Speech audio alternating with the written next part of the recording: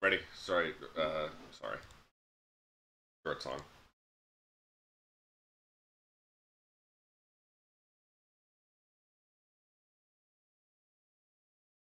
Launching game.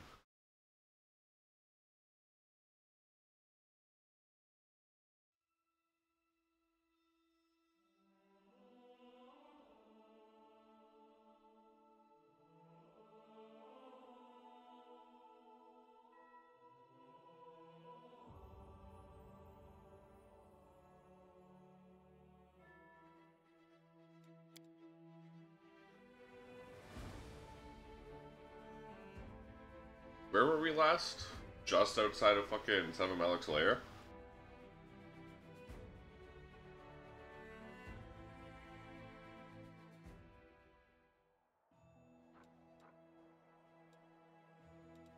Literally, okay. Well, off we go.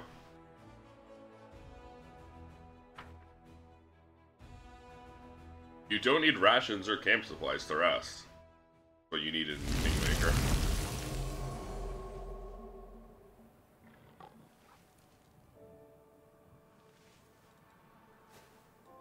Open your heart. See, that's not enlarged.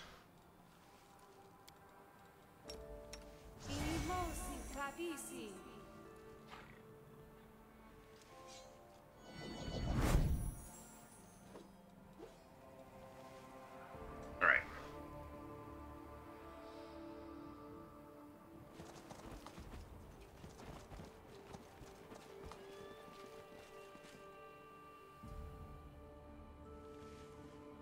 My children, the hour of final communion has come. Accept your fate. Grr, grr. Master, serve master. You, my creations, will serve me for all eternity. It's not true. Fight it. Fight the evil in your soul. No, children, there can be no redemption for you, but you don't need it. Succumb to your sin, and if you yearn for more, I'll grant you the poison of my sting.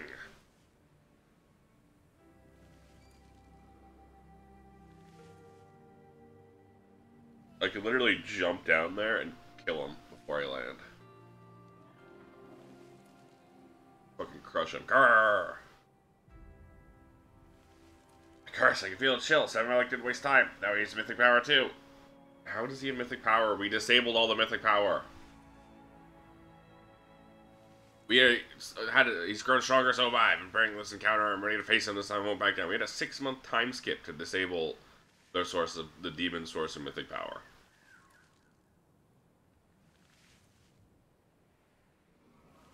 Let's kill him, master, and save my tribe.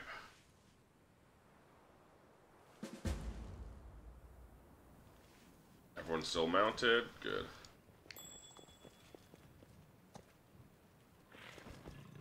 Ha! A trivial task. A trivial task. I have plus 50 to that.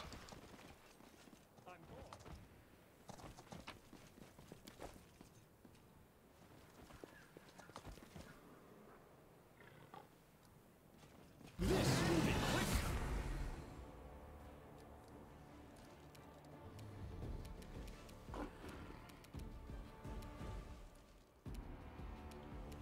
I will resist.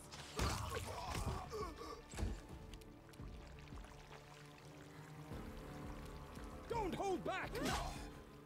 Alright, there's a lot of them. Who are the exhausted ones? Why?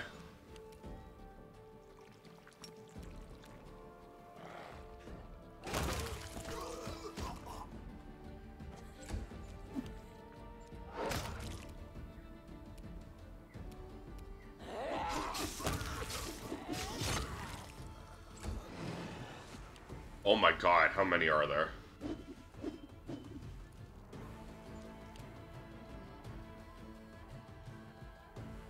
Like, this is in no way, shape, or form scary. This is just excessive. I'll cut you wide open.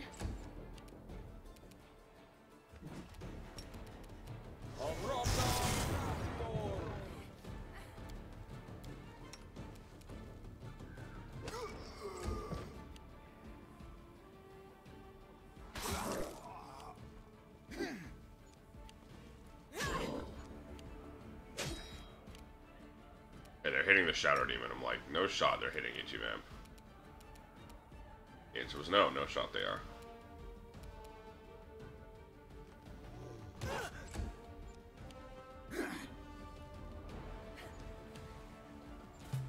Ichimam was just so desperate to cleave all these guys. Prepare yourself. It's gonna be a very nice cleave moment.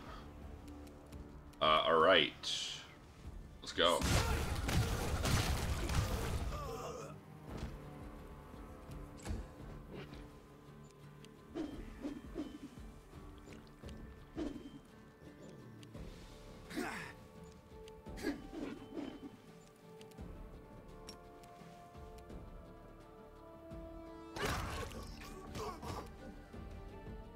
So, this is ridiculous. Oh my god, does it? Okay, no. It doesn't. Wait, no, yeah, ×2. It ×2 every single aspect of her melee damage, including the 8d6. So that just becomes 16d6 for free.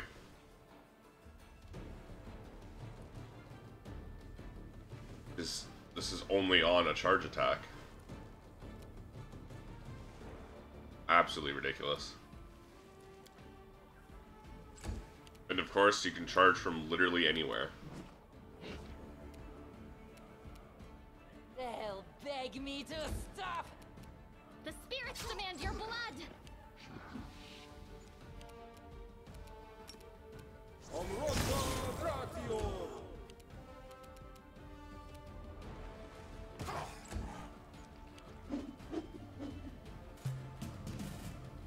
Death Note, guide my hand. You should have run!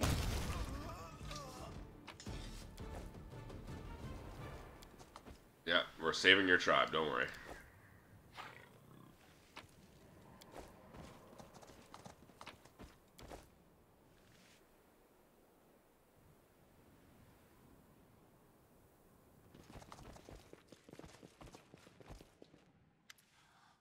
When Samumelech notices you, he heaves a sigh of irritation. Oh, it's the invincible commander and his despicable minions. Congratulations, you made it out of Shinra alive, only to die here. Before you meet your end, you'll bear witness to a ritual. It'll be my crowning achievement, the culmination of all my long years of hard work. I'm about to sneeze.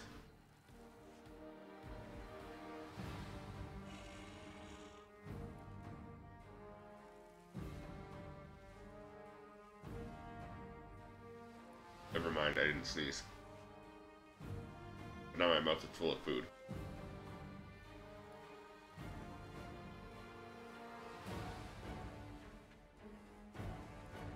His wide eyes turned towards Wenduag. So you're here too, my wayward child. How fortuitous. Your father was one of my, once one of my closest servants. He's recently vacated his position. Take his place and claim for yourself the power, purpose, and care of a wise master. Oh, and a long life, of course. I release all the Mongols who accept my patronage from this dark, humiliating curse. Lives will no longer burn out like a candle after a few meager decades. It will live as long as humans, perhaps even longer. Huntress, normally has a snide remark for every occasion, for once remains silent. She glares at the demons. Her lips pressed together in a thin line.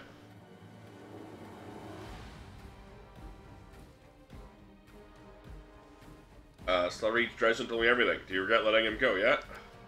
You're hardier than I thought. However, my blood shines through even in old wrecks I camp, which means that healthy, strong mongrels that go through the ritual will be unstoppable. Simply need to remove one small obstacle, you. Yes, we are not easily destroyed. You made us tough and strong, Creator. This is true indeed. Made your people into truly magnificent creatures. You benefited greatly from the culling, the poison, the life in the caves, the terrible suffering you had to endure during the ritual. All that eliminated the weak and undeserving from among you, yet I will continue to weed out the unworthy and keep the bloodline strong.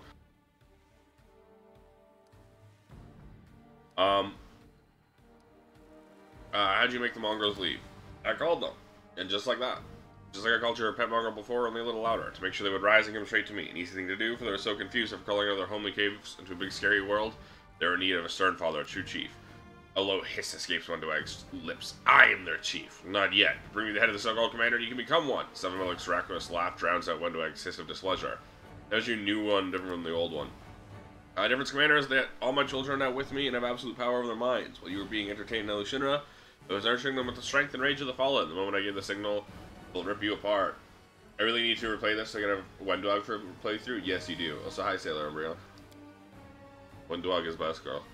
He's telling the truth. I can sense that my tribe has changed. The blood runs thick and hot in their veins. The hearts are pounding in their chests. Now they're just like you, my daughter. It is your own blood that whispers to you, urging you to return to your family. You are my offspring. You were born to serve me, so you'll take your rightful place on my side, I promise. You won't escape this time.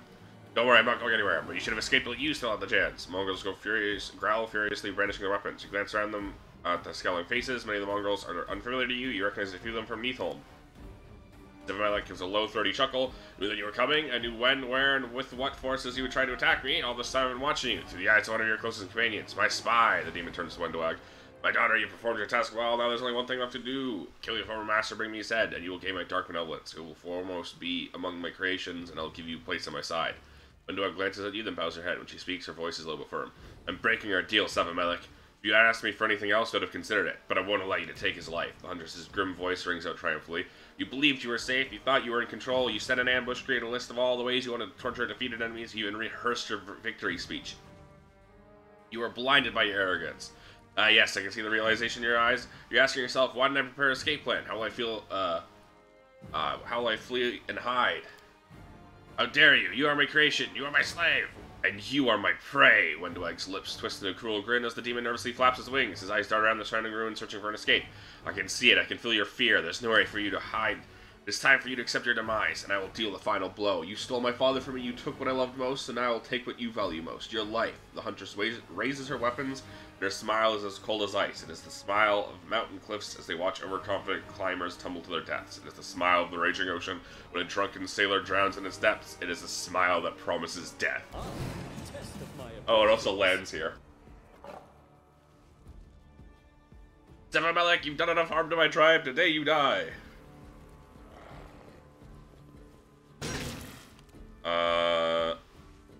26 damage. Oh, of course you just critically hit me immediately.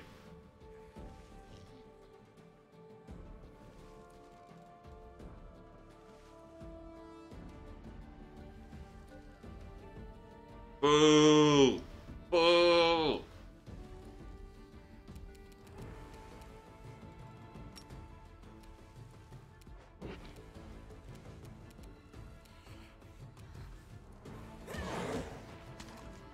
I don't really want to kill them, though. That would make me feel bad, so I'm just gonna kill Zephaniah. This will hurt. They just have to make sure they don't trigger attacks of opportunity. They'll be fine. 39 AC? That's embarrassing.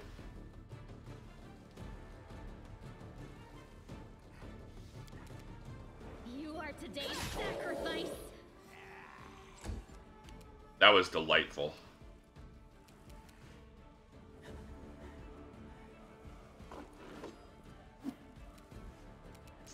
Prayer?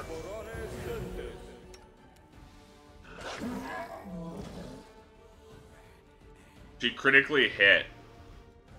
Amelia critically hit him. Because she has Keen. Because... Oh, she doesn't have Keen. She just was lucky. I forgot to reapply it. And then because all of my melee guys have outflank, that triggered an attack of opportunity. So my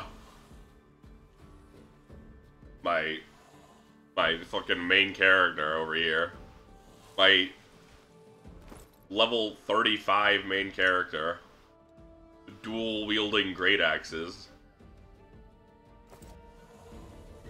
just casually does 116 damage on a normal hit.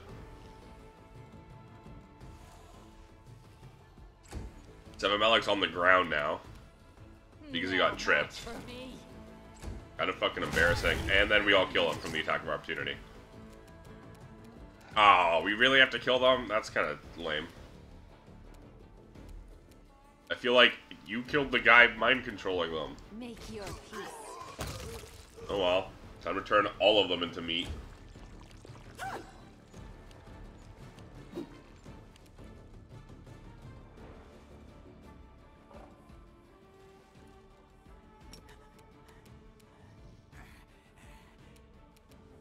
Alright, let's turn these guys into meat.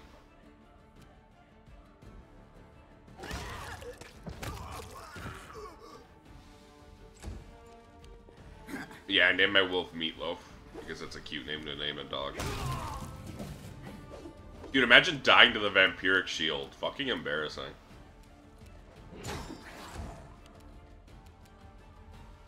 Don't hold back!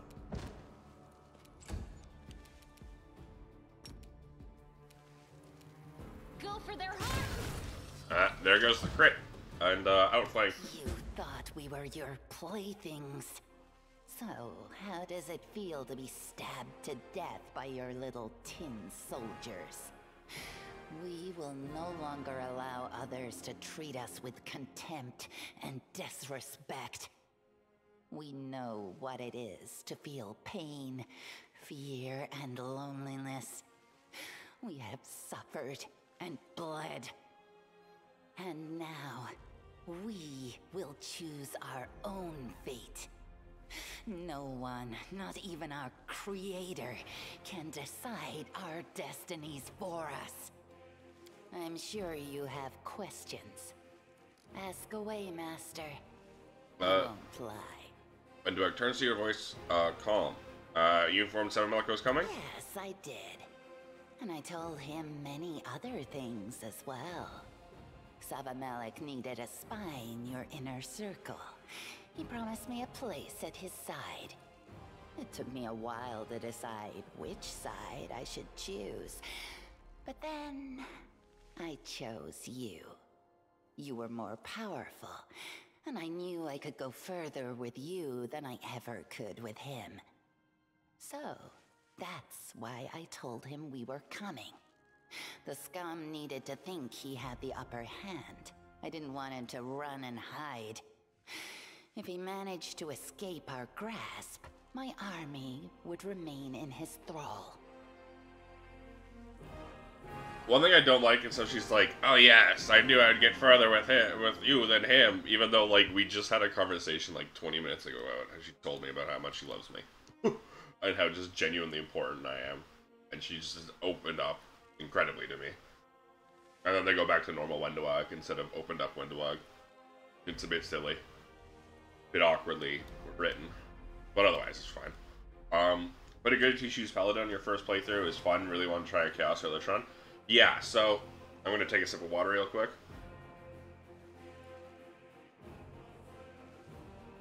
That's why I had to mention that, because I was just going to interrupt myself. Oh, mongrels are alive, by the way, even though I exploded them and turned them into meat. I played Kingmaker. I played Pathfinder Kingmaker, like, a month ago. And I did a lawful good monk run in that. And so that's why I wanted to do a chaos run in this one. So I did a chaotic good Azada, and then became a legend. Because I wanted it to be level 40. And also I just like legend. It kind of felt bad because the Azada's fun. And I would have liked to, you know, go all the way with that. The legend is also fun. And I also have an off-stream playthrough where I'm doing an evil lich. So I can just be evil. Your goon mentality, it can be a little much. But I think it's kind of nice and refreshing to have a character that is just actually explicitly goon mentality.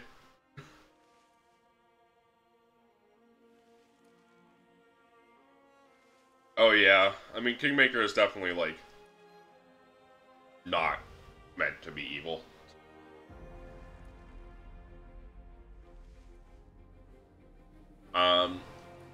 But you said remain loyal to me. Isn't it obvious? You Uplanders are as blind as moles. Because I like you, damn it. At Blushes. first, I wanted to betray you, but you accepted me into your inner circle. Not as a servant, but as a friend. I was groveling on my knees, but you grabbed me by the shoulders and raised me up. You let me stand beside you as an equal. And I loved it. I don't want to grovel before anyone, ever again.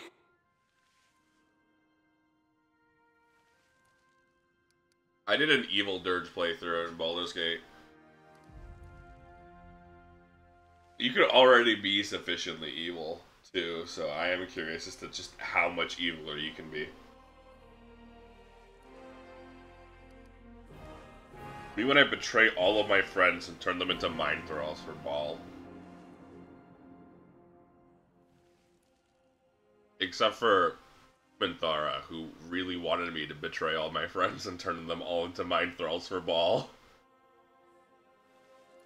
Minthara, like, at the end of the game, like, Shadowheart, evil Shadowheart and evil Astarion are like, yeah, kill this brain, we'll be evil without it. And Minthara's like, take your place, master! Rule over us all! I'm like, whoa, okay. Wasn't gonna do that anyway, but still. What happened to the Mongols now that Savamelek is dead? I don't know, Master. Savamelek made us who we are. But now he's dead, and all his plots and plans are gone with him. We'll have to survive on our own now, without the protection of the shield maze. But we are no longer cursed with short lifespans, so who knows? Maybe we'll manage to claim a piece of land on the surface. Maybe we can settle there, and create a kingdom of our own. Pathfinder Kingmaker 2! Yeah, I want to beat Oranzas the True Ball Disciple. That was fun. You're forced into a one-on-one fight with her. And she's not in Slayer form, because you have the Slayer form. So I just turned into a Slayer form, I just went Slayer form, and then lost to her a couple times, and had to, you know, quick load it, because Slayer form isn't actually that great. But it was still fun.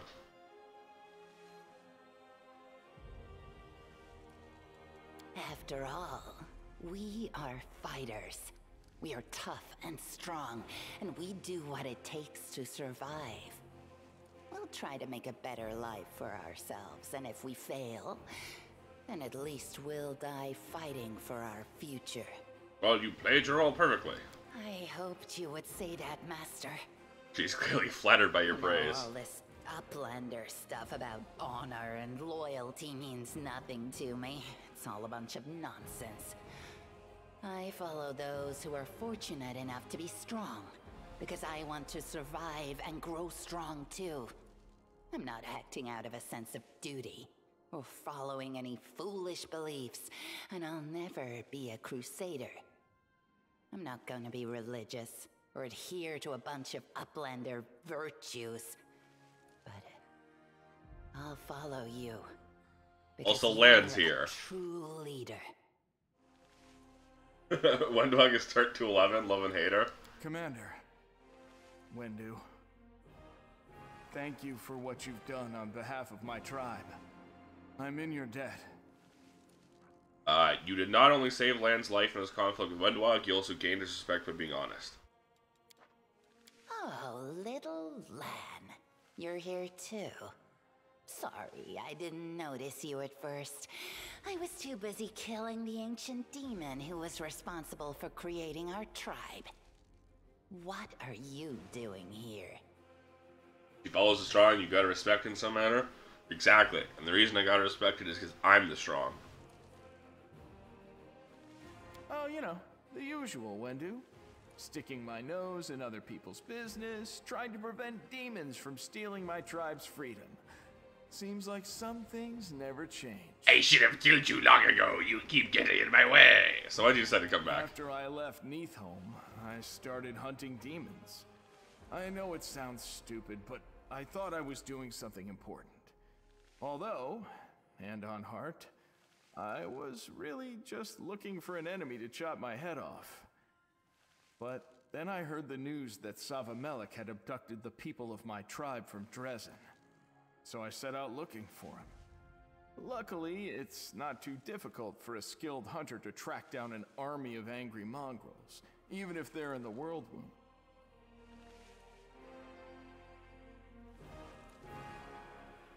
I'd say she does this self-thought. She gets a lot of development if you romance her. But you have to do a couple of, like, confusing and, like, completely unintuitive things if you're trying to be explicitly good. And especially if you're lawful.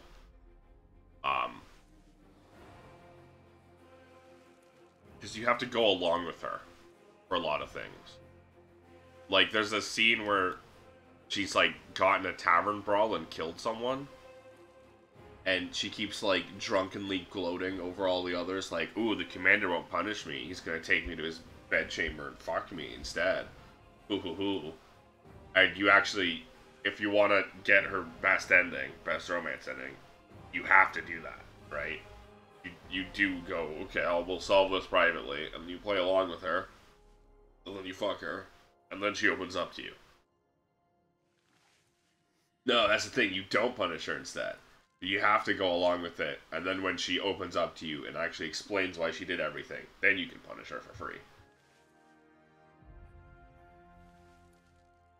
And then also, you have to, like, pick up on the fact a couple of times that she's likely betraying you. And you have to, like, subtly let her know that you know that you're aware of this, but you're not going to do anything. Because you're overconfident. Well, you're confident that you don't need to gain her. Well, that's for, like, gaining her respect if you're not romancing her, I think. But you have to do a couple of, like, things like that, where it's like, you have to go along with her instead of directly confronting her with stuff. So you came here to save your tribe. You thought you could take down Savamelech all by yourself. You're so stupid, Lan. If we hadn't shown up, you'd be dead. Aside from appeasing your conscience, you would have accomplished nothing. I guess I'd be dead then. Better to be dead meat with a clear conscience than to be alive with a heart tainted by treachery. You did the right thing and saved your tribe. I'm proud of you. Thank you, Commander, but I don't deserve your kind words. The Neathholm tribe will survive because of you, not me. I keep switching between chaotic neutral and chaotic good because I keep doing good actions. Or not chaotic good and chaotic neutral. I keep switching between chaotic good and neutral good. Because I keep doing good actions, which pulls me into neutral good, because game's alignment's kind of stupid sometimes.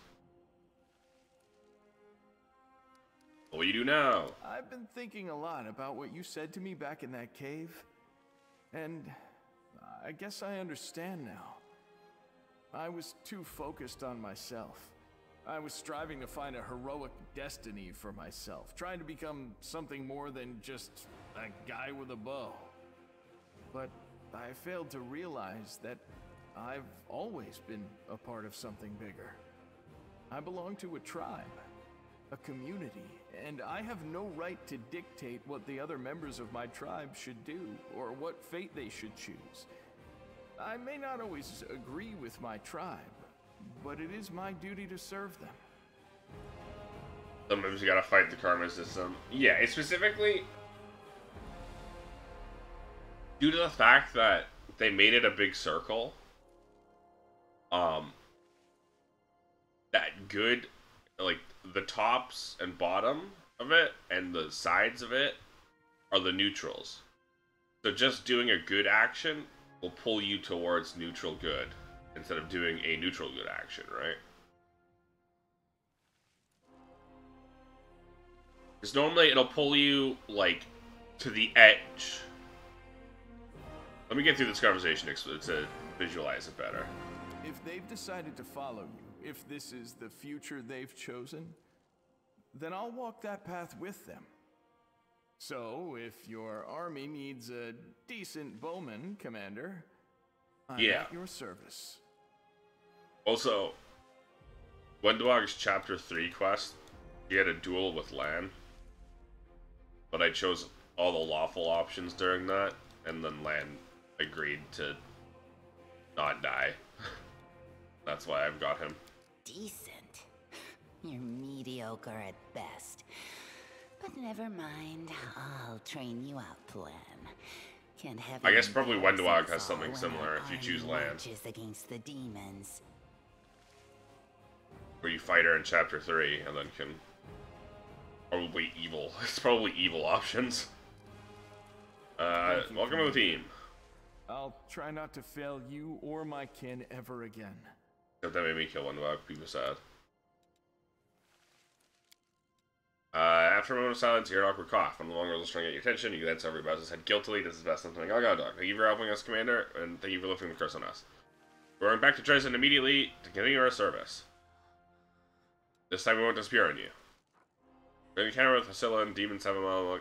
Why does... How does this have an effect all the way into the game? She was not happy with being lawful? Yeah. Something tells me it's probably, like, evil options.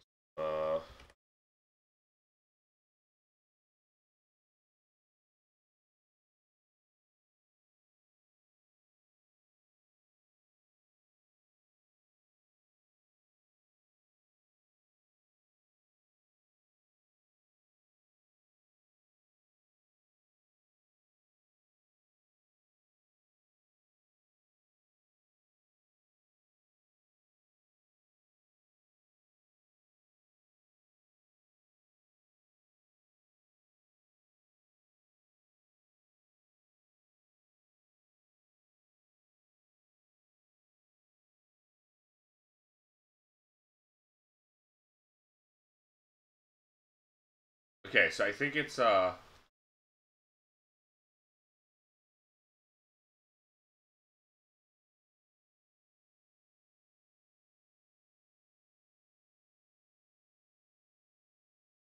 yeah, during the conversation with her, there's, like, a voice line, or not a voice line, there's an option where you can tell her that she's, like, not fit to become a crusader.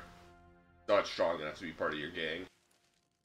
And that causes her to not join you and betray you.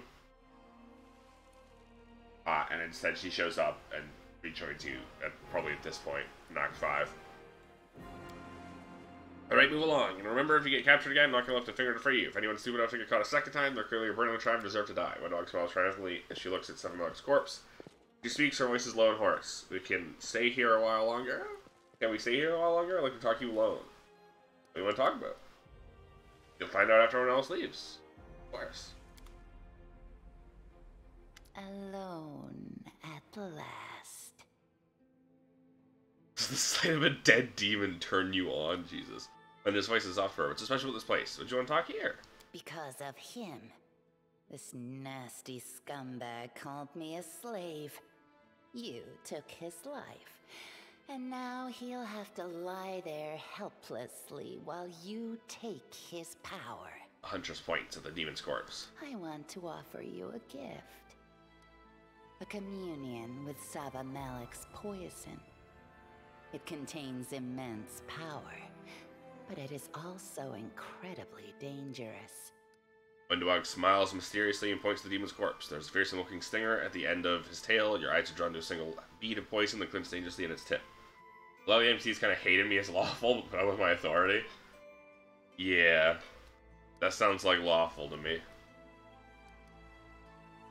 Especially this game's lawful. This game's lawful is very cop. Why is this so important? Well, tell me about this poison. The poison contains Sava Malik's power. This is the poison our ancestors tasted, and they became the first of our kind. The demon gave his poison to everyone who swore to serve him. When you try it for the first time, it feels like two mad scorpions have clawed their way into your brain through your ears and have begun a fight to the death inside your head. Your body will start to shake violently, and you'll feel like your bones are beginning to crack and splinter. But the pain is nothing compared to the rage that will swell within your soul. A deep, dark, abiding hatred unlike anything you've ever imagined. If you survive, The agony will eventually subside, but your heart will bear the dark stain of this anger forever. With each new day, you wake up with a single thought, a single purpose, a desire to hurt others. That is how the poison works. Why do I want to do that then? Deadly. All of Savamelic's servants ate meat laced with his poison, but only a few of his strongest followers were allowed to experience the kiss of his sting. It was a great honor, though only a handful survived. Dude, Legendary Proportions is such a powerful buff on a melee martial character, but goddamn, does it just ruin cutscenes? Like, the cutscene, like, all of the, like, very emotional cutscenes, and I'm just this, like, 40-foot giant. What do I want as a gift? To become stronger, of course. Savamelic gave us all a taste of his poison. That is how he shared his power with us. And right now, you need all the power you can get. Like, right? there's like a scene with Arushale and Social as they finish their romances where we just like hug, but I'm like 3 times their size and I'm hugging the air above them, and they're like hugging my knee. Why is this so important to you? Because I'm not like you. We can keep on pretending as long as we want, but I'm not an ordinary mortal. I was created by demons. You can turn a blind eye to the truth, but you'll never fully understand me until you become like me. At least a little. A cruel, hungry beast howls within my soul. If you do not hear its call, we can never truly be together. Okay, I'll do it. I'll be gentle. My dog tears the poisonous stinger from Savamelic's tail, brings it over to you, caresses your skin with the stinger, delicately placing it against your chest, then she presses down carefully until its tip pierces your skin.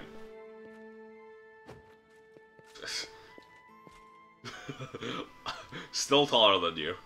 Blazing inferno ignites inside you, your body begins to spasm, and you writhe and twist in agony. You barely manage to choke back your screams of pain. Don't pass out. Talk to me. What are you feeling? Stay with me, whatever you do. This is nothing. I expected much worse. Right, and the only reason your voice is trembling is that these stones are so damn cold. Hold on, dear one. Wenduag smiles affectionately as she gently strokes your cheek. The world around you grows dim, as if you're surrounded by thick fog. You hear the sound of invisible drums. The rhythmic call beckons to you. It's called to hunt. You want to spring up and give chase. You want to catch the prey and tear it to pieces, but you're in too much pain. Regil was the only character who really liked your lawful character. Yeah, he struggles to like my chaotic character.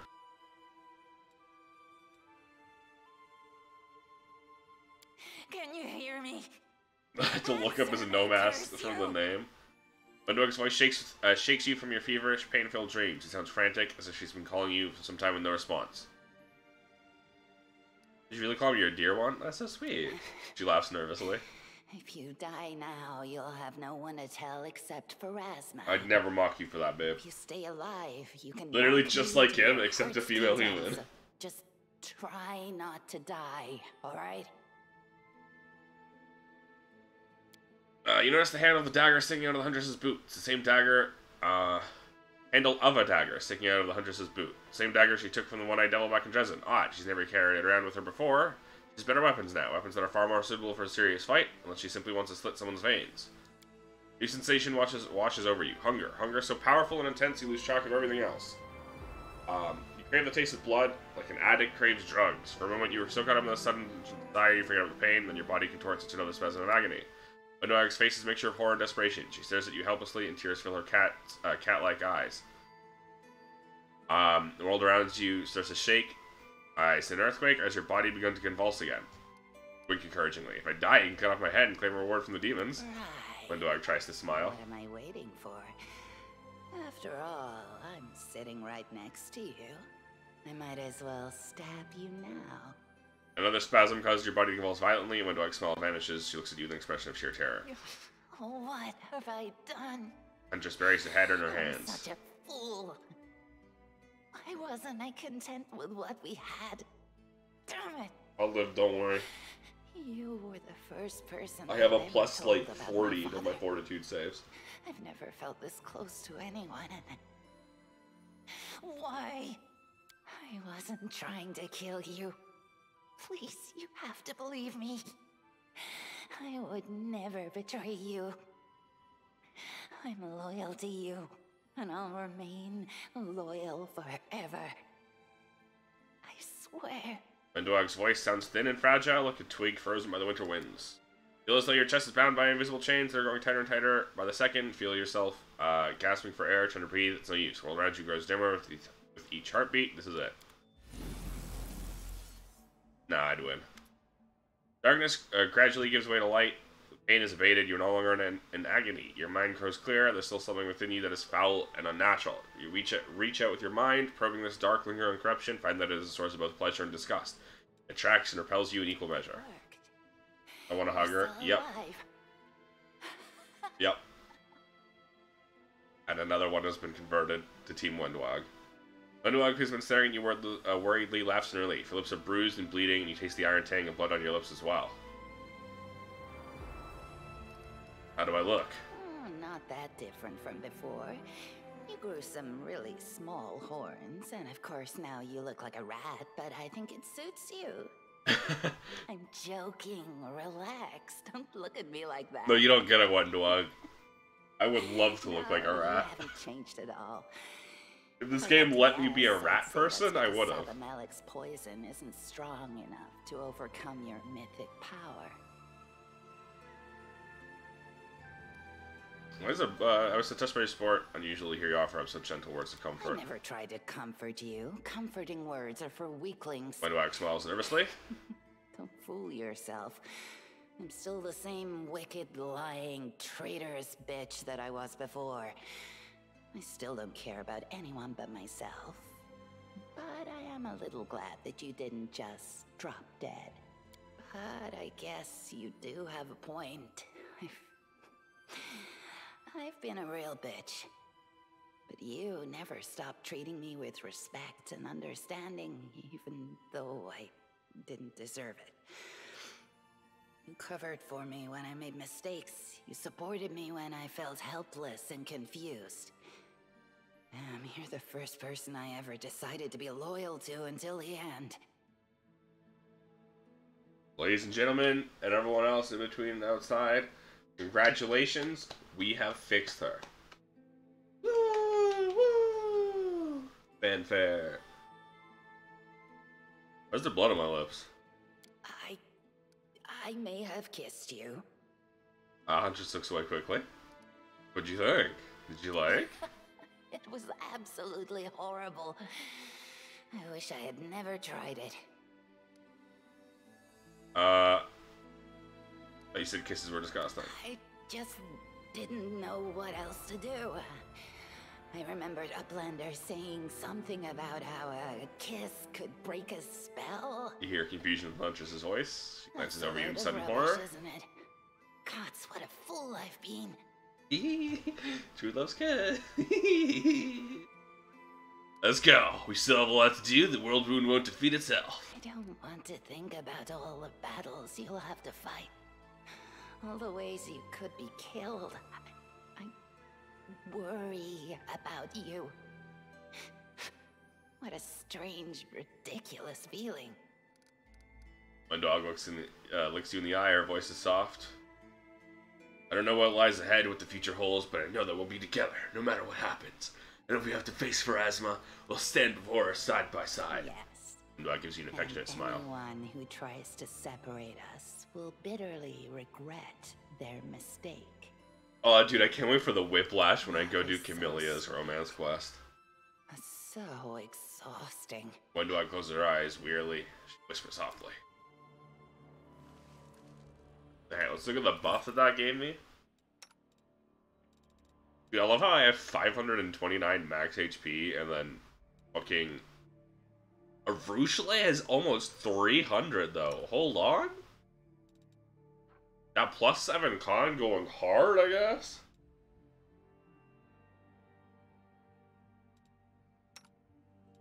Because Seela's only got 200, but she's barely got con. So does Wendawag. I guess Paladins get less HP than Rangers? Oh no, because she has 4 levels in Fighter. And probably, yeah, because Gendarme and Ranger probably get less. And almost 1k at the end? Yeah.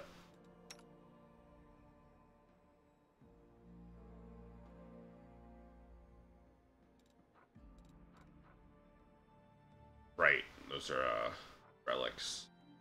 Oh, Bone Amulet. When the wearer of the same amulet's a killing blow, you gain damage reduction 10 bludgeoning for 3 rounds. Amulet grants us where a +4 bonus to saving throws against illusion school spells. I know it's not. I wonder who gave me that. Who could have possibly given me that? Ooh, Phoenix Feather.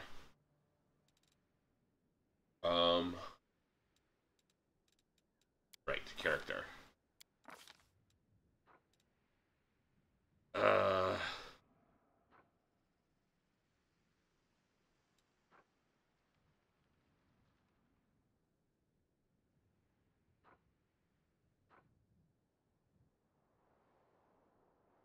Vampire Bite.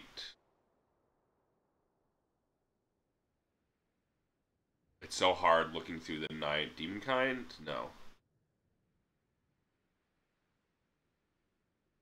Oh, I have an immunity to poison from that already.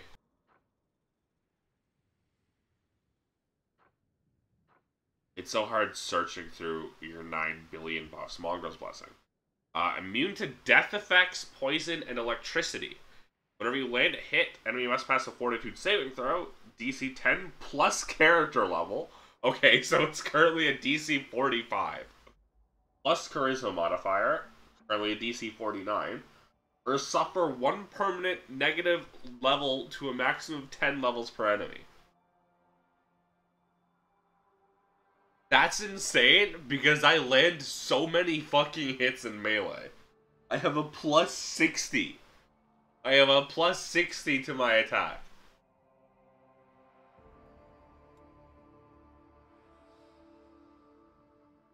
That's insane. That is so fucking funny. And I'm immune to death effects, which is huge. I already was immune to poison because of that. But immunity to death effects on top of that is crazy. Yeah, so the thing about Legend is you go to level 40. Were you Legend 2, or did you go, like, Angel or something? Ooh, 7 like Spine. Stringent Pacifier, +5 Caustic, Sacrificial Kukri, Lance Killing Blow. Wet Angel, yeah. So, Legend goes up to level 40 instead of level 20.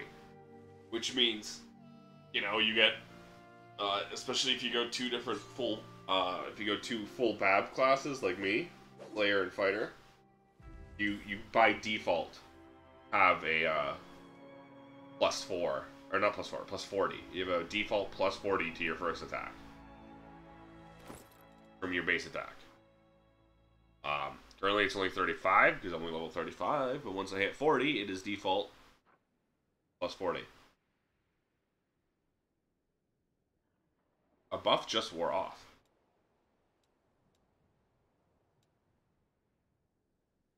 Oh, it was probably my, what's it called? Bloodlust. Yeah, as part of the Bloodseeker, whenever I kill an enemy, I get a +1 stacking attack and damage bonus roll, attack and damage roll bonus. That probably just dropped off. But by default, I have a +35 to attack. And then I also have a +21 for my strength. So, by default, I have over +50. But, because I have fucking power attack, obviously that's gonna drop like crazy.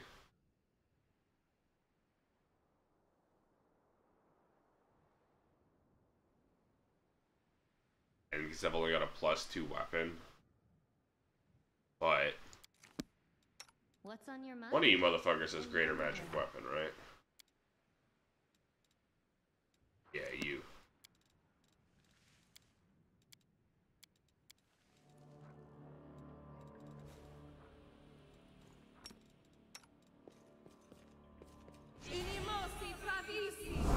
Great, now that's a +5 weapon. Instead of a +2. Oh, it's only +4. Why is magic weapon greater worth it?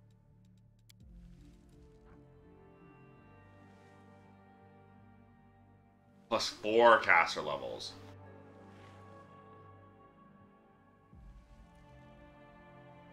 So it's +5 at 20. I think she's only cast level 16, yeah. She'll only have cast level 18 at most. Unless I just respec her to get rid of those 2 Vivisectionist levels.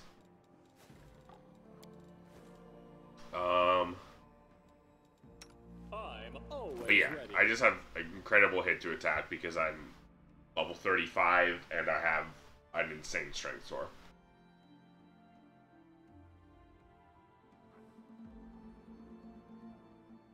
-9 from power attack. Yeah, that makes sense. It's a bit silly that being really big makes it harder for you to hit things. When being really big makes it actually easier for you to hit things in real life. Yeah,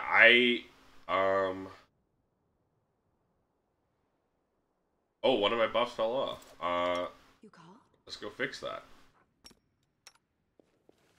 Let's get another +2 to strength. Yeah, I can easily get I still have 2 more points from levels to give me. 2 more points of strength to get, and then if I just get a +6 belt of strength, I'm over 60 strength.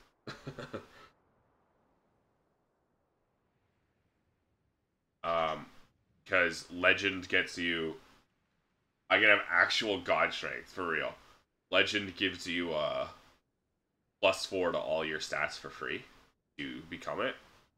And then also from the extra 20 levels from ability score increase, putting that all into strength. A total of 10 ability score increase from strength.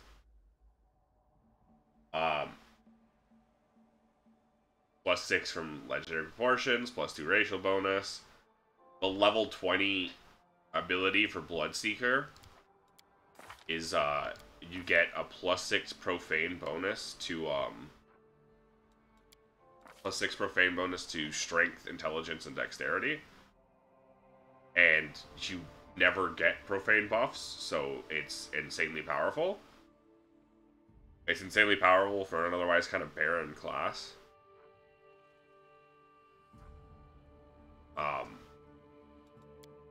Then I have fucking Valexia's Amulet, which gives me a +2 to my highest ability score, which is obviously strength.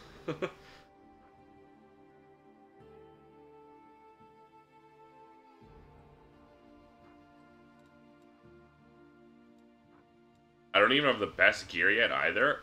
I can get all of them the Belt of Physical Perfection, and then maybe a fucking Headband of Mental Perfection. I don't even know how it can get better at this point. Like, this is just crazy. We do it my way.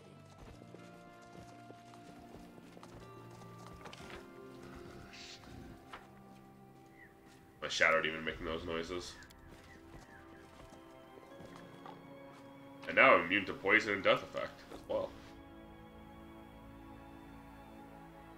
Or just death effect, because I was already immune to poison.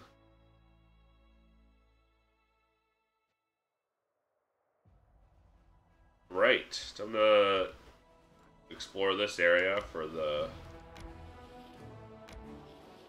Anyway. What, did a demon army spawn?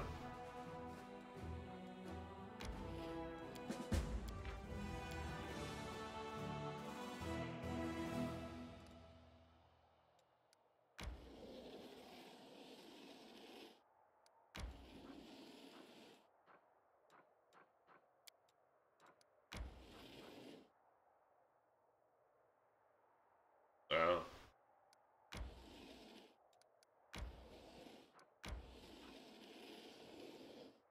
Alright, well, we have to wait until the next time.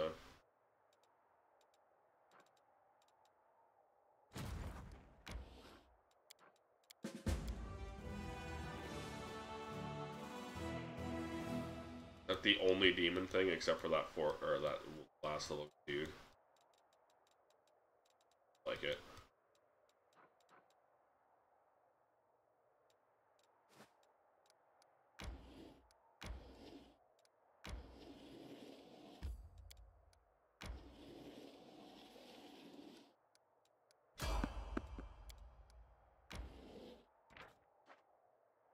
There's something over here.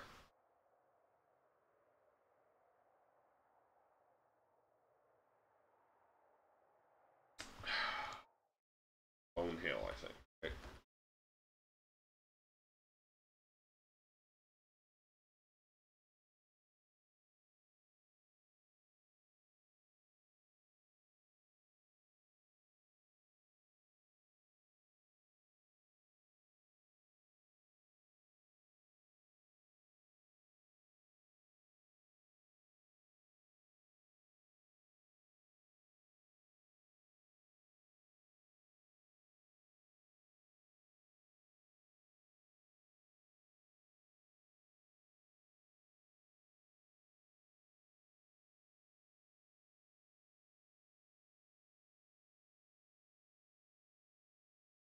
Okay.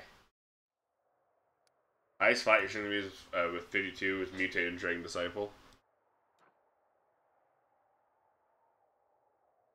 So not just a perception check. That's not working, so...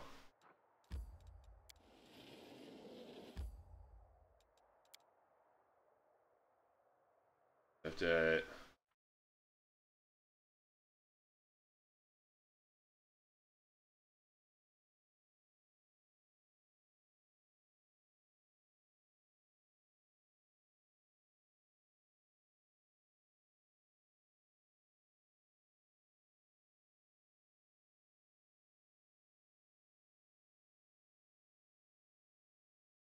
Is it... do I have to take is? I might have to take is. You need to get to is in Act 5. Okay.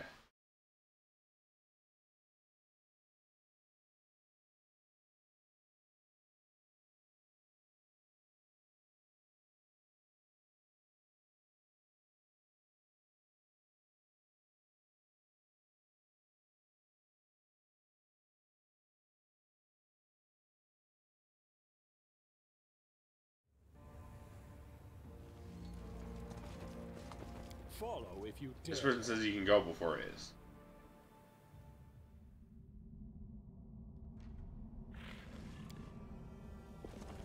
Maybe that's just old info. Yeah, I don't have what's needed for this one.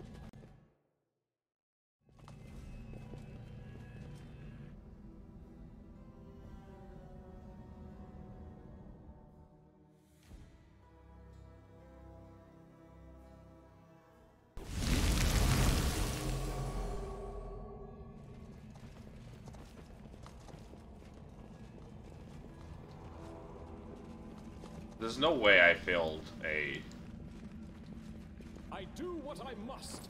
45 DC perception check.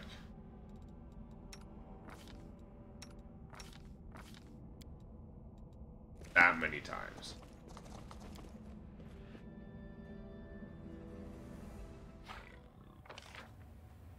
Oh wait, no, I didn't want to leave this one.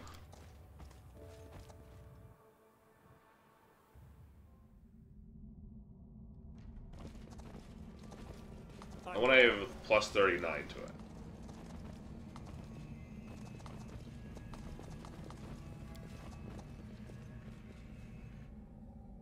Oh,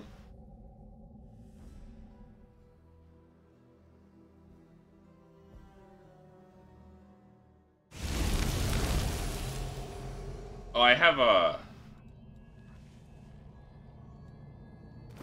Eagle Soul is +4 strength?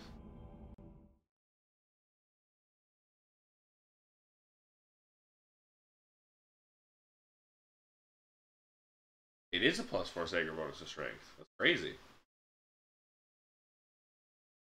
The answer, though, is no. This is a personal spell. Splendor, that's not Eagle Soul. I don't think I even have that on anyone. That's probably why I was surprised. This is Trip, right? Yeah. She doesn't need the enhancement bonus to attacks.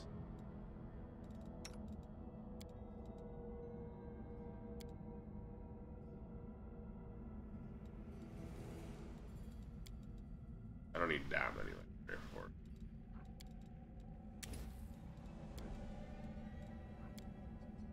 Take a greater restoration in case I need it.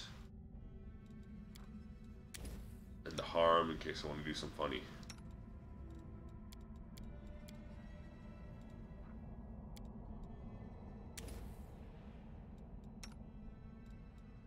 Probably never picked it up on any. I must have gotten this from one of his mysteries. No way I would have taken that one for free.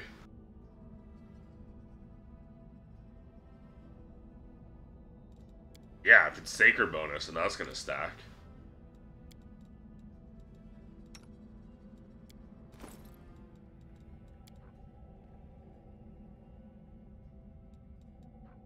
I have Eagle Splendor Scroll, not Eagle Soul. Still have the Lead Blades. I do have the Scroll of Lead Blade.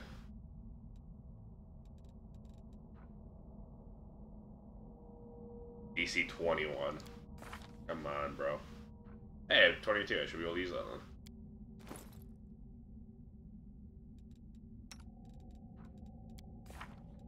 The problem is shape change on Darren, so I don't really want to use it on him. He's got better things he can be doing.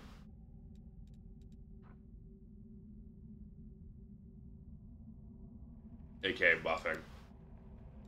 Debuffing enemies, and then having his dog Trip.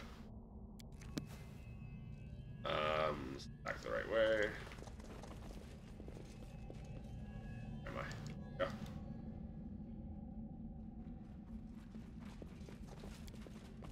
If I have a plus 39, then there's no way I'm just failing a perception check.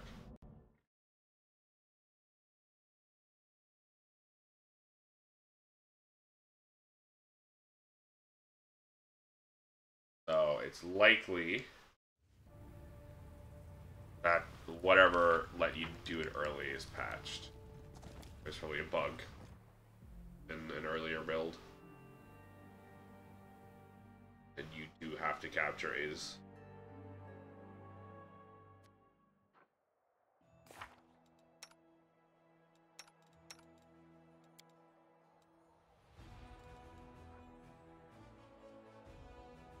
+6 size bonus is strength. I think that's the same as legendary proportions. Yes, it's the same bonus to legendary proportions. The frightful aspect is personal.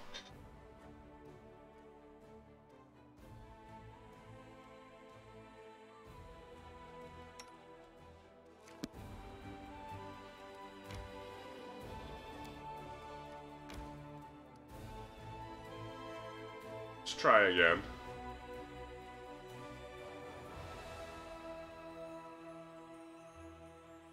Alright, definitely be from here.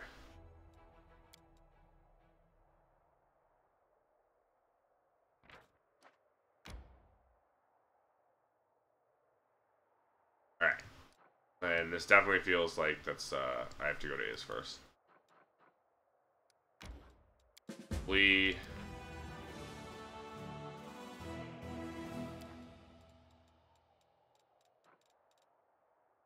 Game of the Mammoth Lords. I don't have anywhere near that. Anyone near that, do I?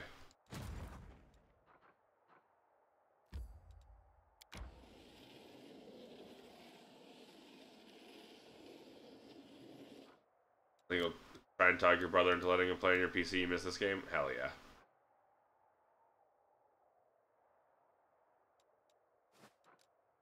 Okay.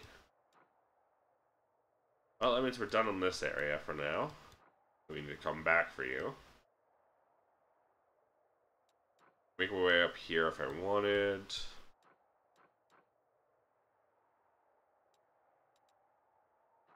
It's the next major place I want to go to is here. It's conveniently already got a Bastion.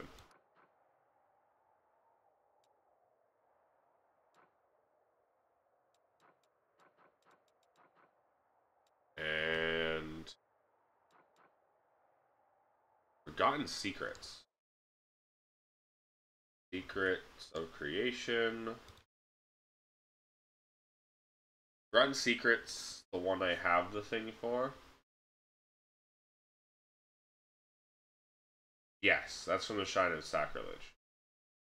That says Legacy of the Ancients is west of.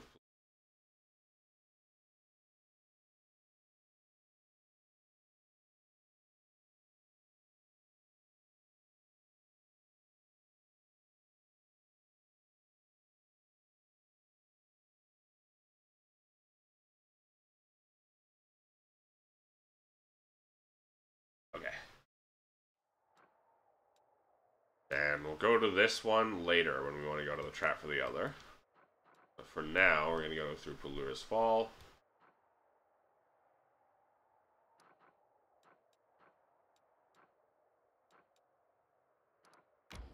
Are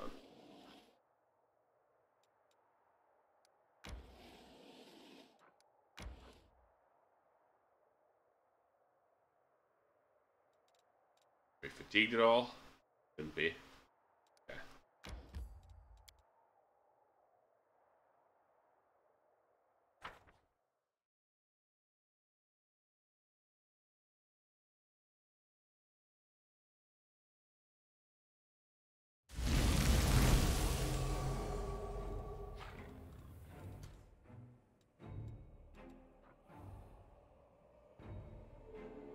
Huh. Right, that's the Cavalier banner. You are not mounted. Okay. A bright future awaits us. Rules are made to be broken. Just meatloaf under this mess. There we go. Save the last one for me.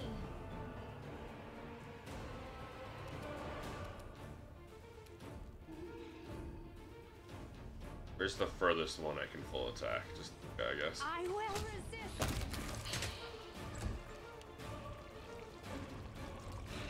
Strike!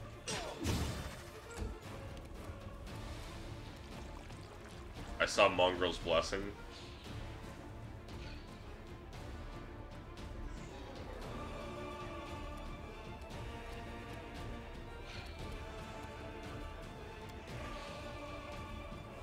Bacon. What is Mongrel's Blessing? I forgot what it did.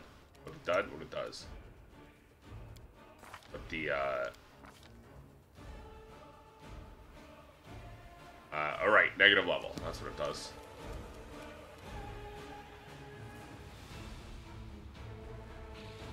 Difficulty class 50. That took away a level.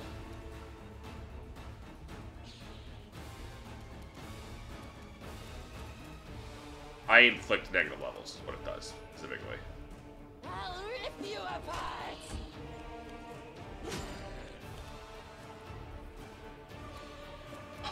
I was like, did you just walk up and level drain me? No, it was an enemy. They're fighting the enemies.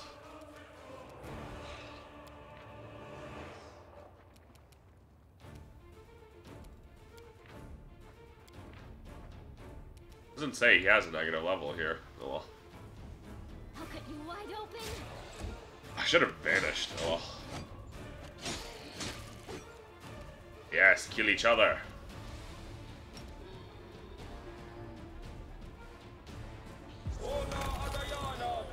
Alright, now it's just the undead.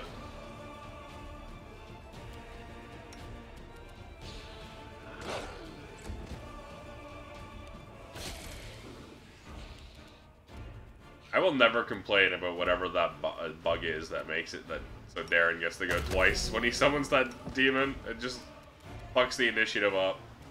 Oh, you survived. You passed the fucking saving throw, little baby.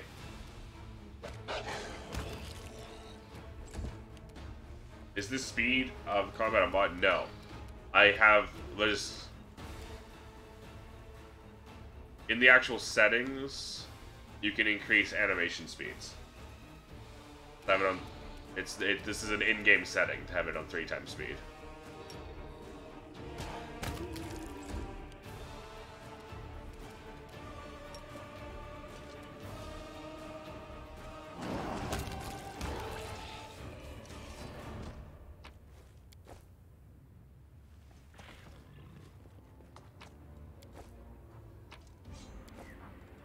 Funerary Dagger of Hid the Twin. Masterwork Finesse Dagger. That's it.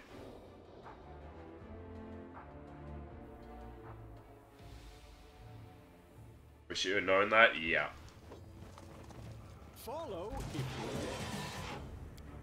Very important setting.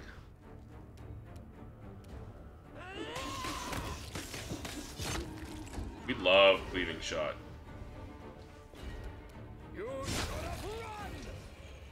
Critically hit for what? 281 damage? Nice.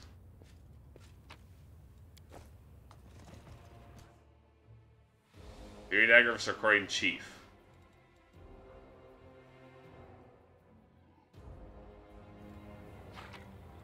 Okay, that's probably for a puzzle then. Shapeless Stone resembles a tall, thin tree, so it feels like the texture of tree bark.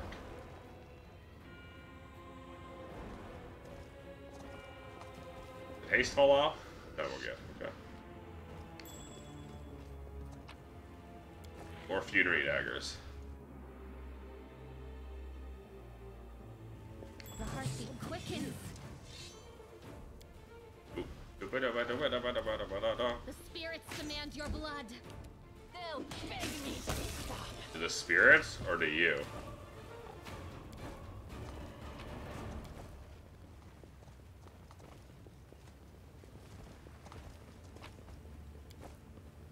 Raider Skeletal Champion Berserker.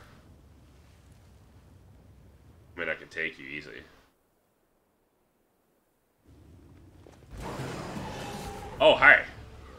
Hold on. I mean, I can still take them easy, but still, that was a surprise. I'll rip you apart. Oh.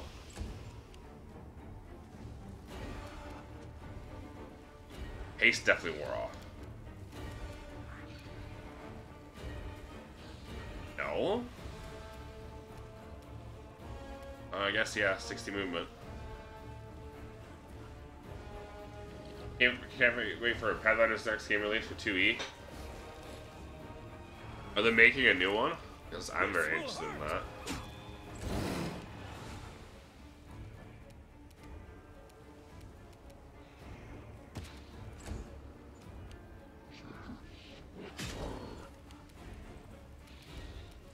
Chain Lightning!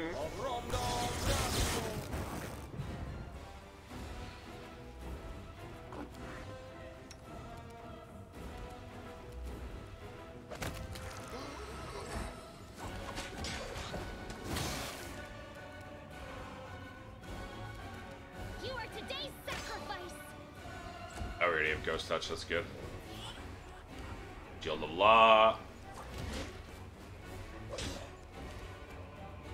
This is the Warhammer game, so, don't know how likely it's gonna be. Yeah, like, I've heard various things about their current development plans. Prepare. And all that is several different people's theories.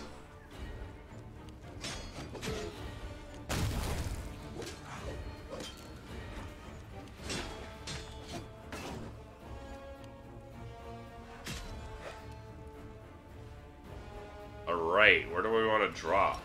Probably here.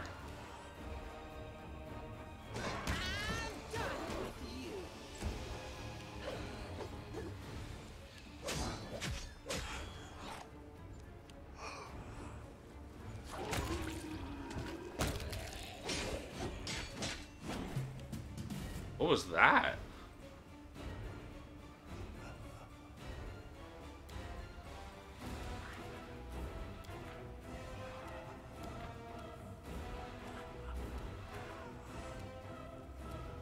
What's the reflay's bow doing? I already forgot. Whenever you confirm a crit, the enemy suffers direct damage every 5 feet that they travel. Right. You got the rupture. We love cleaving shot.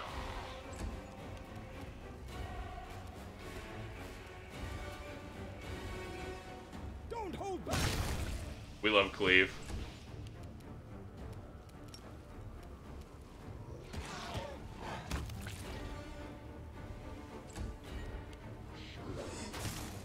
Cleaving finish is very delightful when you have a plus 60 to hit.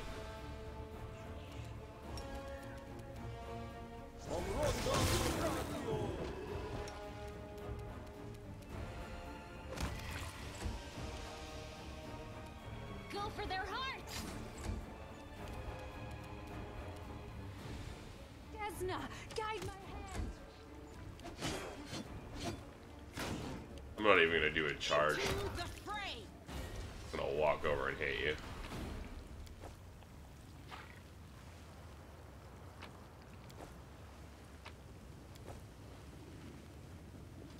God, I wish Seela had more strength, because she could be fucking insane. If my main character, with his current stat spread, had Seela's build, it would be actually What I must. fucking disastrously monstrous.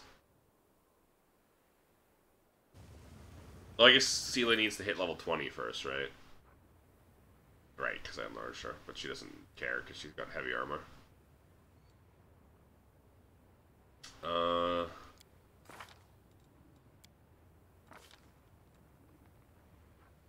I think it's the level 8 ability.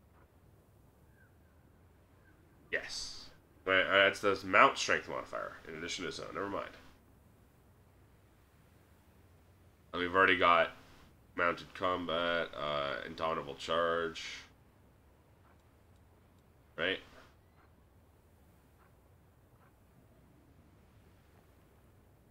Not pick it? Here we did. Spirited charge. You deal double damage with melee weapons. When charging.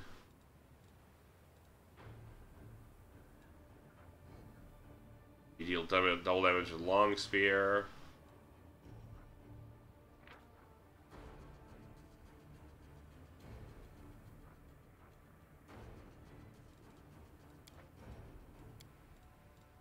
But still, that plus 70 would be crazy. That plus 70, that plus, not 70, plus 23, almost plus 25 to a strength modifier when doubled from a charge would be crazy.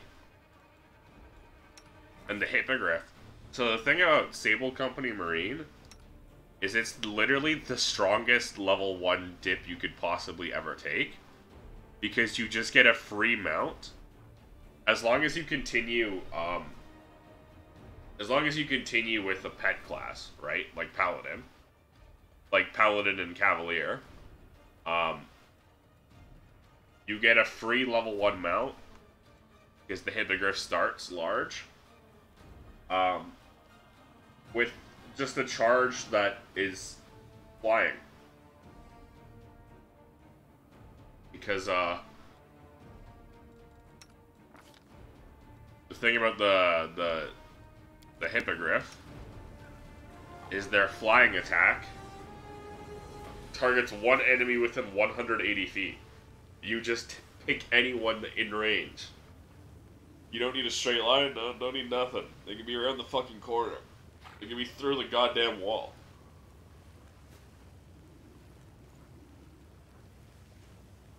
This ability functions and counts as charging, except that it does not require a clear path to the target, can only be used in combat.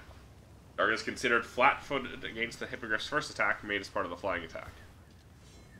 It's fucking ridiculous. So Seela can just make a charging attack from across the entire map. That was easy. Remnants of the ship that once bore a Sarkorian chieftain on their final journey. Let me draw the first blood. Corpulent Spectre. Make your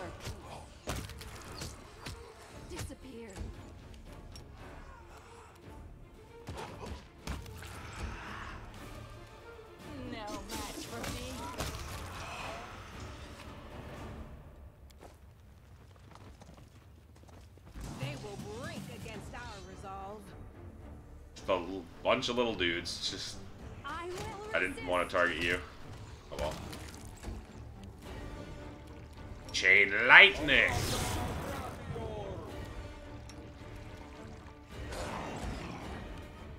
Mud Dog, finish them off.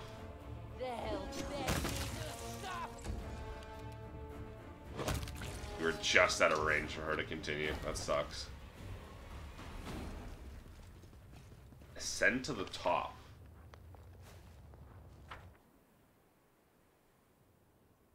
The demon who banned that so insanely well. Yeah, I can imagine that. Task. I will defend my dream.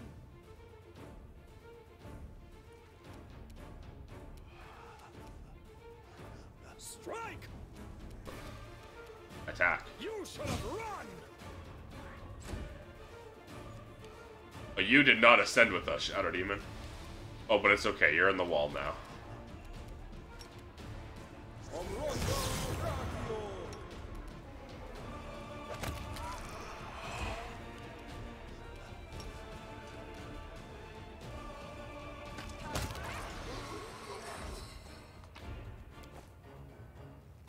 I love that they patched it.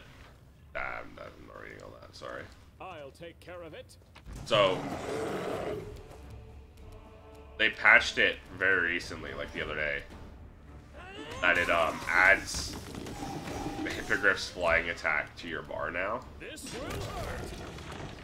Instead, you used to have to just switch to your mount constantly. Your mount's action bar. Ha! A trivial task. And it was a pain in the ass. But now it adds it to, the mounted person's bar. So I don't have to keep switching to the mount. And it's so nice. Let's have some fun. Galu Warmonger.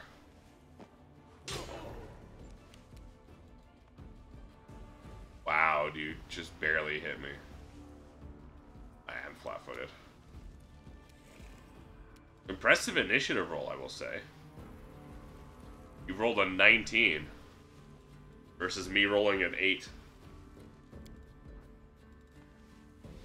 Didn't even pay attention to that. Would almost never use my mount from lack of need and annoyance. Yeah.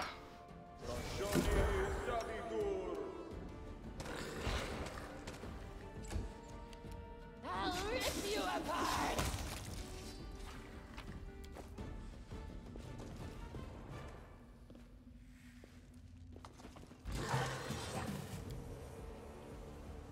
But you guys did not roll well this time. Don't hold back! They'll beg me to stop. Bye.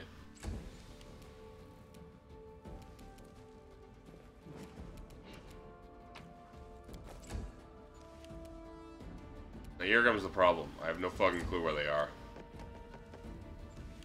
Who are you hold monstering? Me? Unfortunately for you dweebs, that's a mind-affecting effect. And I'm immune to those. Oh, wow. We're all thick. Mind-affecting, mind-affecting. Guess what? Guess what? Shield of Law. Fuck you, fuck you, fuck you, fuck you. That's my Shield of Law. Fuck you.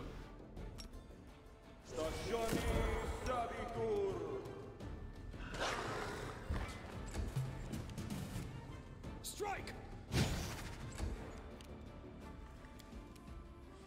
No match for me. Prepare yourself.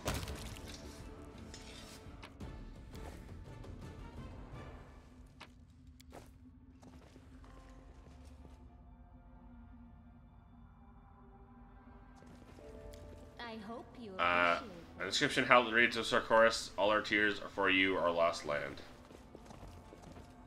We do it my way. That's a dead demon. This is more dead demons. A lot of dead demons. It's a Rolokai. Save the last one for me. I hate that, dude.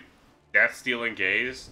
I have Death Ward, man. That should be immunity to it. You should have run!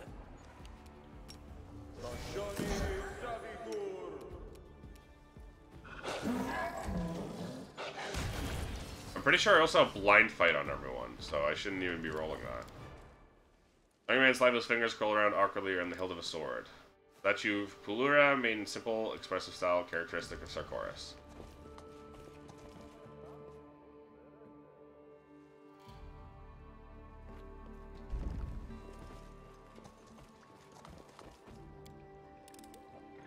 I am helpful. Am I not? I am helpful, am I not? I'm gonna put a plate of food scraps near a hole in the wall, hoping to tame some small animal.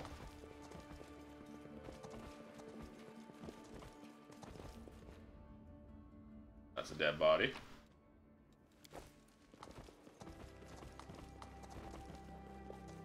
They're kobolds to me, it's funny. The board is full of complaints, suggestions, some birthday greetings, an announcement that Teriel is waiting to teach the flute to anyone who wishes to learn. Yo, free flute lessons? Oh, I guess it didn't say it was free.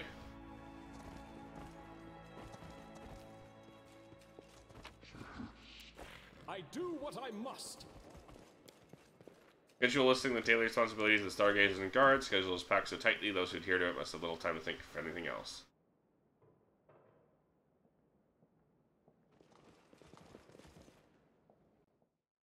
I unmuted while holding the tab down. Isn't that boring after all? Now this looks like a puzzle. Wow, that's Succubus Sharpshooter. Okay, to roll the God Initiative roll, huh? Oh, they also have plus 15, so they just rolled ridiculous.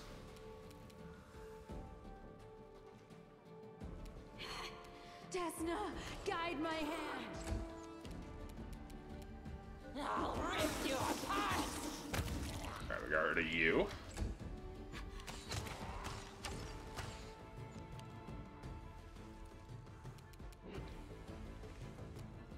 Chain lightning!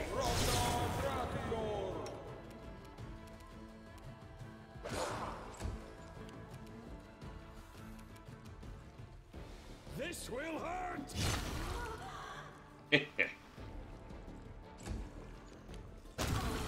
Idiot. Idiot. Oh, didn't kill him. Just 95 damage.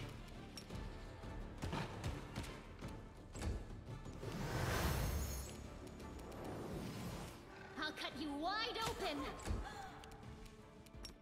Bye. Ooh, you lived. Make your peace. Never mind.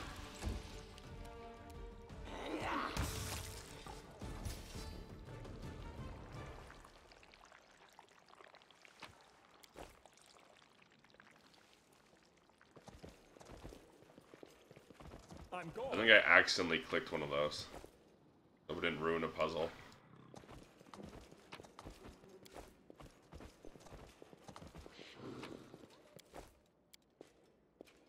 Starry sky is miraculously reflected in the surface of the water. Mirrored image is perfect reproduction of the real thing, allowing you to see even the smallest details.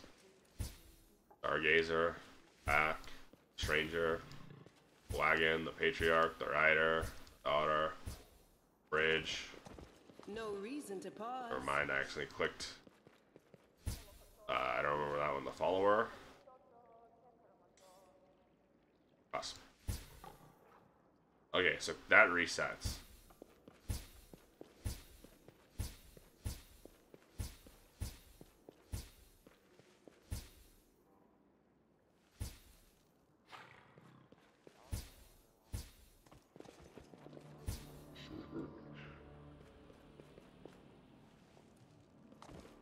I don't see anything changing.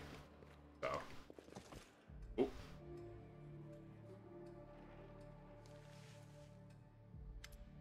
Mutasafin. It's you again. The demon flips through the journal, the pages of an ancient tome with a bored expression. He's not seeming at all surprised by your arrival. Sorry, I'm busy right now.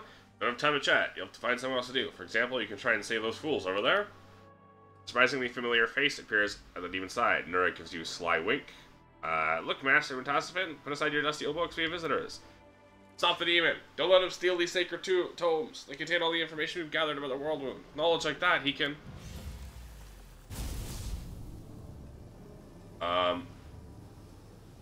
You talk too much. Bored now? Let's spice things up. You either save those idiots or chase after me. Mutosafin makes a subtle gesture. Sanctuary erupts in flame. Same time, portal opens up behind him. What's this called? Fire? Something fire? Cascade of fire, that's what it is.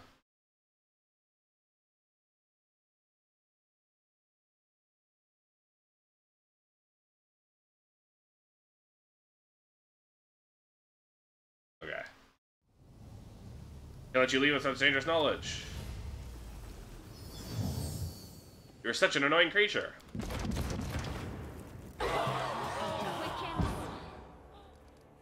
I was supposed to not kill them.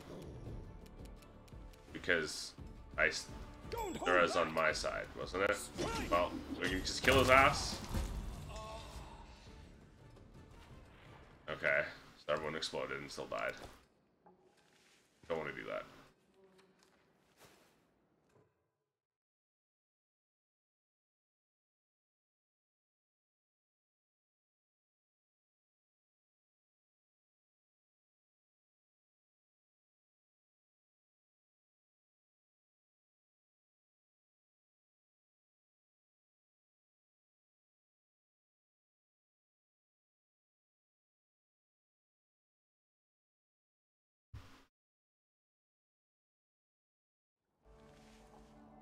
I'm gone. What happens if I do the other way?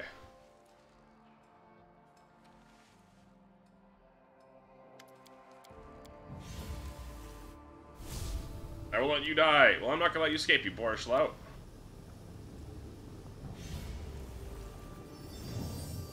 Why does that surprise me? Every time you switch sides, you keep running lists of your betrayals?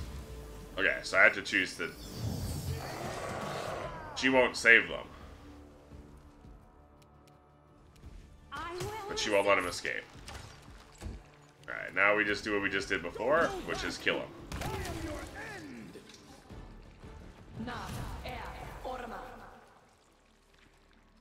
Do you see his face? What a great joke. Now I have to go. The demons will be happy that I betrayed them. What'd I get? Scimitar plus 4. Corrosive Bomb. Chain Shirt plus 4. Incredible Dex plus 2. Vast Intelligence plus 2. Ring of Protection. Natural Armor. Contagious Shroud. When the wearer of this cloak is attacked in melee, attacker must pass a 40 saving throw and becomes sickened and vulnerable to acid for 4 rounds. Okay. Regal Asmar, a woman dressed in priestess' robes, bows her head. She has a proud, dignified bearing. She looks tired. I'd be finally catch one of your streams. Happy you could show up. I appreciate it.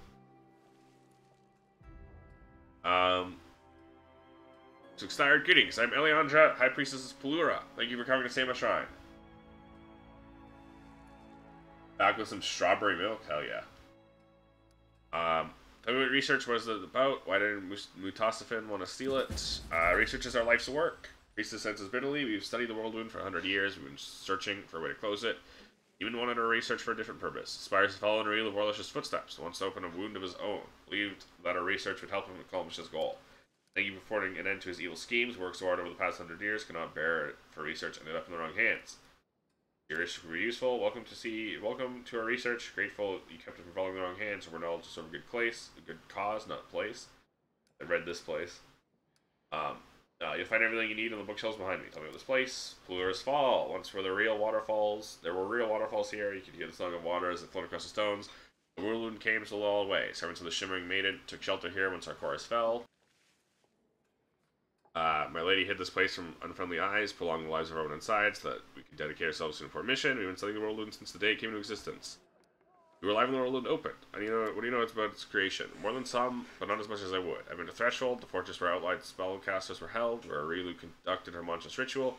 Even saw the betrayer in the flesh, though only briefly. Aurilu was rumored to be a dangerous witch. For many years she lived in isolation, carrying out strange experiments in deliberate obscurity. She was noticed in the end. Best witch hunters tried to capture her, so that many of them perished in the attempt. When I saw her, she was no longer a dangerous enemy. For many, many days in a dungeon, she was nothing more than a pale shadow. I was told her spirit was already broken when she was brought to Threshold. She gave the guards no trouble. I think it's safe to say now that her compliance was simply a ruse, cunning deception. The wound opened and shook the world. My Lady Pelura, in her heavenly wisdom, was one of the first to realize the magnitude of the threat and sent her priests a vision, along with an order to run and hide. Many couldn't find it within them to obey this order. How could they leave their beloved homeland after their homes Family and friends. Many of my brothers and sisters perished, losing a helpless fight against wave after wave of demons.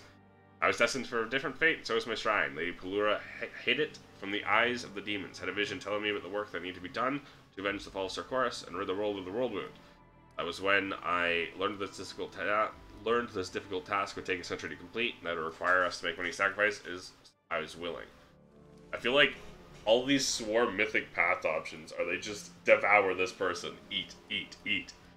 Something about Sarkoris. Wonderful land, even when many thought it savage and wild, it still lives in my memories if nothing has changed. I can see the barges gliding across the surface of the lakes, smell the fresh air, feel the wind on my skin as it moves through the green forests. Sarkoris was never ruled solely by one person, nor was it governed by a single faith. Clans lived in accordance with their own customs, settled important issues, through lively debates and communal meetings. Matters involving the whole country were decided in Is by a gathering of the elders, priests, druids, and chieftains. We worshipped Aristel and Pelura, the spirits of our honorable ancestors, the sanctity of nature, and a dozen different deities and magical creatures. That is what Sarkoris was, a land of freedom, unless you were an arcane mage. The freedom was not extended to all. Linda's eyes grow sad. I think you know, only the magic of druids, priests, and other divine spellcasters was considered honorable. Those who used arcane magic were treated with suspicion, which grew into hatred. Grease me to remember this? For our hatred was turned to us in full when the Witch Aureliu took vengeance on those who had hurt her. Breaks my heart to leave this place. We cannot stay here. Sanctuary is protected by the secrecy of its location, and the demons know about the temple is no longer a place of refuge. I'll leave the survivors somewhere safe. I cherish the hope we will return. Someday our waterfalls will sing again. Okay, bye. Set of tables filled with astronomical data and observations of the world moves.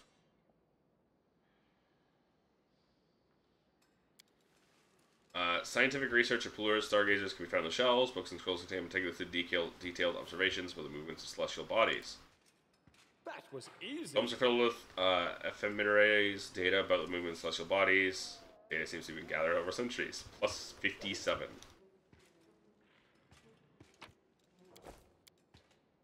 Contains information on a research project known as the Northern Lights. This bookshelf contains research on something called the Ash Twin Project.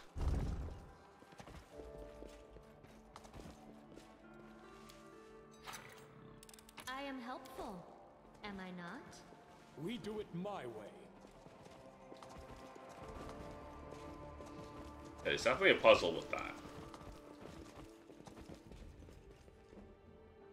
We have to explore here.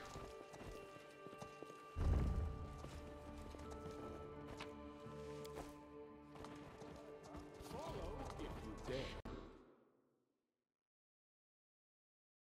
Alright.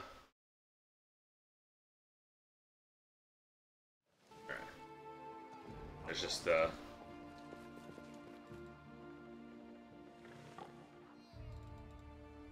am yours to command. the newlyweds, daughter, rider, patriarch, Ack, follower.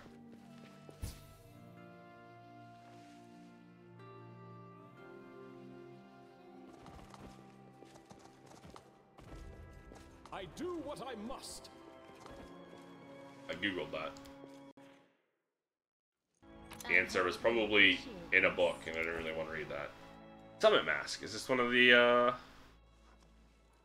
plus 4 initiative rolls, and hit against undamaged. All companions gain plus 3 damage rolls. Ooh. One of the masks for Nenyo. Oh, wait. 372 diamond dust. Let's go. Stargazer's Age Journal. I'm sorry, that's too much reading for me. I get very overwhelmed with how they, let's do inherent intelligence. Love that. I get very overwhelmed with their formatting. It's a literal wall of text. Because you could use that plus 2 inherent bonus. My guy who does more, who gets stronger, the more intelligence he has. I'm gone. It's like, it's a lot of text, and it's a lot of very dense text.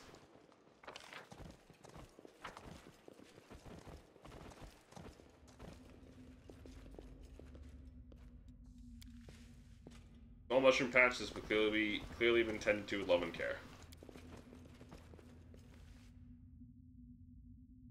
half of it can be summed up at times, yeah.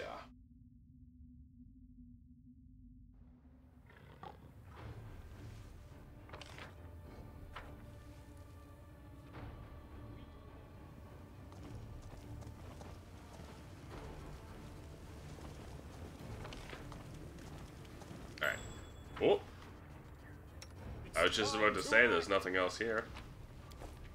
Oh, there's just more funerary daggers. What do I do with all these funerary daggers?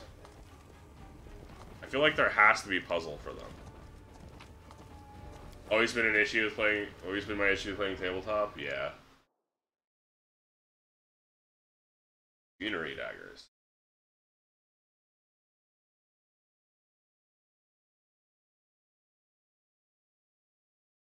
This is for a quest? 21 ceremonial daggers.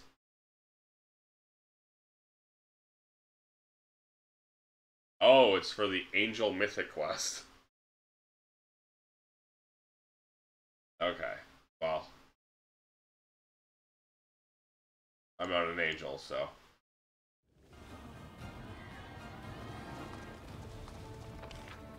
I'm off.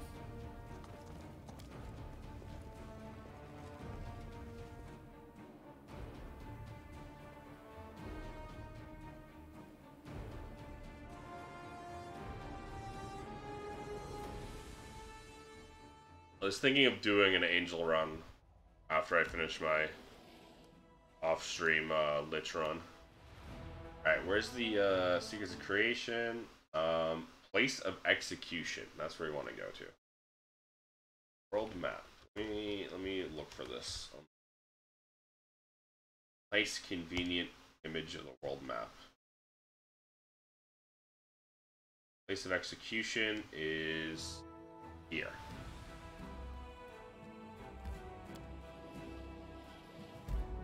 Right there.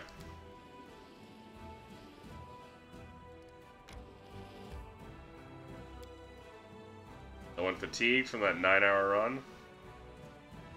Good.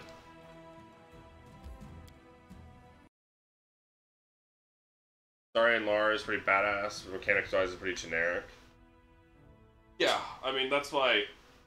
Like, I feel like it, like, Demon and Angel, I feel like were the big ones when they made this game. I do what I must. When they made this game about demons and angels. They probably... I always assume that they likely had the best, like, content feel. But, I don't know, I personally think angels are lame. Prepare yourself. That's why I went as Era. Okay, you got a lot of AC.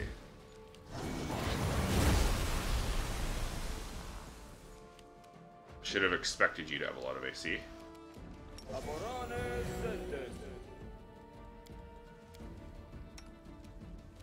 Alright, there's a lot of Babu warriors. Where'd you come from? Are you in range for a good old Mark of Justice? No. Okay. You'll be after this.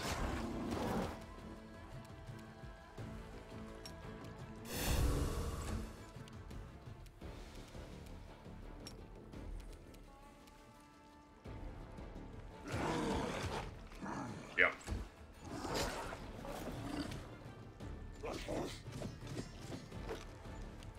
Good old Mark of Justice. They'll beg me to stop.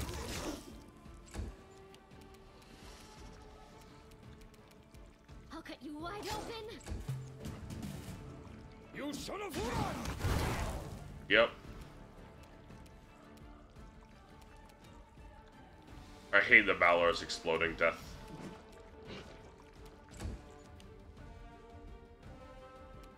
Mythic Rock Assassins.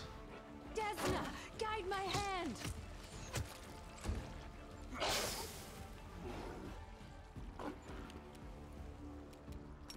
Chain Lightning. No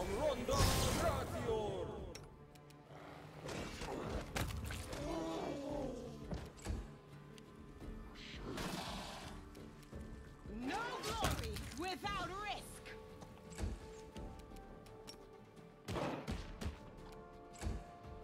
Undock can finish this one off. I saw that critical miss, by the way.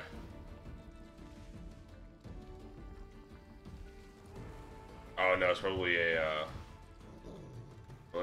Smelly-Don, Windowag. Hit, Fortitude saving throw, that's what it was. Never mind then, I take that back. I did not see critical miss. The spirits demand your blood.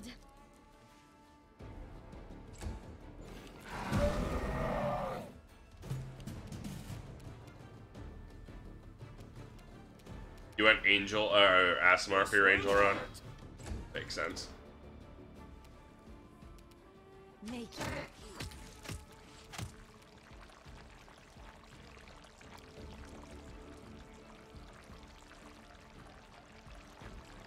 Okay, we do need to bless up for spores.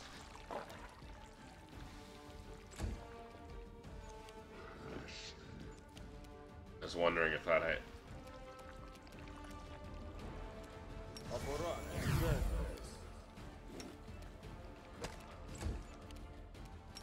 Bye.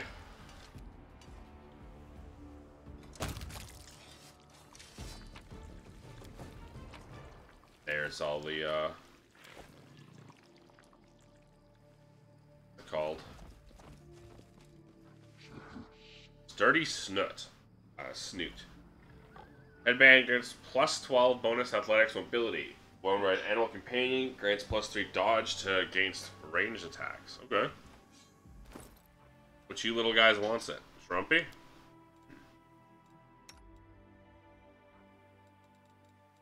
I mean, Shrumpy's already got decent AC. At least Smelly-Don, because Smelly-Don's the lowest level. Because, oh, Meatloaf, you're fucking tanky, huh?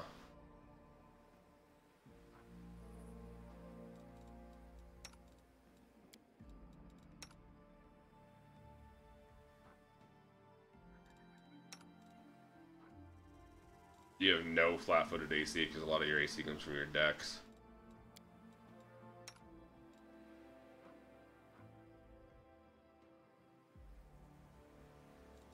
Oh, you're also not bark-skinned.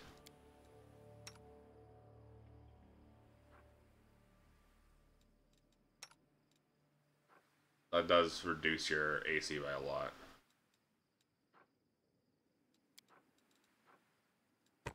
You can get the headband. Well,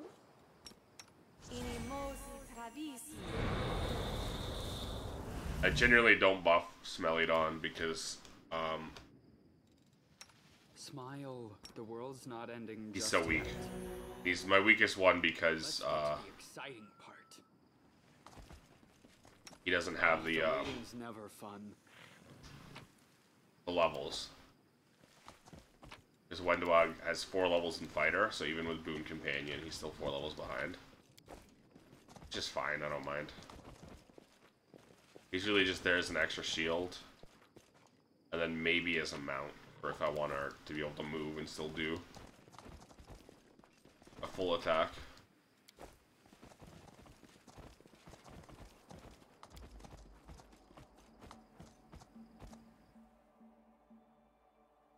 But for the most part, he is there to die.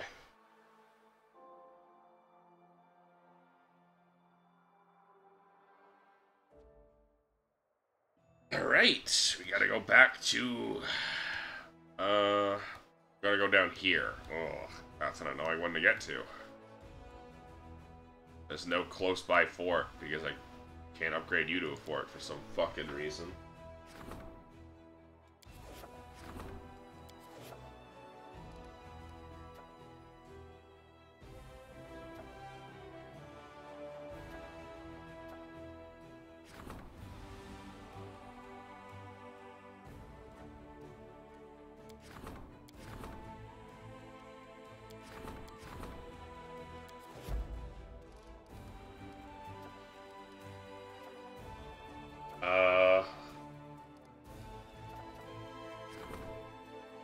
Those soldiers return to the battlefield poisoned. Alchemists claim their bodies contain unique poison, must be extracted with the blood, because the poison will be ruined after the person's death.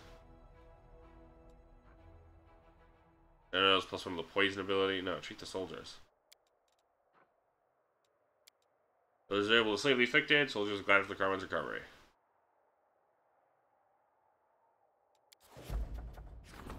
Fate of Baphomet's fire. Fiery robe or gloves? Ooh. Relics. Pull this up. Act 5. Baphomet's fire. Shirt makes the wearer's fire spells deal additional 46 fire damage while making them suffer a -2 penalty to AC. Okay. Kills enemy with a fire spell, gain immunity, ability score damage, mental scores are increased by +6. All wearers' allies deal additional 3d6 fire on successful attacks with weapons. Ignite fire within themselves, while the ability is active, the wearer suffers 2d6 fire per round, deals the same amount to enemies with every melee attack now. Where these gloves lands a sneak attack against an enemy? No. Not bad. I think we're gonna go shirt though. Seems like the best option. Taking the robes. But as Lich, you can turn them? Yeah, probably. You probably turn them into like undead poison bombs. Experienced mage plays Baphomet's flame inside magical coals, which he then used to adorn a robe sewn for the commander. Ooh, we have the Flay, meeting with an ally. One of the members of the influential and peculiar alliance that promised aid to the Crusade leader has arrived at the citadel and is awaiting an audience.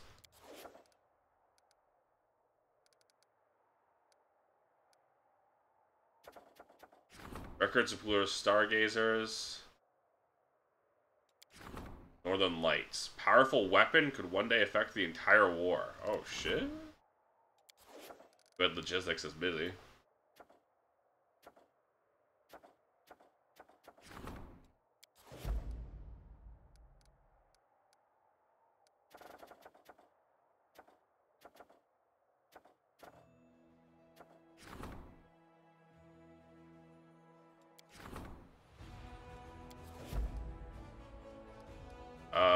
Well, let's go back to Dresden, I guess.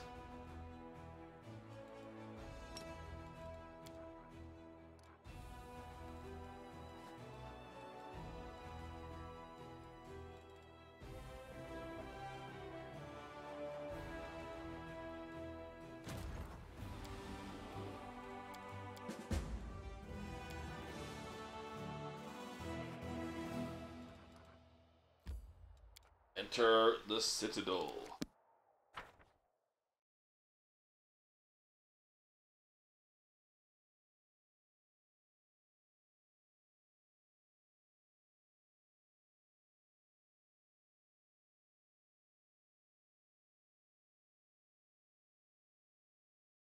I gotta offload all the junk I have. Aibu holds her head high and sedately waves her tail. I'm no longer a plucky adventurer assistant dragon, but being an important dragon advisor is also pretty good, I think. You know, if we learn on Dresden and listen to what your crusaders are saying, they're cowards. I'm not afraid to fly to war with demons, but they are. Mumble about those mythic powers of yours, since they relied on them, and on and on. Then you had to go and refuse them. And everyone else is asking, but how can we defeat the demons? Are they worried? Does it sound... and they're worried. Does it sound like I'm sneaking around telling tales? But I'm not. I'm giving you advice. You need to find a way to calm these cowards. 75 finance points, 1 additional material, 1 additional energy. Maximum crusade morale increases by 15. Destruction reduces by 15. Units reduces by 10%. Would you decide to become my advisor? What do you mean, why? I can't fight demons very much yet, but you need help. Besides, it's fun. Advisor Aibu. If I tell someone, they won't believe me, and think, if I tell someone, they won't believe me and think I'm making things up. Options do I have? When I'm afraid, I usually eat a jar of plum marmalade and it helps. But you probably don't have enough marmalade for the entire army, do you? No, probably not. Also, it helps for me to go fly and I feel better when someone tells me everything will be alright. Maybe you should tell them everything will be alright. You can have them go for a fly, for a walk. When one person's afraid, it doesn't take long before everyone around them is frightened. Max morale.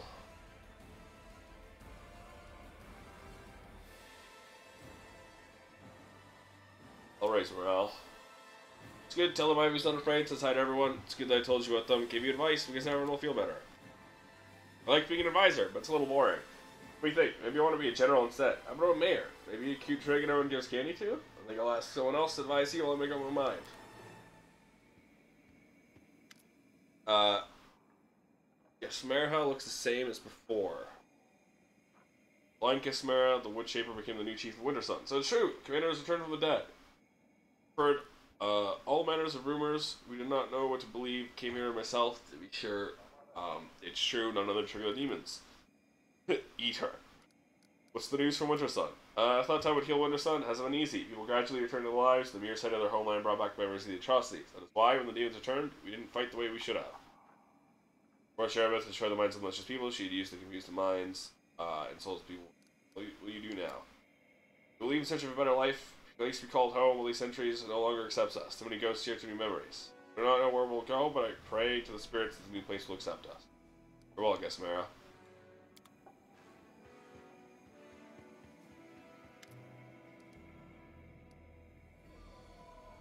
Commander, good day to you and all that. I'm Tina from the Next Door Theater. Remember me? Here's the score. I finished rehearsing, ready to stage the world premiere of our play about your exploits. Grandma sent me to invite you. We're ready to get started. Alright, let's go watch this play. Let's see how they bungle this. Or how they don't bungle this. Dude, we fucking epic.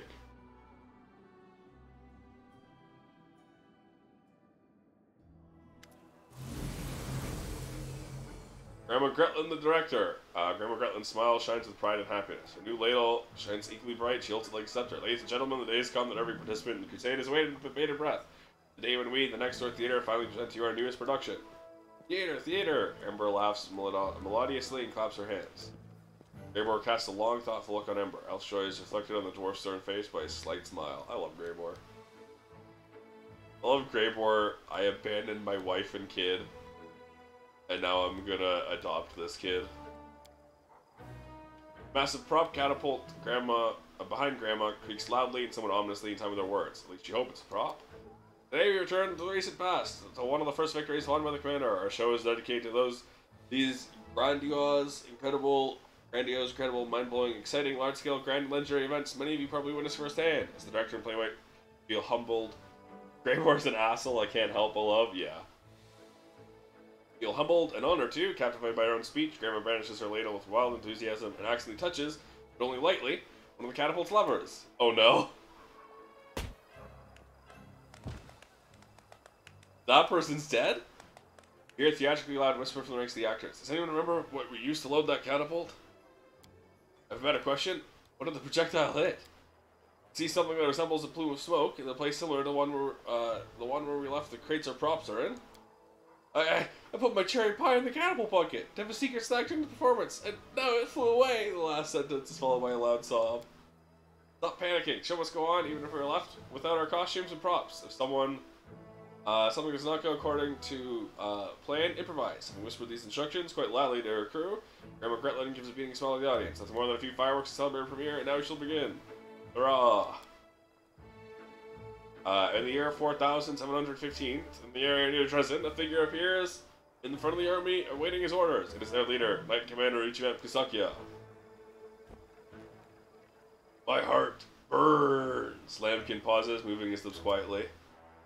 Before inspiring his army with stirring speech, the commander paused, preparing to say the most important words. Courage. My heart burns with courage. Courage! The lighted Lambkin says proudly, and feeling inspired, goes on and almost without hesitation. We will never give up! Onward, my warriors! Commander's speech was certainly inspiring. He understood it wasn't enough in the face of the upcoming dangers. He needed to describe the goal to the army and give real hope to the soldiers. The commander exclaimed. Grandma throws the encouraging glance at Lambkin. Lambkin throws a pleading glance at you. Like an arrow, we will fly to our goal. We rush to our goal with. Lambkin pauses for the last few words. The other is prepared for a race or flight. Light Seed. Light Seed is an ancient and lady battle cry to spell for good luck. Grandma remarks without batting an eye. Then, with his army properly inspired, the commander explained the details of his grand strategic plan. We all know the commander planned to launch himself from a catapult and break through the enemy's fortification from the air. Grandma glances at the catapult. Doesn't look like he'll be able to fire another shot. That's exactly what happened. However, just as the commander was taking his place in the bucket before launch, the demon set in motion their terrifying and cunning plan. They Airman takes a long pause, her eyes flashing. They cast an illusion. Made everyone think the commander was just standing there as if he was neither flying through the air nor cutting down hordes of enemies. Now let us all return. Now that all of you have witnessed the most spectacular, dramatic, impressive culmination of our play, let us return to reality for a moment to welcome the person we are all gathered here to celebrate, the commander. After all, this is one of his earliest adventures. This is silly. You want to make shit up? What do you say, Commander? Did you like our show? I had fun. Of course, sure. Mysterious smile appears on Grandma Gretlin's face.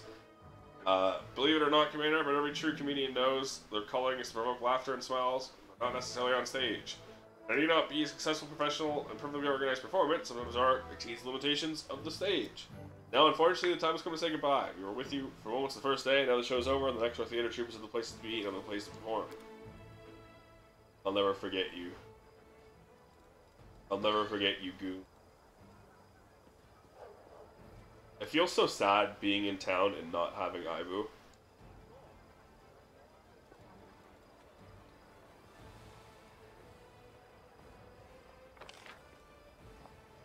Let's go talk to her, actually. Wendog real quick, see if she's any follow-ups.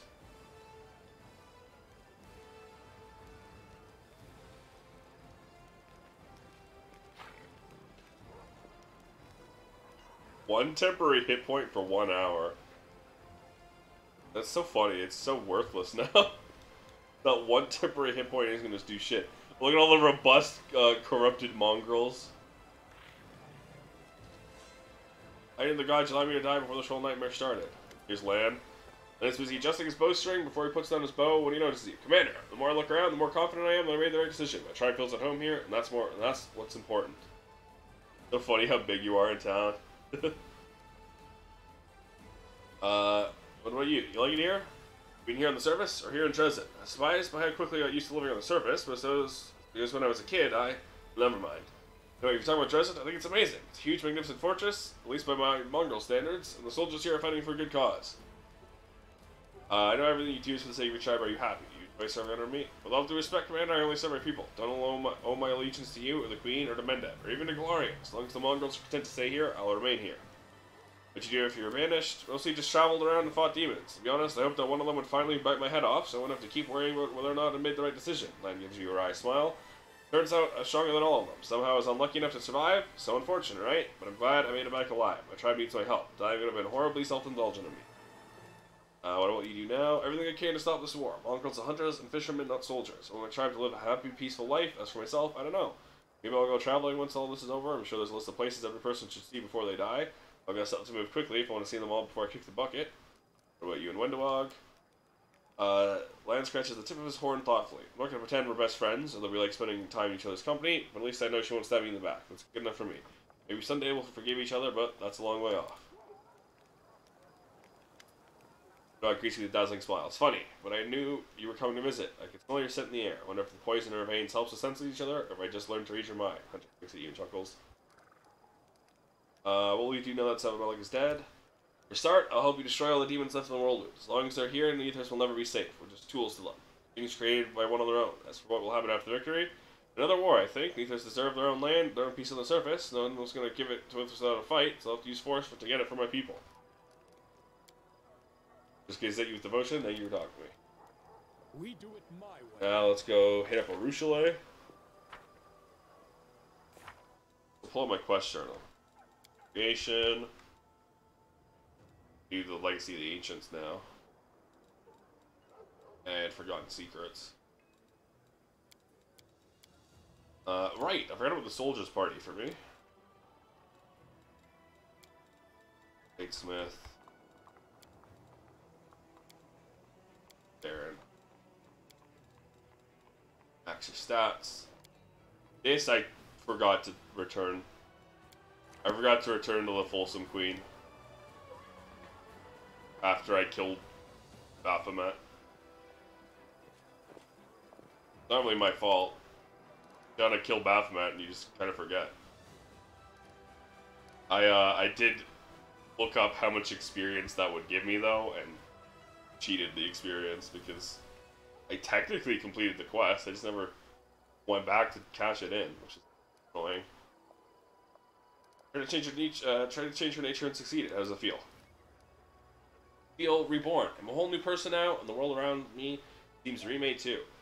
It was always hunt or be hunted for me. I never wanted to be the one who hunts, yet I'm a predator by nature, so I just strain myself all the time to destroy everything around me. At the eyes of a monster, I can only see pain and suffering. I can even imagine that there were so many wonderful, beautiful things in this world.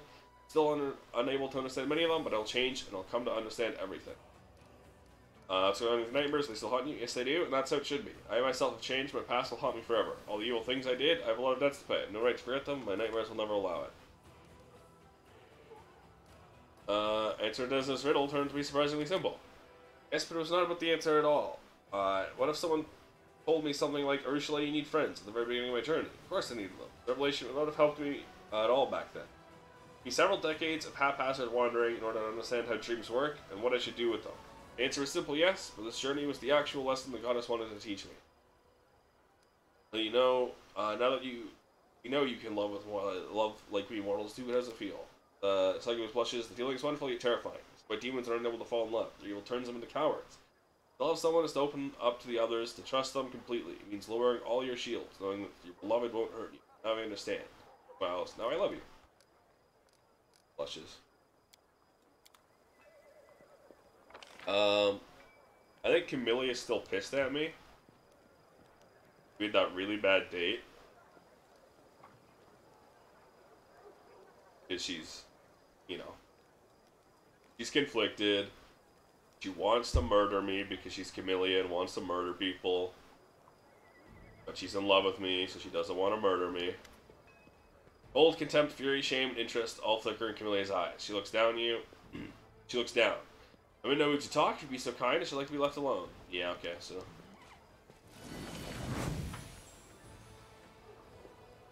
Meatloaf and Darren.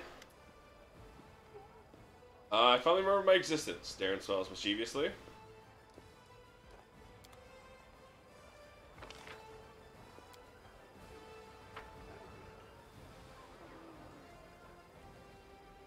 Blood healing, fast healing 3.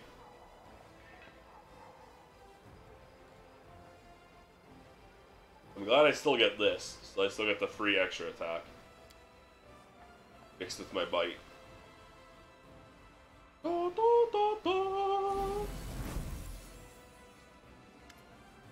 Commander, glad to see you back at the head of the military council. The decision is required of you more urgently than ever. Here's the situation. We don't have an army in the strictest sense, and the enemy's putting up much more of a fight than previously. Judging by the reports, the demons are relying less and less on the armies of the mortal servants and the power of simple blades, and more on magic and dark sorceries. Must respond in kind by bolstering our forces with expert spellcasters. Prepared to send an order of Carnivorous at once, requesting the necessary reinforcements. Pros, we support our army with bardic magic. Bards learn all kinds of spells in their travels, and songs to inspire warriors, give them strength to fight. Demons know their vile magics, but I know something stronger than that. The power of the gods. We need some war priests in our army. The spells will chase away the darkness and heal the wounded. We would do well to invite monks into our army. They have been hardened by a lifetime of training, and even demonic corruption cannot harm them. If you're in need of mages versed in the art of killing, you should contact the Daggermark Poisoners Guild. Their alchemists are second to none when it comes to making deadly poisons or utilizing them in battle. Magic is a devious thing. If you want to fight a mage, you need the help of an old and experienced witch. The sorcerers can make any magic wilt. Let's call witches to our aid. War priests. All church guards are promoted to war priests. Duty 3, dispel or courage. Monks can handle demonic. Unarmed strike, shield wall. 20 to 22. Very tanky. A lot of HP. This is damage, but a bit squishier, I guess. Alchemists. Assassins. Okay, now this is damage, but squishy. Witches. Infected wounds, agony, misfortune.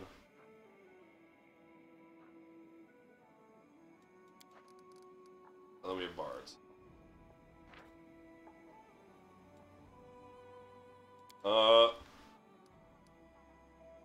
Been able to manage with the magic we've had just so far, and we never stand still. The more serious a threat we become for them, the more substantial will be the forces they throw at us. Gone are the days when the Abyss would casually send hosts of mindless cultists and lower demons. Now up against more cunning and skilled opponents who can incinerate us until it is a single spell. Let's respond to this magic respond to this with magic of our own, or we will lose. Sure, Kenebris is going to send us troops. Without a doubt, Kenebris is much safer than we are at the moment. I'm convinced the Warden can provide some forces to support us. All of Mendev knows that right now. Dresden is the dam holding back the river of demonic corruption that would otherwise be flooding the south. The kingdom is in the process of mobilization. When Gallifrey's march on Ids has encouraged many who previously shirked military service to join the ranks in the army. Why do you leave with Gallifrey? Captain Odin grows pale, but his voice sounds cold and steady. I did put in a request for transfer to the front lines. Unfortunately, it was refused. Command is determined that due to the psychological trauma I suffered during my years of service at the border, I'm no longer fit for battlefield command. The Lord said, as much as it stings to admit, that may be right. It's been a long time since I smelled burning flesh and heard the screams of battle. Can't guarantee that when I do, I'll be able to maintain my composure. I won't fail the soldiers who will be depending on me. However, I can still serve them by staying where I am. One looks expectantly. The war priests battle ready. There are plenty of brave and honest people among them. Serving the gods of light makes it their duty to resist evil. Many war priests made a conscious choice to forego a life of peace because their ideals wouldn't let them stand idly by. They studied the military craft, the blessings and healing spells have saved many soldiers' life. At the idea of risking the lives of God's servants, if they perish, the celestial patrons may resent it and turn their backs on us. Monks are a paragon of restraint and iron discipline, comparable to the Hell Knights in that regard. Among other things, they'll bring the values of order to our troops. But the soldiers see how all demonic machinations and temptations break upon the monks' iron will. Then they themselves become more calm and resolute. Gwendorg tucks grimly. Back in the day, Lan would never shut up with these monk ravings about inner balance and peace of mind. It's all hogwash. My strength came from years of hunting, bloodshed, and dark rituals. Not to finding some kind of balance. Why fill our soldiers' head with nonsense?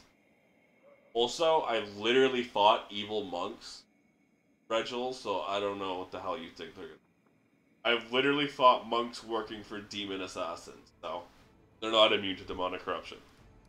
Poisoners Guild. They're a creepy bunch. Imagine, if you will, an alchemist and an accomplished scientist who can take your breakfast and make a bomb or a poison that can kill a basilisk out of it. Now imagine the same alchemist doesn't mind personally shoving this poison into the basilisk's mouth. Pretty good description of your average member of the Daggermark Poisoners Guild. True, their blades are coated with magical poisons, are not as dramatic as calling down lightning from the skies, they're just as effective and far less conspicuous. Interesting the power of dark magic, Greymore. Poison Dagger can't send every scoundrel in this world to Pharasma. Why do we need witches' help? Fear flickers in Windwag's eyes. Don't talk about witches so casually. The words are full of a dark, grim wisdom that calms the heart and fills it with cruel malice, and the blight with which they infect those who invoke their ire cannot be cured. Even the demons will learn to fear our witches. I've been ordered to kill witches a couple times. This is one of the most pleasant contracts. Frankly, if I were your soldier, I'd consider deserting at the very sight of allies like those. Bard's help. It's become a fine tradition among Mendevian warriors going to battle accompanied by songs of daring bards who glorify heroic deeds, strengthen the hand that smites the demons. Their ballads will inspire our soldiers. Their spells can prove useful in the most unexpected situations. Bards, their tongues are too long. I don't want the witches, honestly. I mean, there's literally no downside. I've already finished all the Crusader mode stuff. So, let's get witches. When grubs her hands triumphantly, spells, curses, and evil charms, that is what awaits our enemies. Send a letter to Kenebris immediately requesting a group of spellcasters to be sent to her aid, so they'll arrive soon.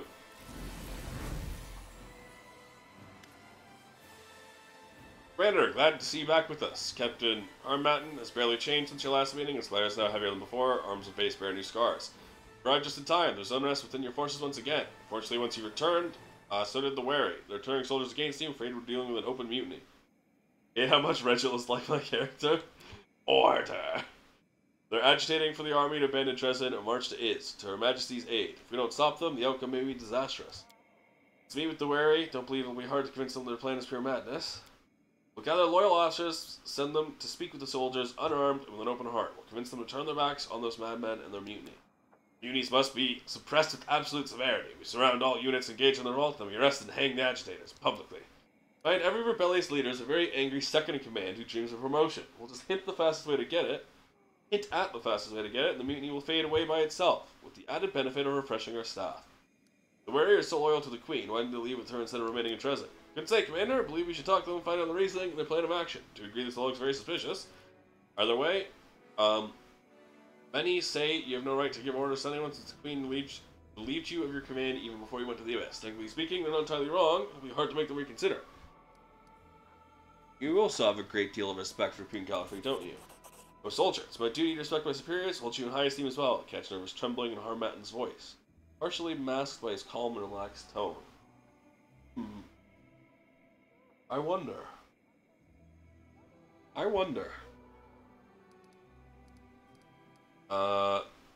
All generals gain the charismatic feat. All units gain a plus 15 to combat morale. Generals gain decimation. Plus 3 to combat morale when damaged.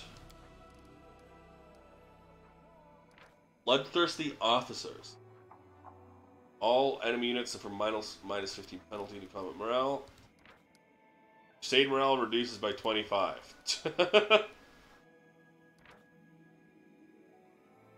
Test of strength.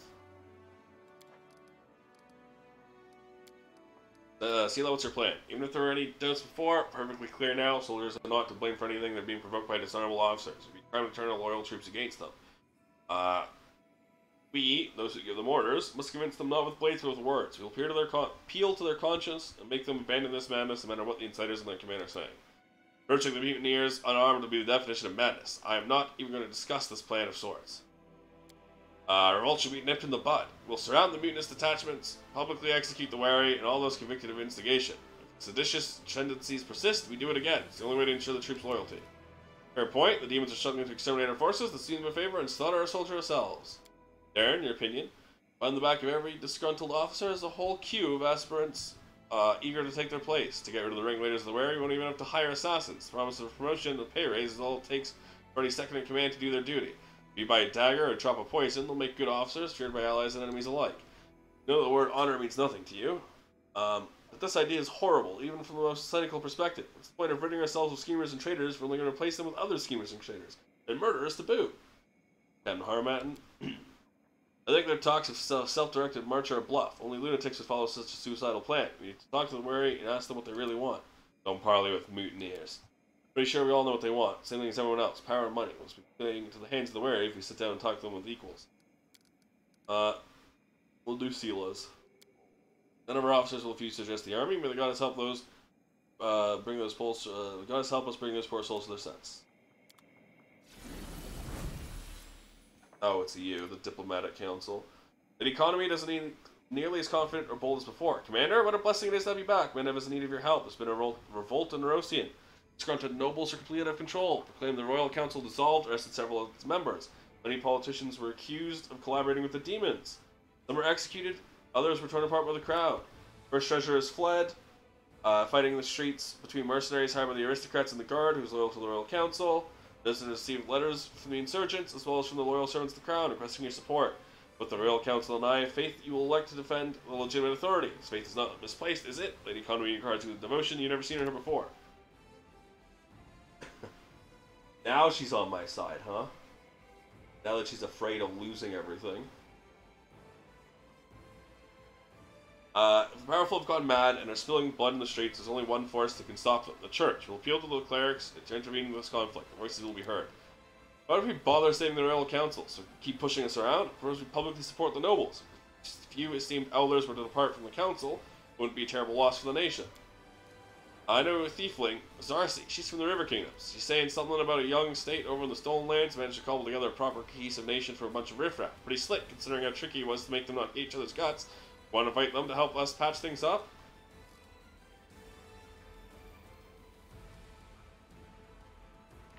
Masterpiece from an artisan from a Oh shit!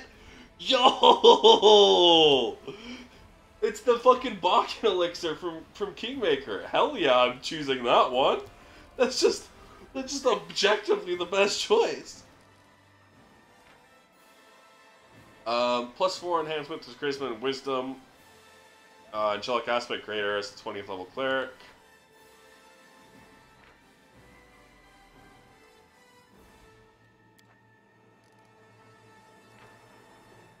Cloak of Stunning Prowess. +5 Cloak of Resistance. You land a killing blow. Enemies must pass a will saving throw, become blind for rounds. Goggles of Quick Grasp. +5 competence on Persuasion, as well as all lore knowledge skill check. Generals gain +7 bonus to power, 100,000 finance points, 10,000 materials, 4,000 energy points. Holy. Sonorosian first demanded, but now is asking. Situation in the castle must be really grim. You're absolutely right, Commander. I admit the Royal Council has shown you the power of respect and amicability. I myself brought this to their attention on numerous occasions. No, you didn't. Lady Economy's posture is full of repentance. Trust me when I say that none of them wished you ill. They all share the unshakable belief you are the savior of our realm. Why is riding in Nerosian? At Her Majesty's steady hand, capital's fallen into decay, some are selling old scores, others have discovered new opportunities. Mendev is accustomed to following a highly respected leader. The only one who can protect the throne from greedy hands is you. Situation in the capital. Her Majesty's most trusted civil servants, public officials, have long been in conflict with many powerful Mendevian aristocrats. Former connections and influence ladder the family names, riches, and personal armies comprised of mercenaries, sworn knights, and commoners.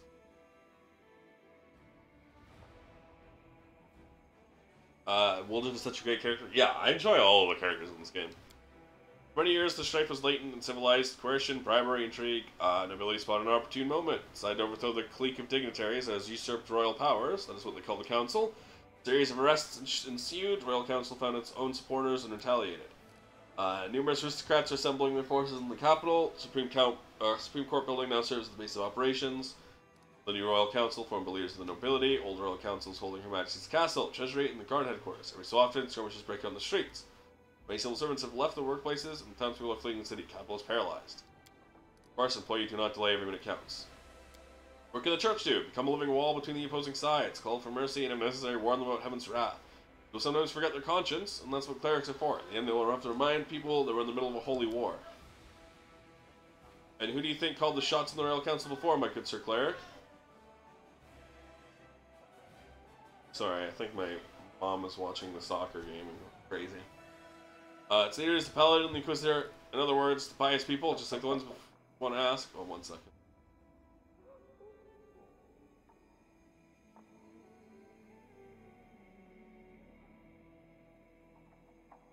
Alright.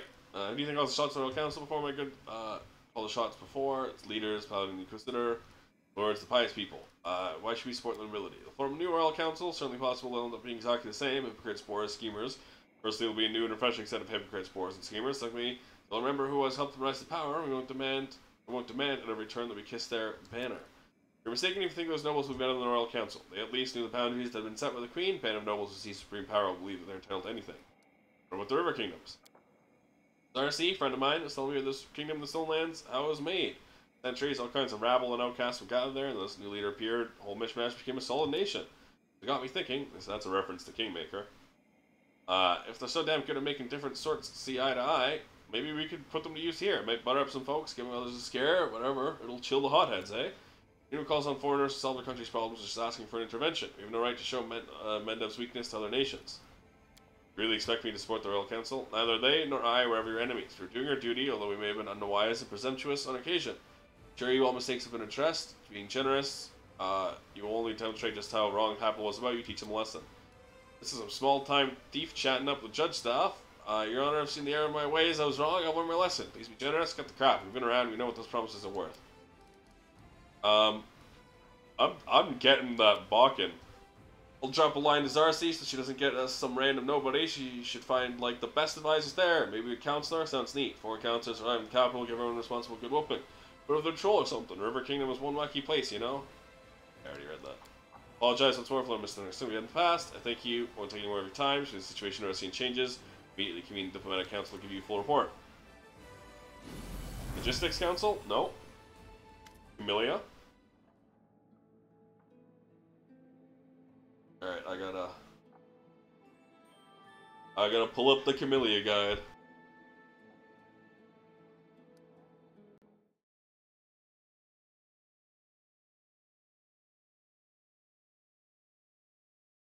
Camellia Romance Guide.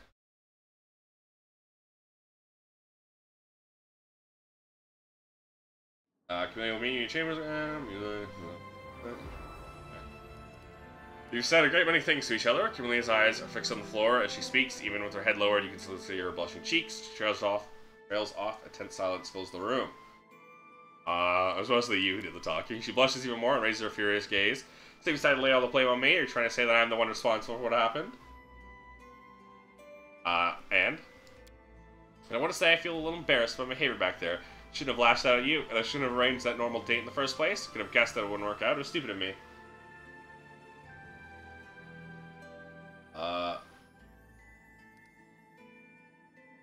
I'm sorry for not being able to give you the normal date you wanted. I tried my best. I really did.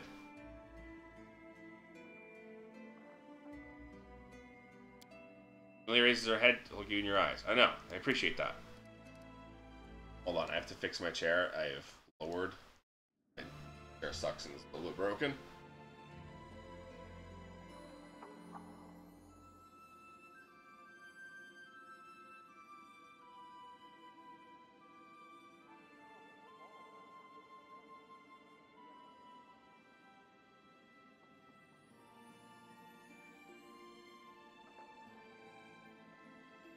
She smiles warmly and sincerely, and all the tension you felt in the air vanishes instantly.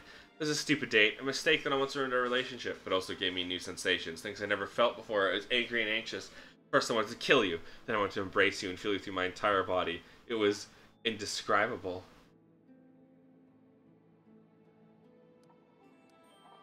Did you really just say the word relationship, or am I hearing things? You must have misheard. I couldn't have said that. You wanted to kill me? I hope you meant figuratively. I truly did want to, but even in the heat of the moment, I knew that I wouldn't be. I knew that I wouldn't do it. Amelia's voice sounds surprisingly grave. I truly did want to, but even in the heat of the moment, I knew that I wouldn't do it. Seems odd that this seems the odd spat does our relationship good. Stop it. Camellia laughs softly. Stop it. Camellia laughs softly, covering her with his hand. But the next spat won't happen anytime soon. Need some time to recover of such emotional upheaval. Besides, we're not in any kind of relationship.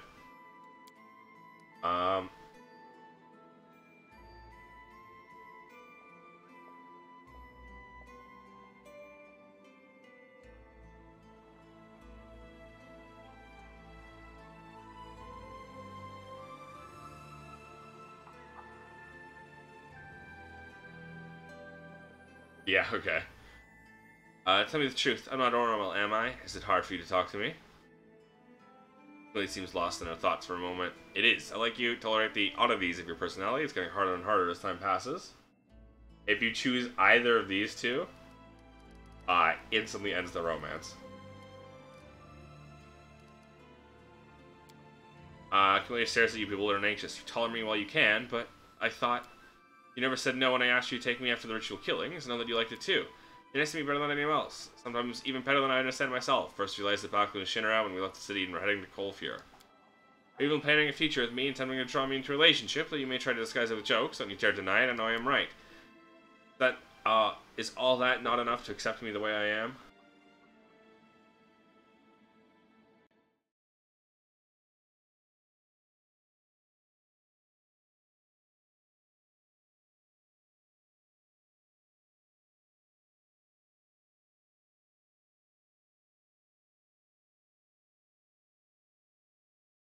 Sorry, my mom was bothering me.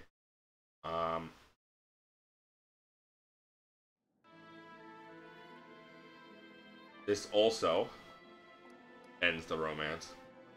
Lovely Camellia, but by the gods be my witness, being with you is not easy for me. Camellia recoils as if struck, her face drains of color. I have to go. We'll talk more later.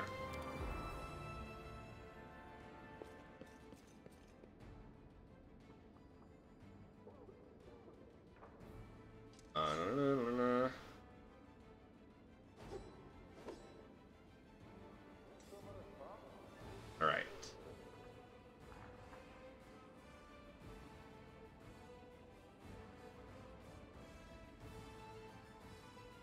Alright, and then we have Camille's quest after this. Small reason why I had no romances.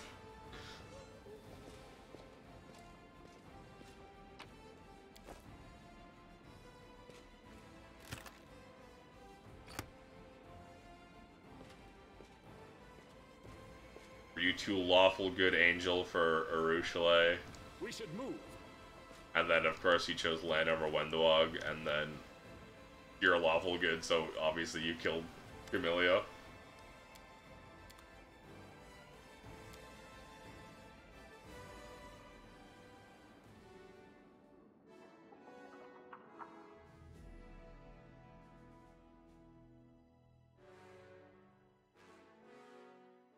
And than Lan. I've heard Lan is like very clingy.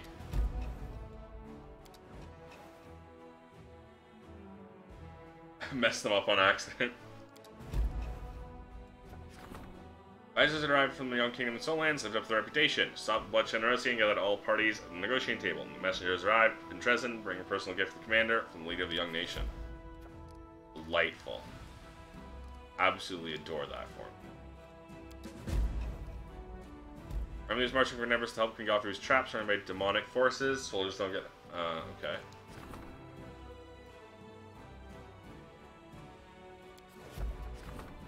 This plan worked. Shamed by the hearing the words of the commander's loyal officers, soldiers willingly turned in the instigators, restoring the army's obedience. Okay, talking about this.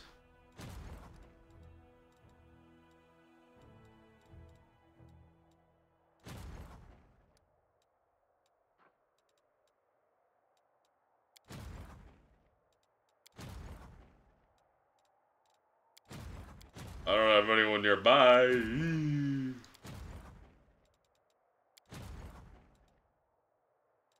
Well, when in doubt, we do this. We gotta get that military EXPO.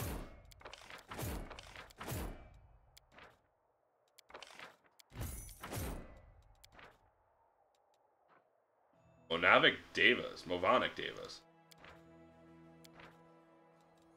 Witches? Oh, Aaron. Aaron, yes? Fucking harpies? Fucking furies? Beautiful female devils sculpted from the souls of fallen priests or celestials. Jesus. That's some baddies. Larger beer elementals. Brox? What is my fucking army? Brass dragons? Signifiers, Hell Knights. Thinking of Hell Knights. Hedge Knights. Calavacuses? Why do I have demons? I mean, actually, okay, I guess that's because of fucking, what's her nuts? Anyways, I was gonna do this.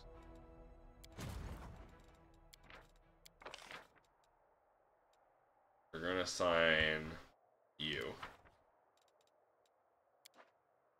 We're gonna go into you. Player armies, Sectal.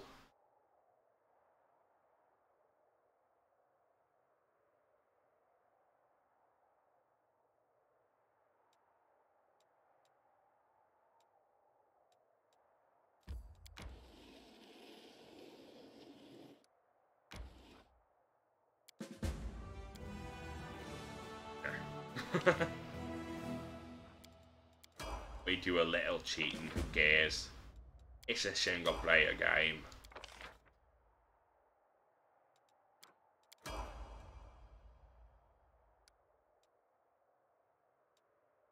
I just got some prompt for something else. For that? Yes, it was.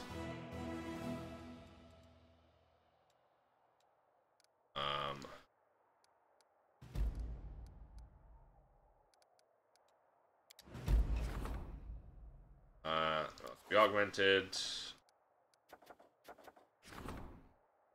Canabris ran to the demonic blockade, has turned to be bait. Gramsday's heard of the commander's return, decides the level scores, armies cut the commander's forces off from Dresden.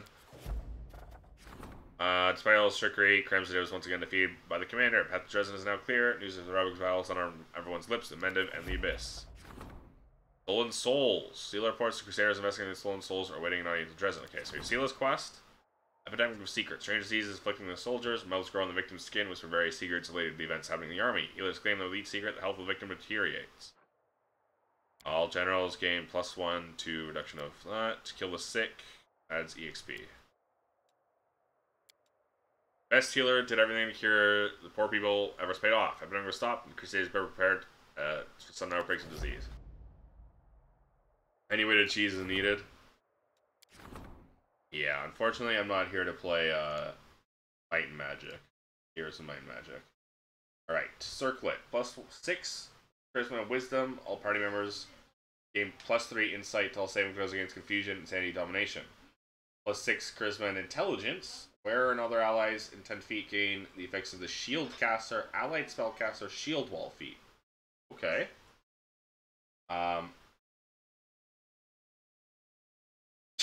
Ignore this text. Other websites copy and paste my guide, and this is just to remind readers from those websites that this guide is stolen and used without my permission. That is very funny. To just include that randomly in your guide. This is the original version of the guide. It's the Steam guide. Ring. Option 1. Whenever the enemy in this ring deals sneak attack damage for the first time, the enemy becomes full of paranoia. Each adjacent ally of the affected target suffer -1 penalty on saving throws, -2 on damage rolls. Ooh. Attack the same target as the wearer. Companions of the wearer of this ring attack the same target as the wearer. Deal additional 1d6 precision damage with each successful melee attack. Okay. This is tough. I think I'll go... The problem with... Like, I want the intelligence and charisma, because those are good stats for me. But the secondary effect isn't as good.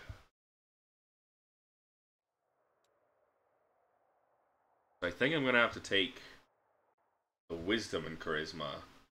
All party members gain +3 insight bonus to saving throws against confusion, insanity, and dominations. Well, we're immune to mind-affecting effects in the first place. Aaron wants +6 to charisma. Sela wants +6 to charisma. It's kind of it, really.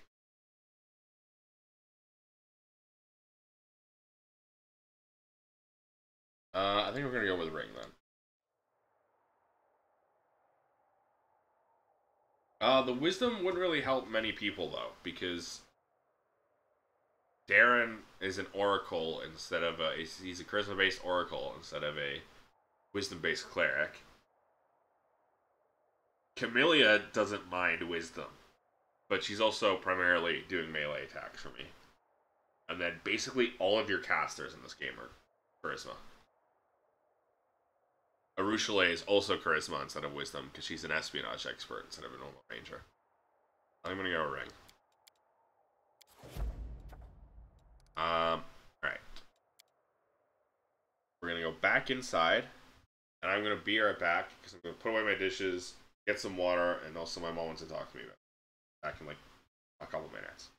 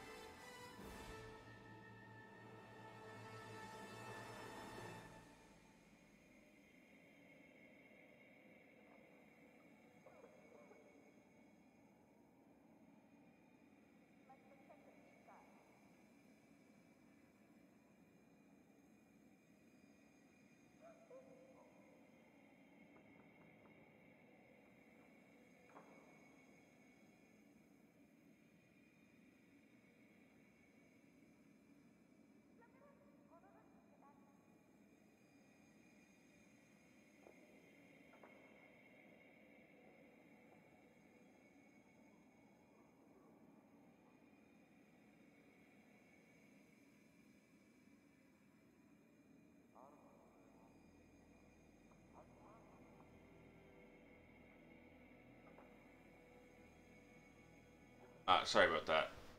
Mom needed to talk to me about stuff.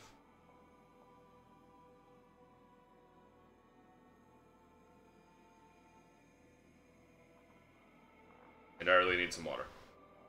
Elon looks calm. Seela and you unraveled the demon's plot, protected Elon's bride, and saved her from despair.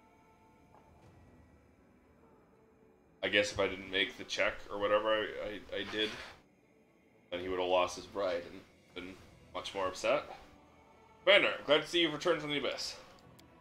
Alright, here's the deal. Seela gets straight to the point. While we were in the Abyss, these folks discovered where the souls were being kept, the ones that were stolen by the demons. I wouldn't say we discovered it exactly, maybe a cleric, but there are limits to my power, especially here in the World Wound. However, we do know the general location. I was looking for the souls, I had a vision. Saw a rock that looked like a gravestone, beneath it an entrance to a cave. You know that the rock is on the outskirts of the Winged Wood. It's not that difficult to recognize the ancient forest. It's been burning for decades, an unquenchable fire started by the demons. This is where the souls are being held, don't know what awaits us beneath the rock. Anyway, Alana and I have decided to go there, find the souls, rough up any demon or cultists, but we love to have your help. Don't know of any evidence inside the caves? No, we don't, but we can guess. Remember what, or rather who, started all of this? The esteemed jeweler Derek Sutherland and his damn trinkets. While we did some digging, we believe he's one of Baphomet's cultists. Think with their methods, their magic, their ability to infiltrate society and strike when least expected. It all sounds exactly like our jeweler friend. If we're right, we think this location might be a cultist hideout. It makes sense that you would take the stolen souls to a safe location in the wound. What happened to the bodies? We were going to move them to Canabras from the Queen evacuated city. We couldn't. It's too dangerous to transport them. Clerics need to focus all their efforts on saving the lives of the victims. There are armies of demons roaming the road, so we stayed in Dresden. Alon's brave friends protected the bodies, defended the infirmary in your absence. Many of them were grievously wounded to succeed in their task. Alright, I'll help. I'll leave at once. I'll scout the area, keep watch on the cave and the surroundings. I'll share my findings when you arrive. My heartfelt thanks for your help, Commander. I should return to my duties as a cleric. I have much to do in Dresden. I'm just itching to give my blade a taste of the soul-stealing clerics. Most important thing is that we save the victims. It's exactly what we're going to do. Thank you, HVM Kasakia. I just want you to know, I really appreciate your help. Now, these cultists are our enemies anyway, but I'm glad that you're not ignoring the plight of ordinary people like the ones who were robbed of their souls.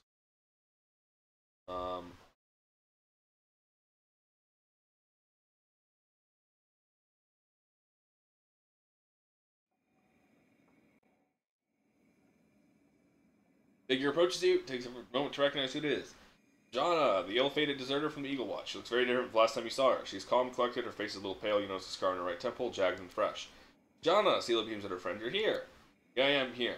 Jana falters and blurts out, Seela, how can you be smiling at someone who failed you? Thought you never want to see me again. I mean, I'll definitely give you a piece of my mind once we're in private. Seela pretends to look stern, but I really am glad that you're okay. So those words bring a small smile to Jana's lips, and the former deserter turns to you. Well, let me tell you why I'm here. I have business with you, or rather a request. Commander, I know about the stolen souls. I want to help search for them. I've come to ask if you will let me join you and Seela on this mission. Please give me another chance. We'll discuss that in a moment. How'd you end up in Dresden? Not much to tell. If you're sure you remember you chose not to punish me, allow me to go free. Went to Canabras, I figured all over the crazy aids, have a fresh start. Didn't work out. Heard news about you and Seela, descended to the Abyss. Well, couldn't stop thinking about everything I left behind. As soon as I caught wind of your return, I hightailed to Dresden as fast as I could. Got here, I just couldn't find the courage to approach you. Wait outside the citadel. I saw Alon and Seela. You must be planning something together.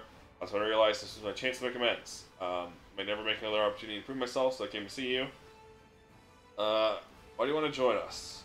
Because I can't stand by and do nothing. Jana exclaims vehemently.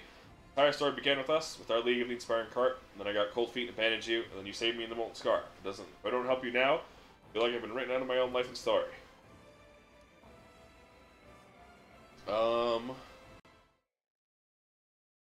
Companion quests. Weight of my sword.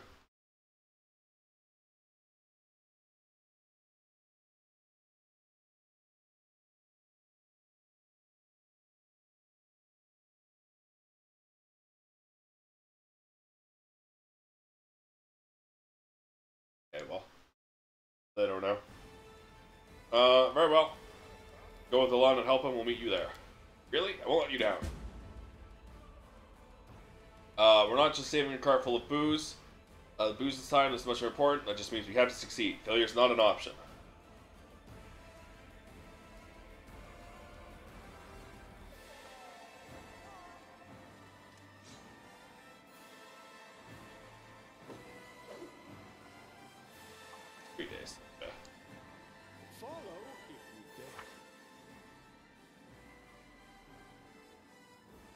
Soldiers party. Bit of my sword, our final breath.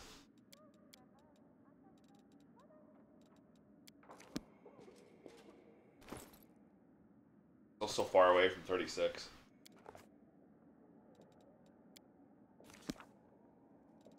Let's go, Kang. I forgot. Now I have land. I've got 8 party members I don't use. Social, Regal,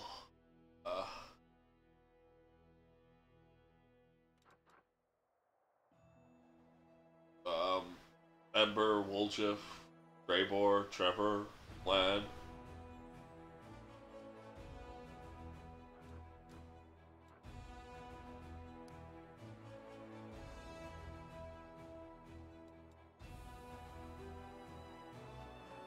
Gravestone Rock.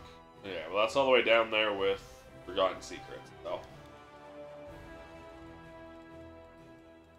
That makes sense. Go to the Soldiers Party.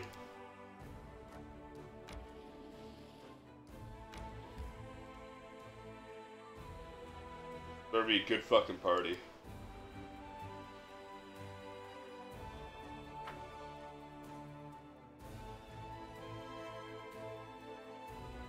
Mortal's always lie. If Mortal isn't talking, it means she's busy lying to herself. Succubus proverb.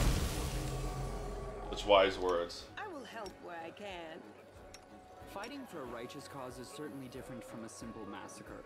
The former is more blood. Wilson arms, running in concentration, suddenly moving his lips. Wilson is reading a crumpled paper in his hand. As soon as you approach, he ducks in his belt because you write the file. Commander, welcome. As you can see, everything's ready. And we may start celebrating without you. Shoots a guilty look at the raucous soldiers. This is my kind of party. Come on, let's go sit by the fire. Here, folks are telling fantastic stories. What's my gift doing? It's ready. I'll present to you later when you're ready to toast to our honor. Please remember, I never told you anything, never heard, or I'll never hear the end of it. You did a fine job putting everything together, Will, sir. Oh no, all the credit should go to the troops. With a timid chuckle, Wilson glances at the laughing, somewhat inebriated soldiers, and lets out a requested sigh. Helped a little here and there. Pray, why, pray tell, couldn't the crusade have been like this from the start? If it had been, I would have been a model crusader by now. We have a good time, Commander. Everyone here is on your side. Everyone dreams of having a chat with you, sharing a drink with you. Once you've had your fill, come to me.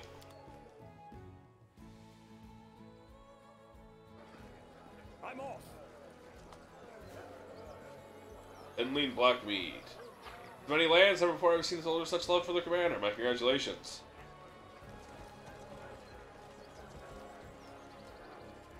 Arel, Tane, and Vigsbard. A group of soldiers standing in front of the training dummy is engaged in heated debate. One man with rippling muscles exclaimed, "Nah, you chap, there's nothing on my hook. You listen here, Vigsbard. Ask anyone in Magnamon and they'll tell you that Tane knows a thing or two about fighting. You tell him, Carl." About fistfights. Pupa's point hits the dummy with a powerful right hook. Dummy responds in a nasal voice, hurling an elaborate obscenity at the attacker's mother. The soldiers laugh uproariously.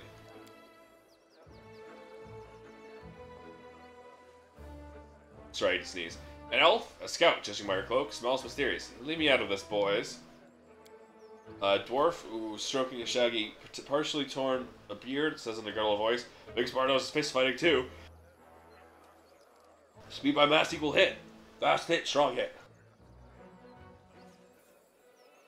Observe the debaters. Argument looks like a typical disagreement between the professionals. Different views of the art of breaking noses. We also notice the enthusiasm which the blonde soldier with the name of Tane belonging to the elf Corral, and how he's trying to impress her. Corral seems to notice too, is now blatantly enjoying herself by observing his advances. There is, however, someone she's watching with even more interest. You. As for Vigsbard, the dwarf, despite his reserved demeanor, his pride has clearly been wounded by Tane's mocking tone. Every gesture, he shows that he's a nimble and experienced fighter as used to people, treating his words with respect.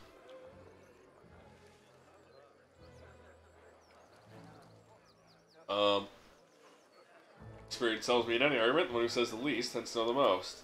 Flattered, Carl bows her head and glances at you, her gaze flirtatious. Comes to dynamic combat, prefer to argue with my fists, not words. Over the 7 decades I've dedicated to this craft, I've had quite a few arguments. I'll gladly let my comrades speak and merely listen to them. Noticing the of Carl's undivided attention, Tane looks at her with chagrin. When their dummies start swearing when they're hit. They'll learn to fight back, have they? Just a bit of fun. A stage friend of ours enchanted the dummy for us. And I can't be broken by striking it. Whenever something hits it, curses.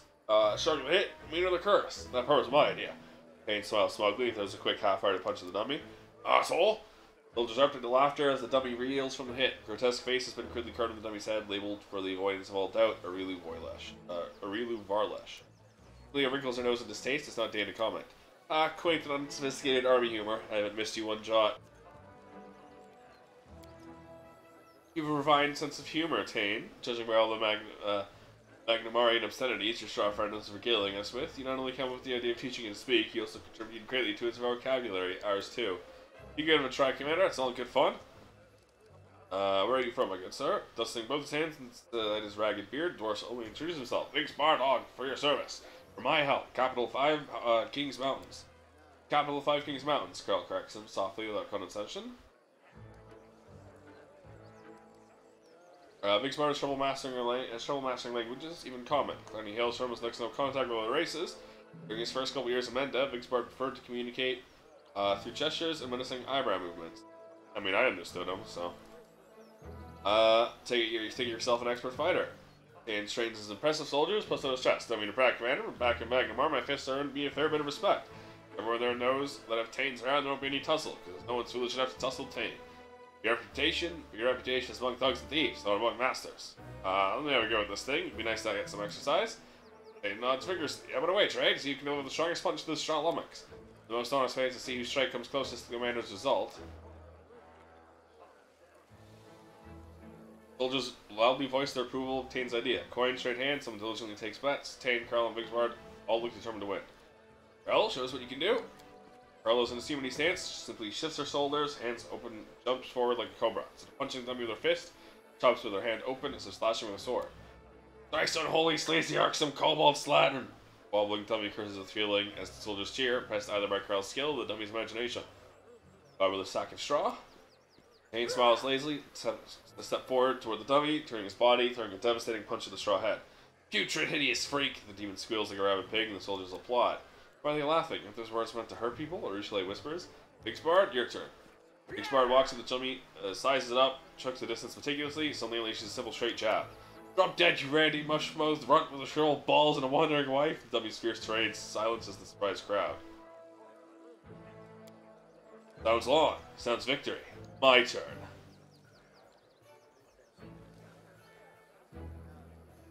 Hold on.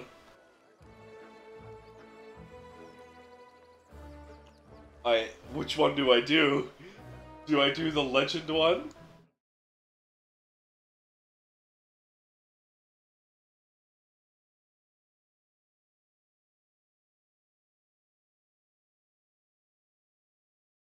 Change.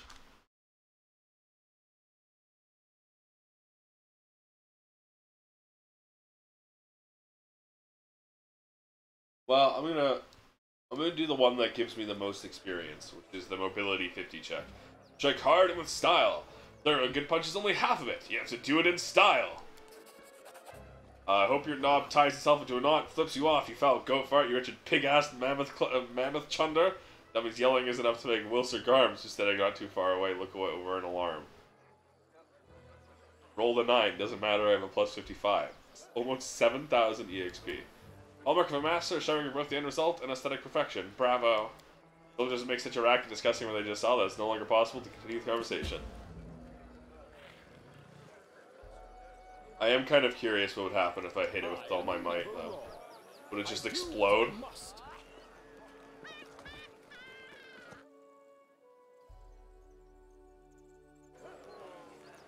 Low and Kirkane.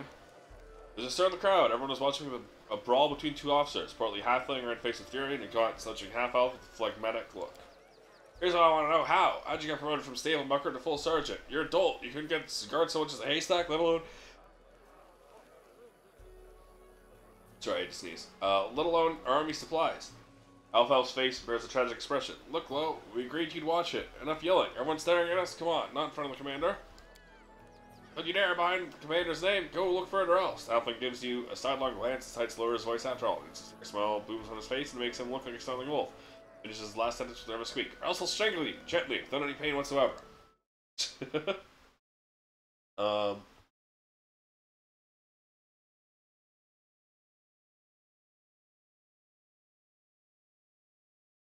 Okay.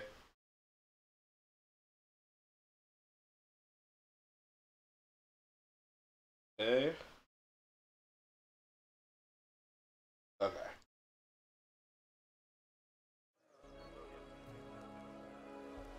Who might you be, my lord, sir? Fly Officer Low Rumpstock at your service. Halfling Officer, you dignified bow. This lanky bungler is Assistant Supply Officer Sergeant Kirkane. The half-elf finishes the Superior's Officer's introduction with a sigh. Was it you misplaced? Not for a campaign? Supply caravan? Key to Dresden's gates? Wine. It's Drummish Gold, 7,000 a cask, harvested the year before last. Wood Valley, northern side. Light floral notes at the start, followed by a rich explosion of fruit on the finish. Halfling's inconsolable wail sound like a prayer to little-known patron deity of wine connoisseurs. Or, you know, Caden Kalian, the drunken god. Mistake on our part. We wanted to treat you to the best Drummish wine commander, but Lo, noticing Lo's with a glare half-elf correct himself, sadly I lost the cask. Running with us to camp, no we can't find it. Size of my boot. This is a disgrace, disaster, it's for the commander. Drummish Gold, 7,000 a cask, northern side, floral notes, an explosion of fruit on the finish. Her smile grim, Windwog says in his looking voice, you're saying you've lost wine that was meant for the master? Our wine? I don't expect any special treatment. I'll drink the same wine as the rest of the troops. Inconceivable, you're the commander, you should have only the best. No, I insist.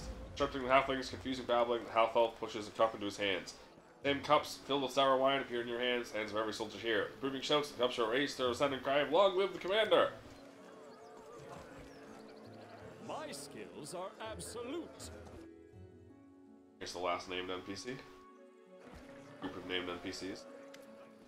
The blue-haired bard in a heavily patched, brightly colored jacket speaking animatedly to a group of captivated soldiers. So there I was in a tavern cornered by demons, about to be torn to pieces. Then I grab a bottle and say, good sirs, I ask that you let this bard enjoy her last drink before her demise. The demons go, no harm in that. It's her last one after all, so we sat down and drank. For 3 days I drank moonshine with these horned beasts until they all passed out. So when I gathered the weapons, all quiet-like, tipped up the exit, and then... A bearded fellow looking a little worse to wear in expensive clothes, likely some Baron Scion, is listening to the bard say a little more. You're kidding! You really outdrank the demons? What happened next? The mage in crack glasses caustically interrupts. Except demons are not affected by alcohol from the material plane. Enough of your fabrications, Lanica. The commander's here. What will he think of once he hears your tall tales? What happened next was drunken demons of the brave bird. Continues eagerly. Open the door. At last, the demons grabs me with a shoulder. Wobbly, barely able to stand, and says, let's play some dice. We start playing. 7 rounds we played. The poor demon bet and lost. Horn swings his tail, and in the end, is demonic nature himself. So the demon turned into an ordinary mortal, and off he went to Canabras, where he became a merchant, had a family, gained a reputation for being a nasty piece of work, but I gave him his horns as a trophy. Reaches for a bag, pulls out a pair of horns, earning applause from the bearded fellow. Ruche sighs, says with a sigh, if only we're that easy. If only. Why is it so outrageous? So outrageous and worthy of being commented on. Planar metamorphosis of the soul caused by a game of dice, while in one's cups. Those are goat horns, by the way. It's all true, every word of it, man. The merchant in question himself. His name is Horgus Gwyrm.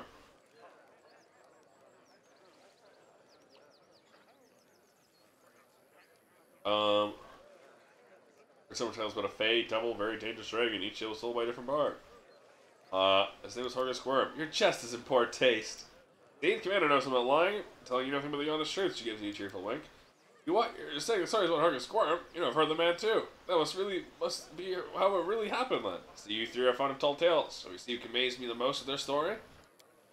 Ooh, I do believe I have a few nice tidbits to tell, and I'm sure the esteemed Hill and our good Baronet Venko do too. Overjoyed, Linica nods at the biliously smiling mage, bearded fellow sheepishly lowers his eyes. Venko, amaze me. I can't say anything to say at all that might say anything. Can't say I have anything at all that amazing to tell you. Oh, I suppose. This one time we went to patrol, ran into some demons in the middle of things, right there standing right in front of me, is a black goat, looking straight at me like it knows me. Get a good long look at it. Sure enough, it's Bumpy, the goat from my neighbor's farm. See, Bumpy had a bit of a temper back when he was alive, now he's downright angry. I remember he breathes fire on me, almost burned me to a crisp, he did. Run him through with my spear, I think to myself, the sword of mortal sinners go to abyss after the death. But the same goes for livestock. That must be how old Bumpy joined the demon host. I mean, explain a lot, wouldn't it? Look at the demons. Beats the lot of them. Denko, he's a Brimarak, a fire-breathing black demon with a goat's head. I know I am sorry, but I find it hard to believe you're so well acquainted with Bumpy you would recognize his face, or rather snout. Alright, Lanica? This is around 5 years ago, celebrating the anniversary of the founding of Canabras. Next morning I woke from the gutter, heard a voice insisted on greeting, calling out to me. On your feet, scum, the voice says. With my eyes see a woman made of dung. Now I think to myself, what blazes is this fragrant specimen? I look more closely, realize it's just my annoying excuse for an aunt. Look even closer, and it's the dung one once again. In the end, I never found out what she was. Some kind of elemental or my relative. Just grabbed a piece of roof tile from the ground and whacked her in the back and took off. Either way, I have no regrets. My aunt was a real pain, serving her right. She smiles in satisfaction at the inappropriate snickers among the soldiers. A steep hill, how will you regale us? My story, which is completely true, unlike some, took place 7 months ago. Sent on an important mission around Garrison. And as I make my way down the road, a skeleton with a car comes walking towards me. I've been helpless. Was it a lich? A lord of death with the head of a cool army? No, an ordinary skeleton. Addresses me with great courtesy. Would you like to purchase something, good sir? I'm flabbergasted. The skeleton just politely removes his beret and shows me his wares. And the wares? Were all cursed, traps full of human souls, giving skulls? Were they? I don't know, Menko. No, they're perfectly fine goods. Bought a pair of boots and a rope, which is yet to show a single sign of wear. That's the story of my amazing encounter. He may have been undead, but he was honest and polite. I don't know which part is more amazing, that he was a gallant corpse, or that he was an honest merchant. So whose story is the best? Mine. So listen. Tell us about the best. You've been there, haven't you? What does Elu Shinra look like?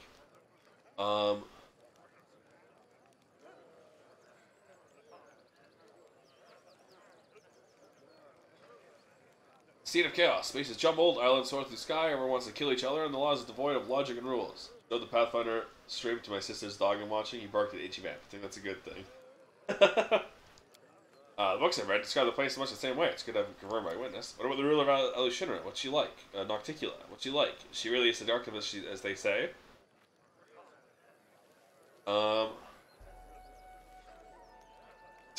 It's hard to imagine a creature more beautiful and promiscuous. Must admit, I wasn't exempt from her overtures.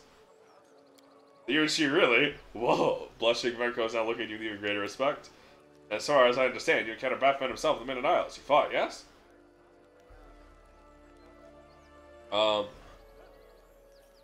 Dashed him with one arm, tied my back, grabbed him by the horns, and made him apologize. All he could do was bleat. I'm in a bad goat. I have a family. Everyone was laughing, even Hill, ever the skeptic, is grinning. Don't believe for a second that even though I was calling his knees, begging for forgiveness, but I can't help it. I'm riveted.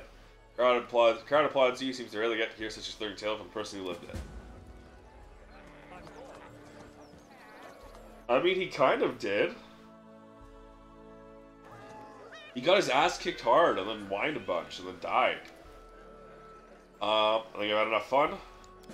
I'm going to propose a toast. Will the soldiers gather around to watch you? Wilser consults the paper he just plucked from his belt. Bombastically says, Dear Commander.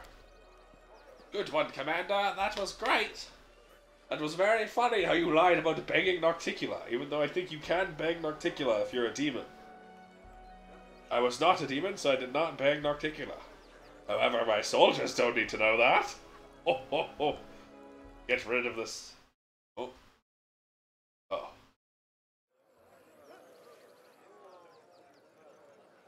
We are here, but simple soldiers, while you have had great victories, conversed with gods, and sent in the immense return and triumph. The gap between us is vast. It makes our admiration for your great sacrifice all the more powerful. You renounced otherworldly and dangerous powers, accepted a mortal's law, one we all share. If you like that, takes legendary courage, so please accept our legendary respect. Here's the commander. Yeah, I mean, the Nocticula part was the only lie. I did not bang Nocticula. Yet. The soldiers raised their cups and tankards with a deafening cheer. I did help Ember continue to redeem Nocticula, which is even less believable. Silken bundle appears in Wilster's hands. Humble gift from all of us, simple crusaders. He named it Trusted Friend, because that's how we think of you, our trusted friend. Your fight is our fight, your triumph is our triumph. Dark-haired warrior, the mischievous smile adds, and we also happen to get a bit of glory from all these tall tales to tell about you even better. Perhaps the rumors of my fame are exaggerated. Maybe someone's ears are too big for his own good.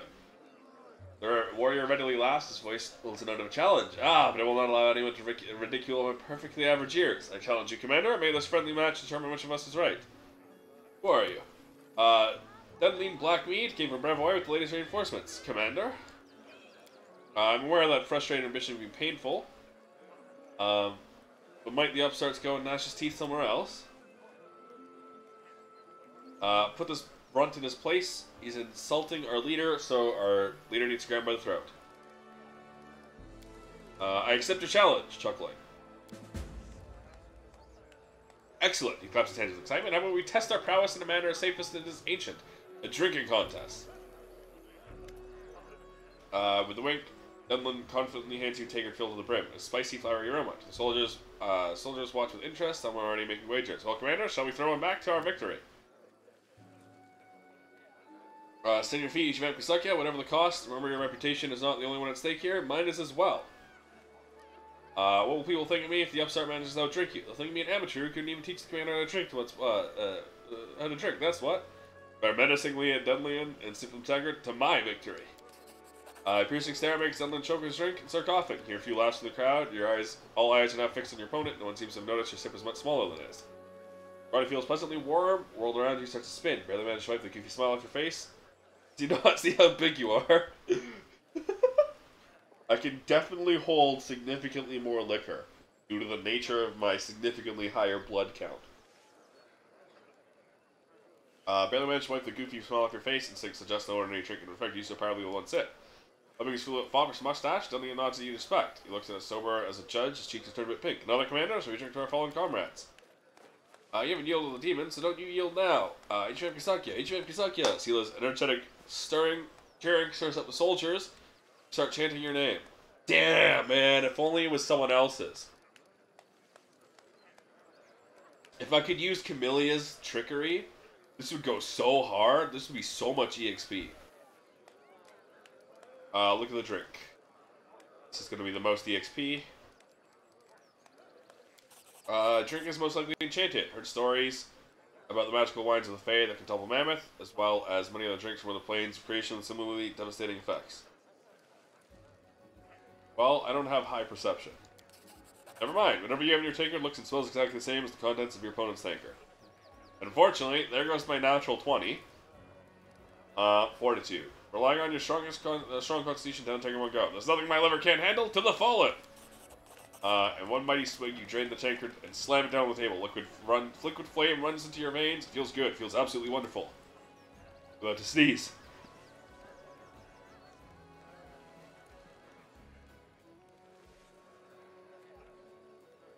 Dunlian's empty tankard slams down on the table next to yours. Drunken grin. He asks, "Ready for more? I'll bring another flask." He stands up a little too quickly, jerks, and begins to tilt to one side. A moment later, he comes to the ground. The crowd laughs with approval.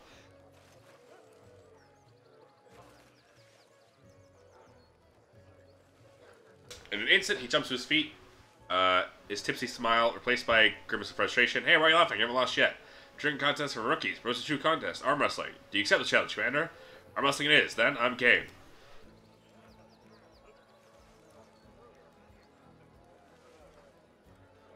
Just to double check, I've been muted every time I've sneezed, correct? No one has heard me sneeze.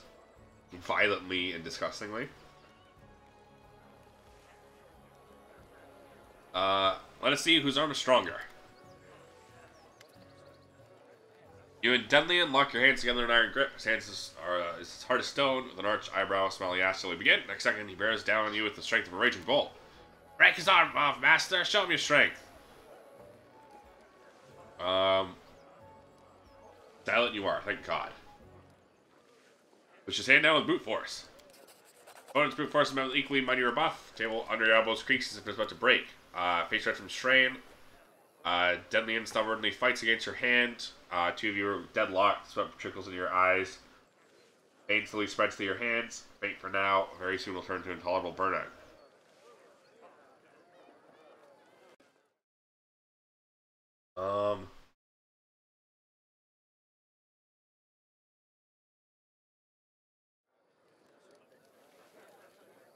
Assess your supposedly strong opponent. Decent shape, forms seemingly tough, but you can't understand where this incredible strength where it comes from. No amount of training or hard physical labor can develop this kind of power. As long as they don't roll a 1. Dunlian sees through your trick a moment too late. He loses focus, weakens his grip for a split second. All you need. Loud thump. Dunlian's knuckle hits the table. He hisses in pain. Soldiers whoop as Dunlian jumps to his feet, his face burning. He looks terrifying, his eyes blazing, powerful around him, causes others to shrink away and tremble. "You're mocking me, but you can teach you a real lesson."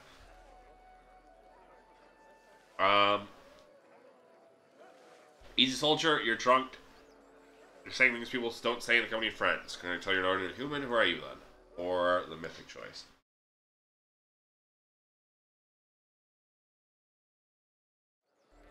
You're looking for a fight, I'm ready. He looks at you with respect. You're challenging me? Fantastic. I was holding back, but now there's no need. Think it funny? Well then come here and we'll laugh together. Is this a one-on-one? Hey, wait a minute. This is not a one-on-one. Okay. What just happened? Uses breath weapon. Exhale a blast of booze breath. Creatures take 30 d6 divine damage, become sickened and nauseated for 1d4 rounds. Negate sickness and nausea if you succeed the fortitude saving throw. Alright, Sela failed the saving throw. Did anyone succeed it? I'm immune to nauseated, so get fucked. No one succeeded the saving throw. Arushale succeeded it. That's really bad. That means everyone is nauseated and sickened.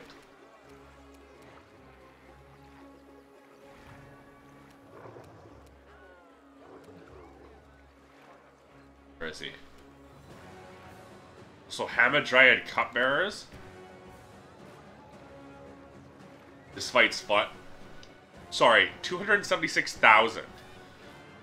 16 fighter, 10 duelist, 4 rogue. Okay, so he's level 30. I'm very scared. These are a lot of buffs. 82 armor class.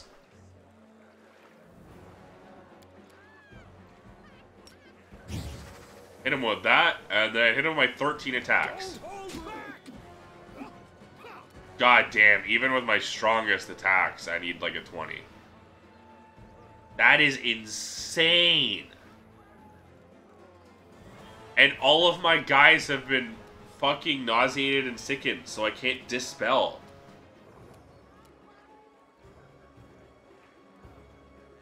Oh, I forgot I had Quarry. Instant enemy. Ranger's Bond. I will resist.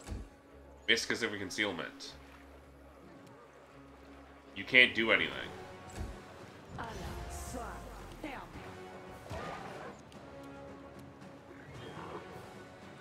You can't do anything.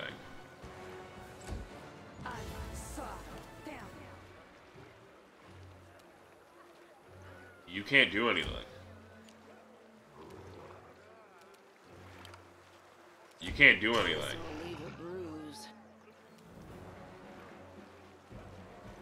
What just happened?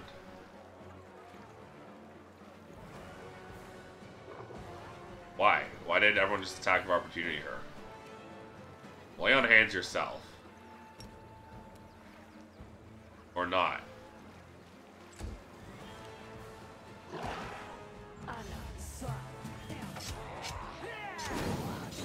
You just died. Wendawag just died. Strike.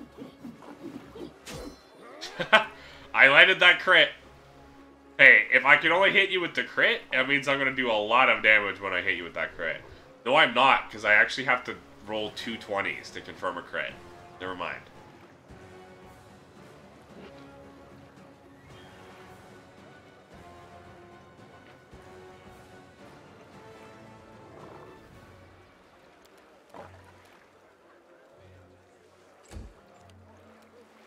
How much regular mug in your hand? I think I should have her try and take out the beer elementals. Reduce the ads.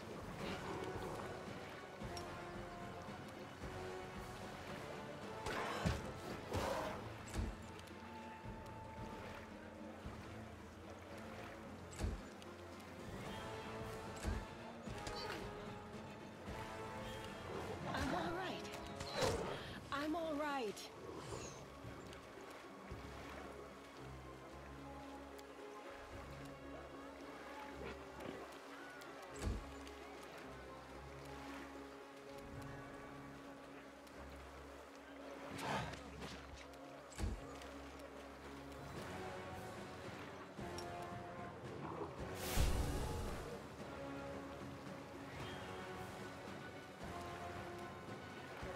The Inheritor, guide my blade. Ooh, nice.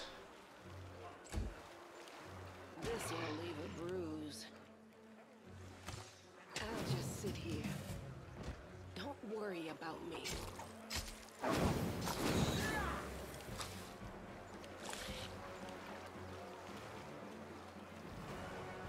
should have run! There we go. Holy. What a fucking fight to drop you into.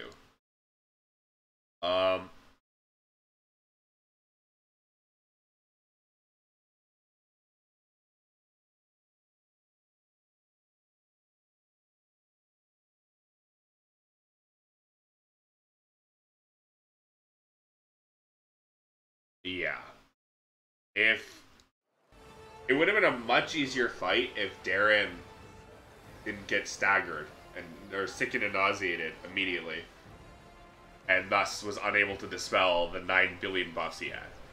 Hazemaker gradually fades away from the fighters. Metal Craze dies. His group skull is replaced by his previous mischievous grin. Enough. We gave each other a good thrashing, but it's time to stop. I lost my temper. That tends to happen when I've had a few. And Leon holds up his hands as he returns to his usual form. I should probably apologize and introduce myself properly. As you've likely guessed already, my name's not Demian.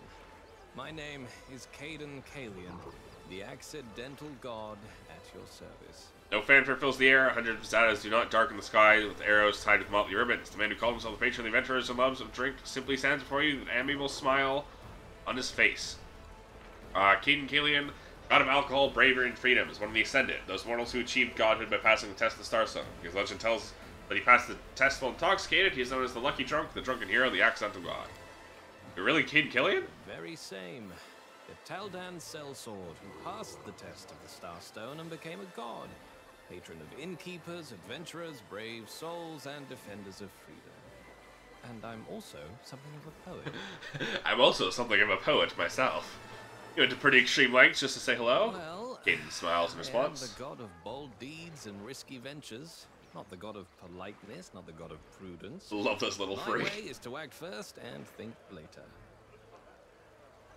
How about a friendly drink?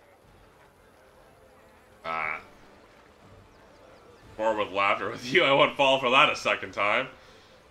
I gotta refuse a drink from the patron of drinking himself. Here's to you. Well then, I wanted to meet you, and so I have. Now I think it's time for me to head somewhere else. I'm not going to give you my blessing. You're used to handling things on your own. So, I'll just wish you good luck, Commander. I mean, you can still give me your blessing. I'll take more buffs. I'm not opposed to being even more buffed.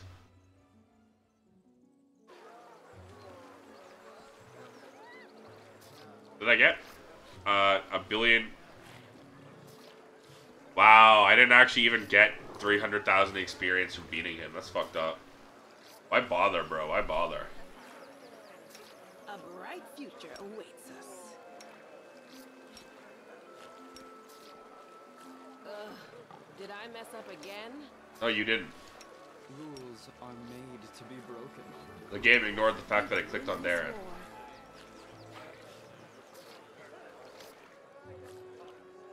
Worthy battle. Never seen the good lord so forcefully rebuffed. I forgot to mention we had a surprise guest at our party, no one Caden Kalian, the accidental god. Terribly sorry, Commander. Didn't forget. Lord Kalian forbade me to say anything. How could I refuse a god? From time to time, he visits the feast of mortals and observes them. Rarely reveals his identity. Wish to meet the commander everyone's been talking about. Why did you choose him as your patron? Believe in his philosophy. Caden is a joyful god and a brave one. Doesn't try to change the world to suit himself. Appreciates simple pleasures. Admonishes those who don't express the feelings. The way I see it, he's the best god for most mortals. Probably because he was most mortal himself and knows what it's like better than most. Certainly an unexpected adventure. It was for me too. You know, it's not every day I get to drink in the company of my deity. And he started baiting you. Hoped the ground would swallow me whole. Enjoy your little party. It was pretty epic. Trusted friend. This token grants its wearer +2 bonus to charisma, +5 circumstance to persuasion, and skill checks. Only the Knight Commander can wear it. That sucks! This would be so good on Seelah. Who wants even more persuasion? This doesn't suit me. Oh, it's a usable item. Never mind. I thought it was a necklace. No, I'm happy then. I take that back. Also, ready for this? Ready for this? Oh, we're fatigued? Yeah, fuck that. We're not fatigued anymore. Ready for this? Oh,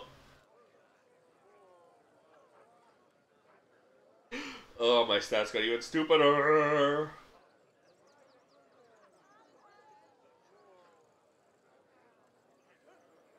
I think you're the only one who did. No. Alchemical. Even though it says it was an inherent, it was an alchemical bonus. I wonder if that means it wouldn't stack with a mutagen. Doesn't matter because I can't mutagen. Though I could always take one level in Alchemist from mutagen.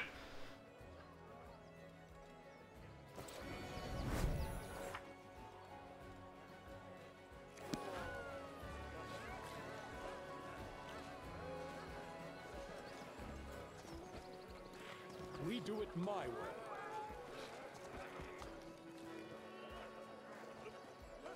Just saying, it's a little fucked up. You promised me 278,000 experience from killing that guy, and you don't get 270,000 experience.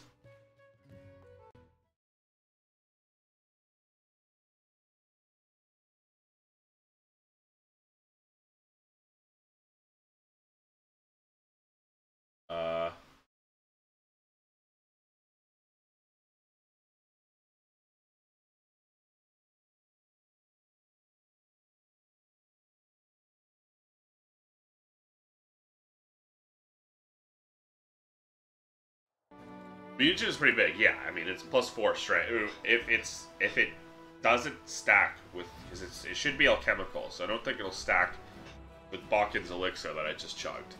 So it would be +4 strength bonus for me. But it would also be a -4 intelligence penalty, or -6 intelligence penalty. Actually, I don't know if it's 6/6. I don't think it's 6/6. Just double check. Might be just 6/2. It's just 6/2. Never mind.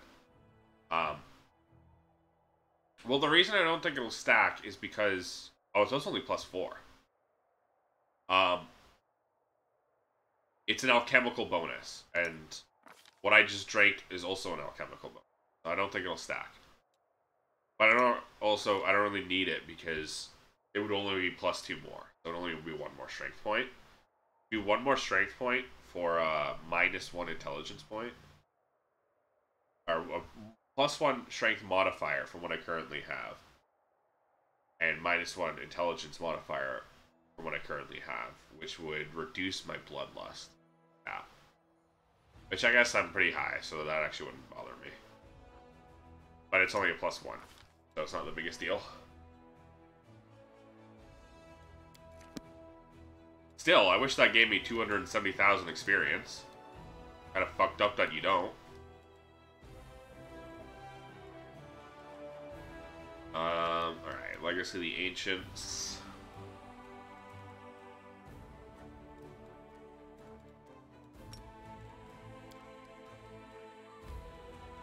Go here.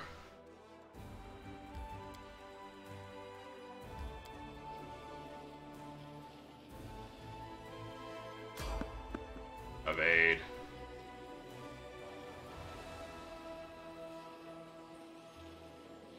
Pop my rest hotkey every once in a while so I don't arrive fatigued.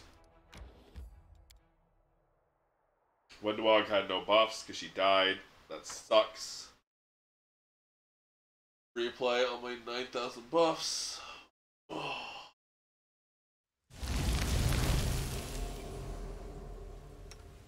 Your back. Inimosi travisi. Inimosi travisi. Arane sentes. Ona adayana.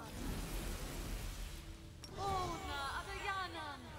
Ona adayana. Ona adayana. Ona adayana. Ona adayana. I'll take care of it. Together we stand. Inimosi travisi. Alright, my crits are auto-confirmed because I have holy weapon. Oh no, only against evil though. Never mind. Okay.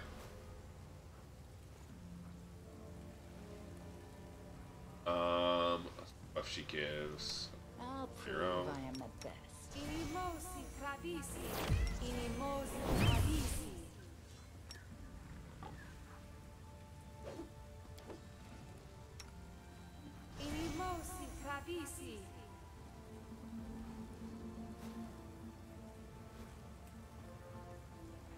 Oh. Worthless, but not worthless. It's not needed, but that's interesting. Something to keep in mind. You call? Missed me already. Stazioni Savitur, Ona Adayana. Lamorone Sentes, Ona Adayana. Ona Adayana. Ona Adayana. Ona Adayana. Ona Adayana. Oda Ariano. Magricio, Turinos. Meatloaf.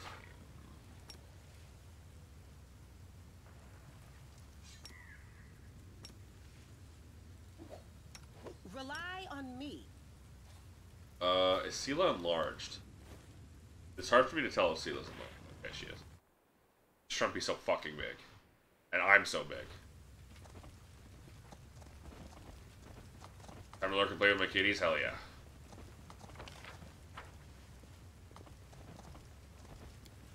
We love cats.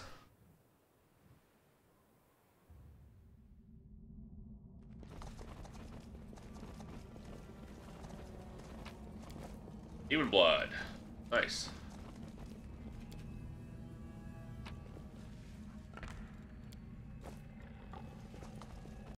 I clicked off my fucking... Oh, I hate that, dude. We'll do fucking Arushale because she's small.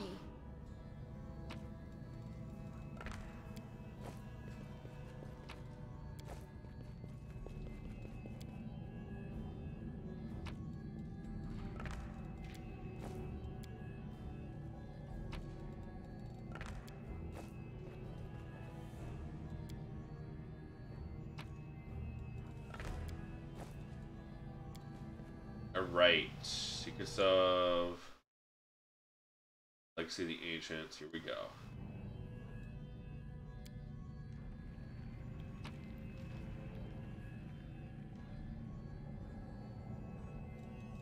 I looked these up because they're dumb puzzles that I don't like anymore. They don't really make sense.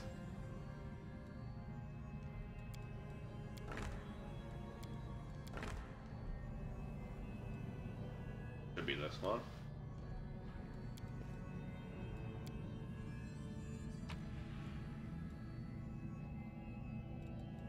This one actually is probably the least offensive one. Because this is the only one where you actually... Well, I guess the problem is you still have this tile. So, like, I get that it's dominoes, so you want touching, touching, touching. But the outside ones always throw me off because they don't make any sense. So it comes to, like, how are you supposed to know which one to start with? The fuck is this one?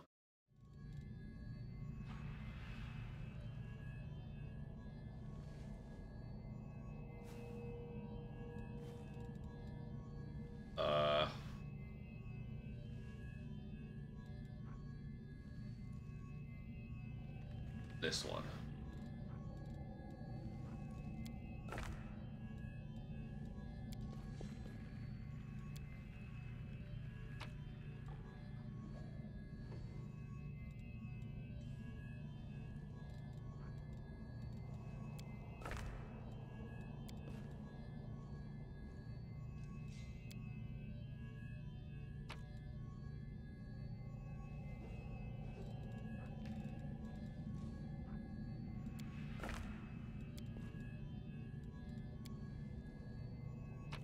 Down one.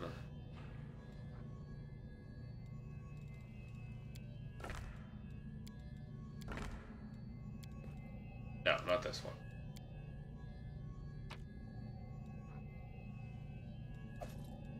This one.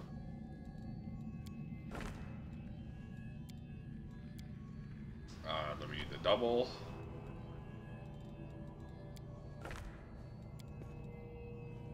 Now we do the one that I just did.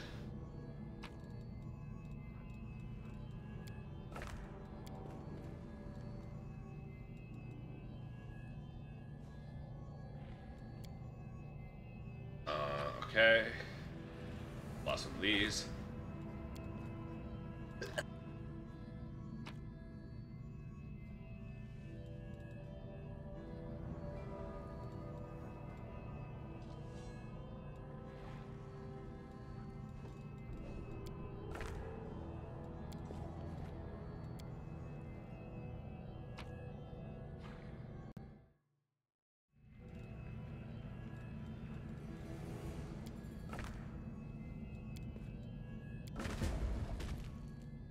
There we go.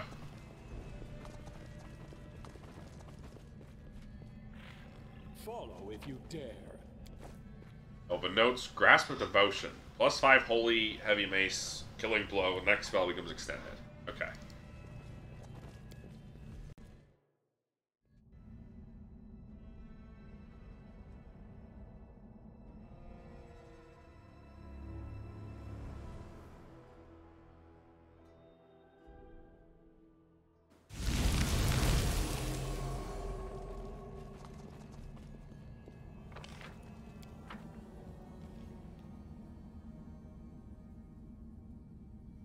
Well, now we're off to the last one.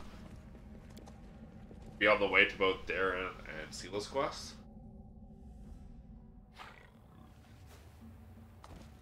Which means we'll be done with the companion quests. Except for... No, I guess we'd have Camellia and Kraybor. And... that's it?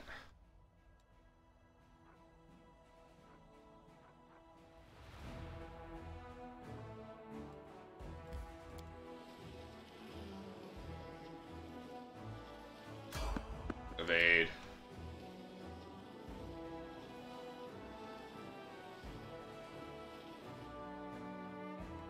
How's my EXP? Okay, so we still need more. We still need a lot more logistics experience.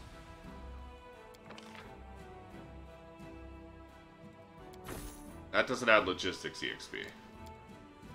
How do you get logistics EXP?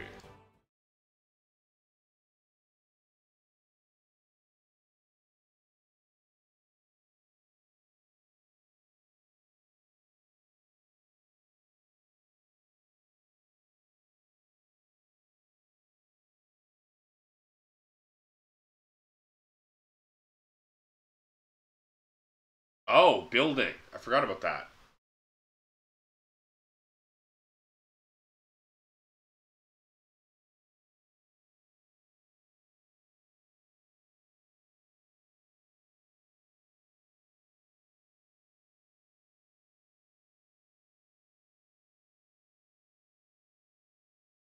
Building and forts. Yeah, okay.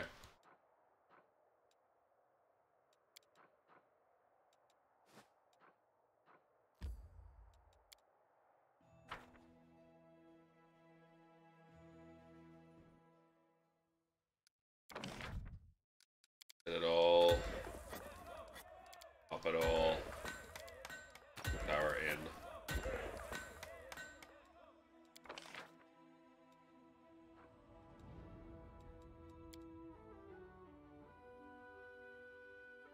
Is there a way to see my, like, list of settlements?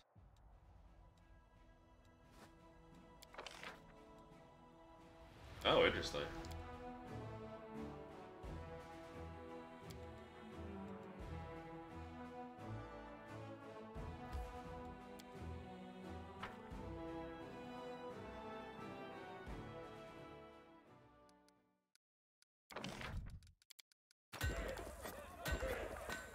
Gotta grab at random ones.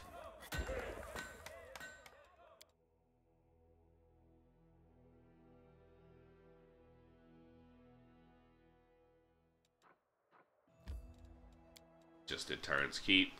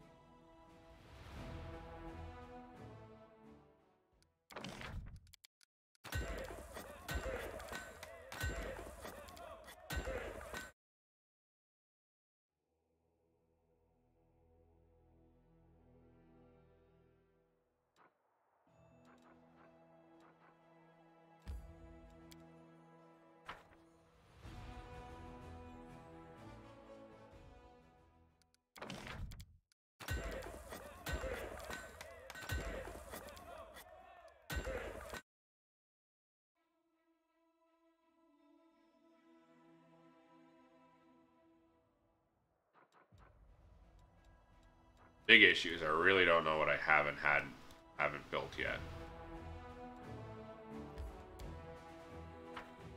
Like where and where I haven't. Where I have, where I haven't.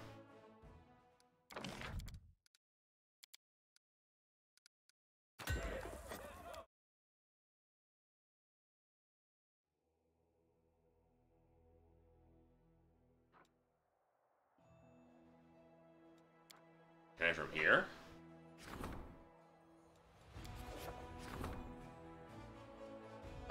Okay, we can finally fucking upgrade something else.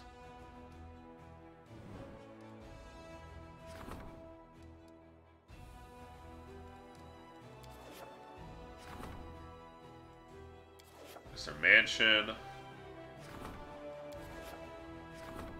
Death Bridge.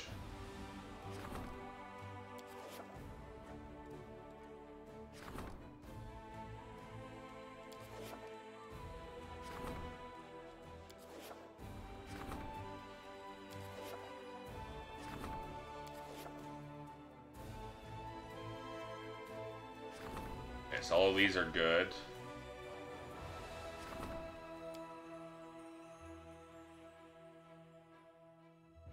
This is a much easier way of seeing them.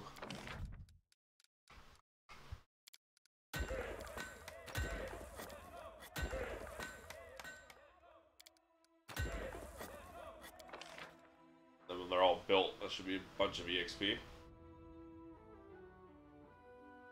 Just military logistics then.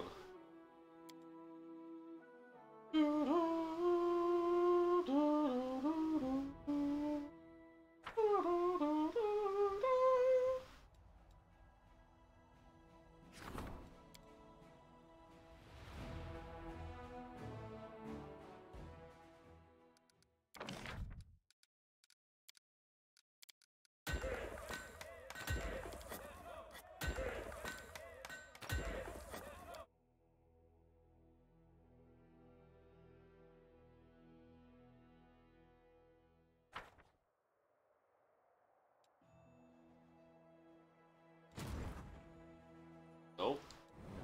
Why did you do that? Why are you doing that? Really not hitting that button. That's why.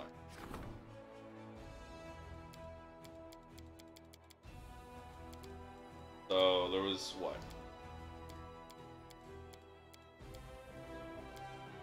Camp of the Mammoth Lords and Stone Maze. We have 2 that are missing. Then we gotta upgrade some more to fucking forts.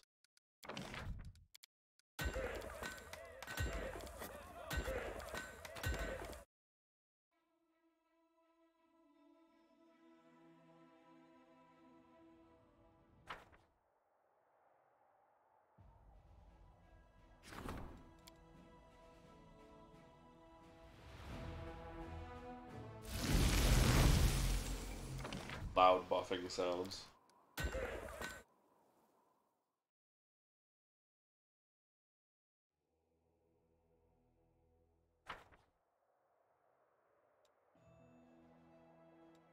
Now comes the question of which one we're gonna upgrade you. Fortress.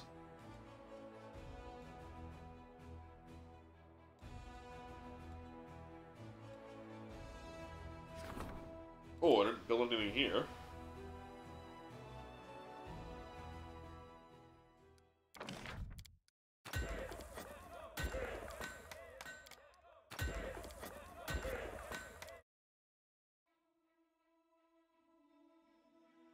And now which one am I going to upgrade again?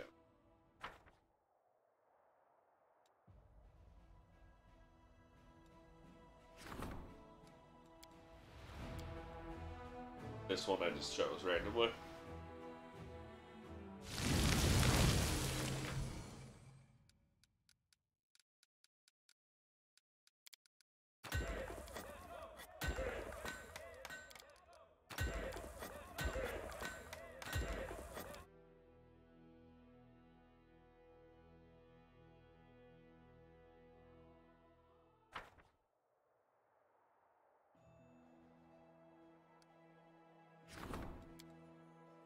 Fortress.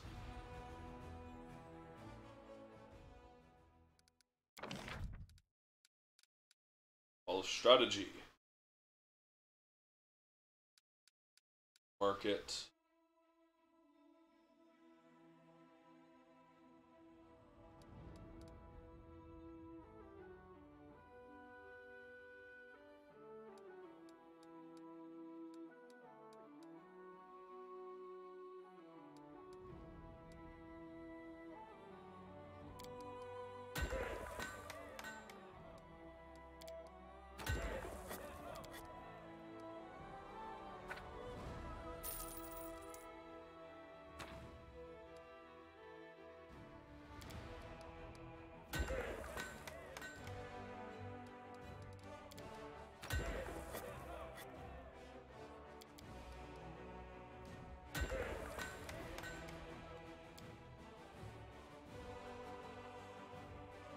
Okay, that should be big EXP when that eventually builds.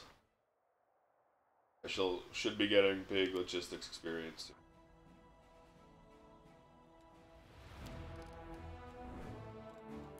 Meantime, it's recruiting time, so we get that military EXP.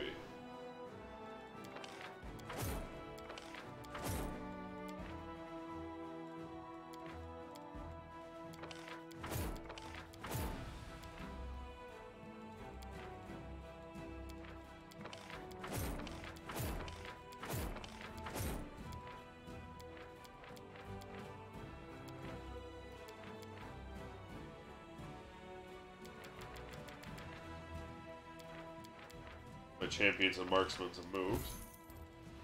However, they were in before.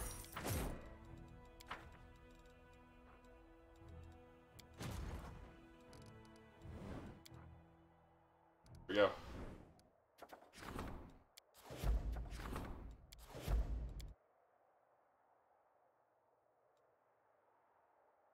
We're gonna go do Darren's and Sealess quests. Then we got the Dragon Graveyard. I forgot about that. Let's also go to Forgotten Secrets over here. Random encounter. Oh, it's probably the fucking ghost again.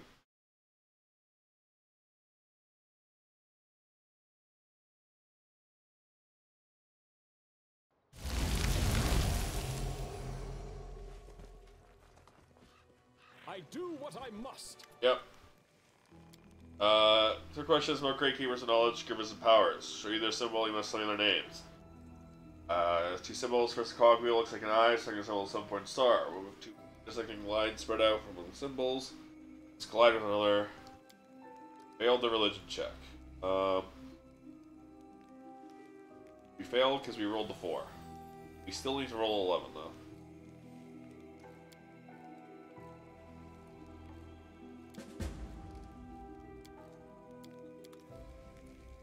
Don't really care. Still reveals that I also already have it marked on my map.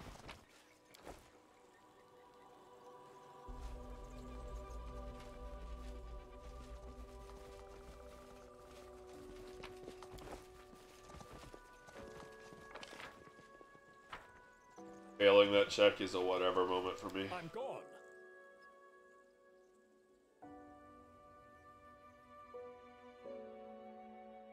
All that's left is Final Veil, which we can't do yet because we need to take Is, I guess. Yeah, Bone Hill.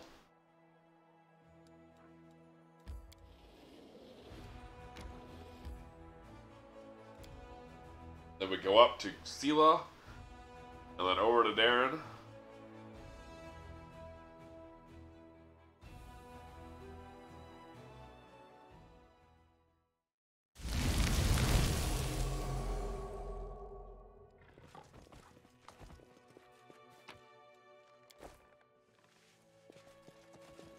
We do it my way. We do it my way, or the highway.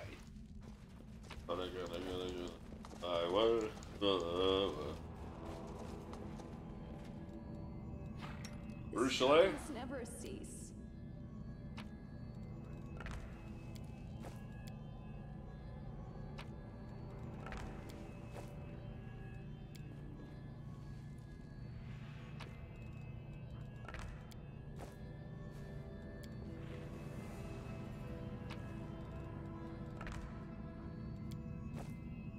we're gonna pull out thing. Because the other thing is, like, it's just kind of trial and error until you find out the one that you need. This is Forgotten Secret.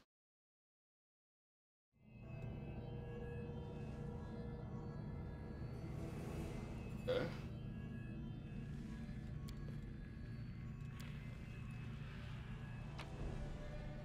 Double.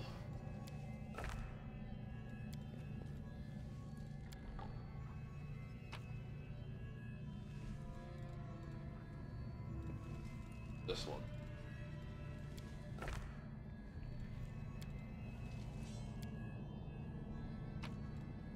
And this one.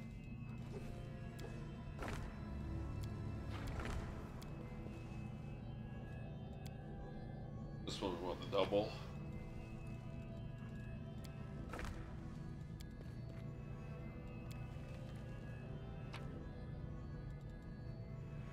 This one.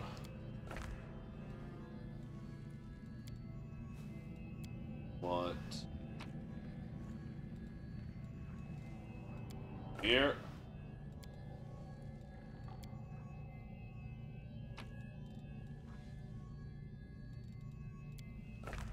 This one.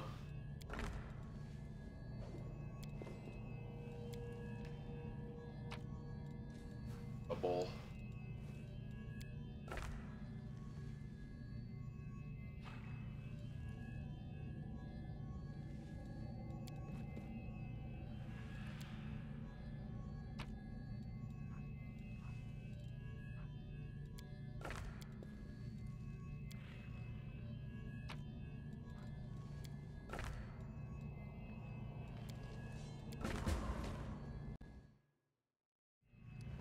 There we go.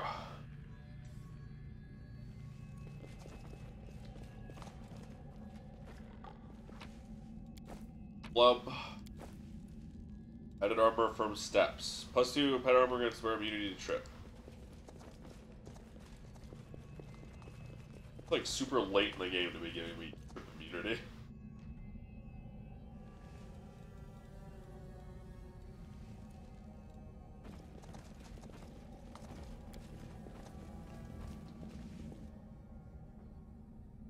Like, I've got freedom of movement aplenty at this point. Follow if you dare.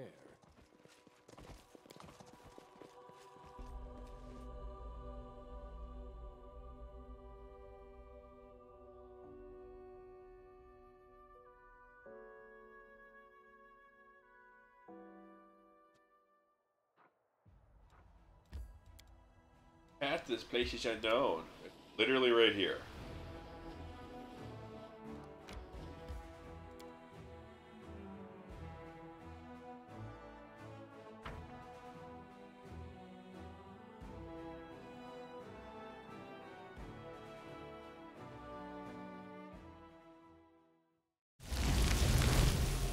Friendly here. This whole time I've been so worried. Can't stop thinking about the stolen souls. Greetings, Commander. Alon greets you with the discipline of a soldier. Calm, composed, voice steady. Kept watch, just like you instructed. Definitely keeping the trapped souls here. See the Julian myself. Place is well guarded.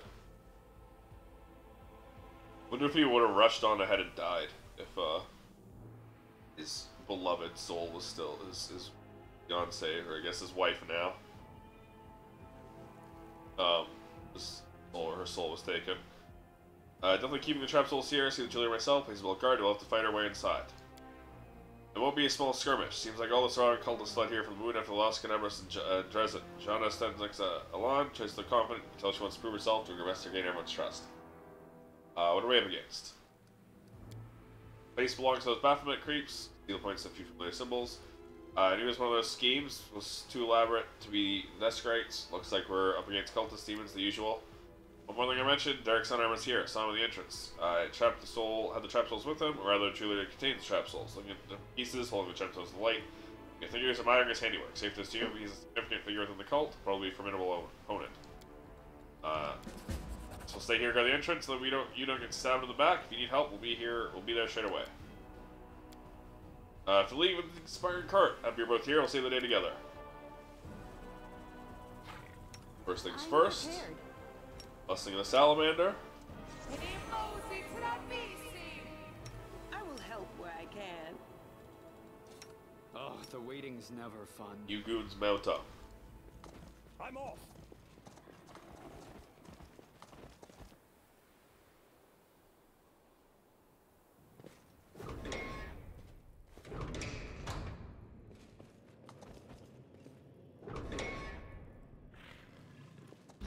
Full of adamantine golems.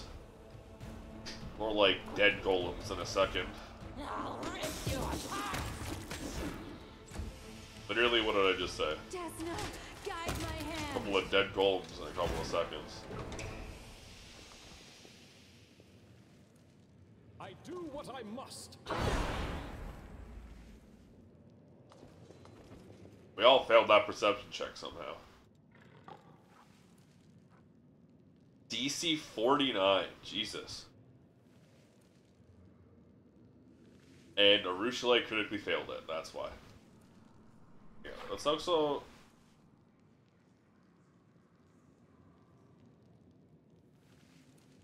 Arushale's perception a little bit better. I'm gonna drink water while this loads, but my plan is to just give her skill focus perception.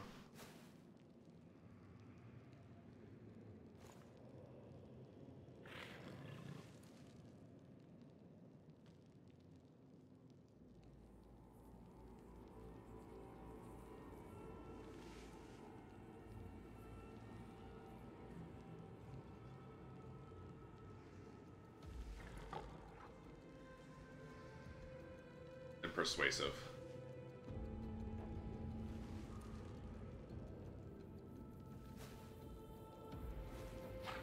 Neat. Skill focus.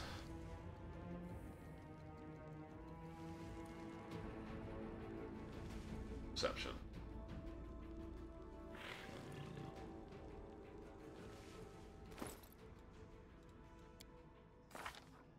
Now she has a plus 49 to perception. And we can just heal up. In your company.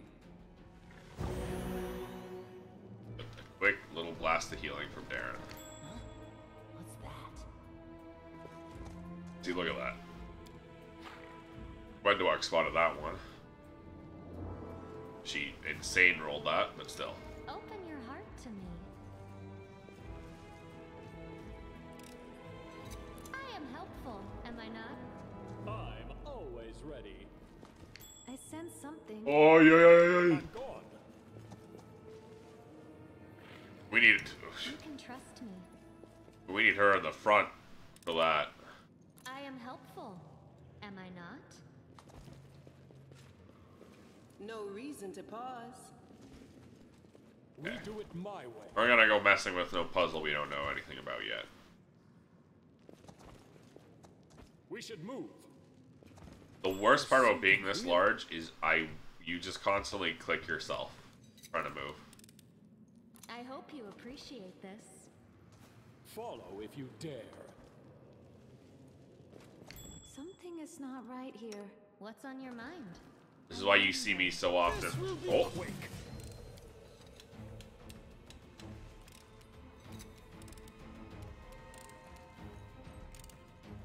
oh, these things.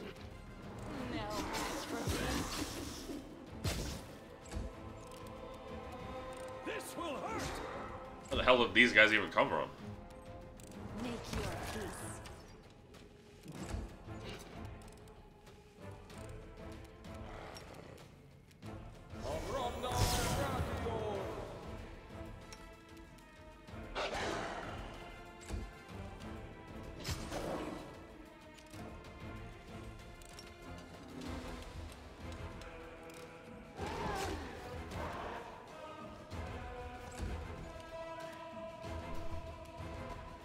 I am helpful, am I not? Bye, bitch.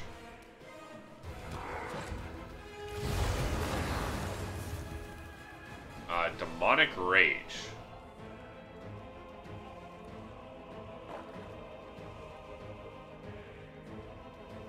+2, +2.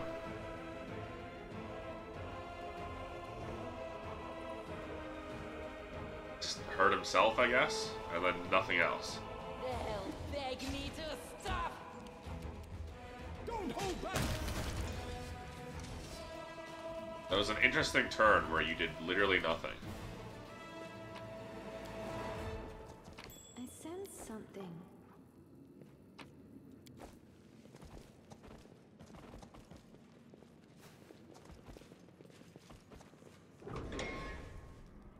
There's a big open room.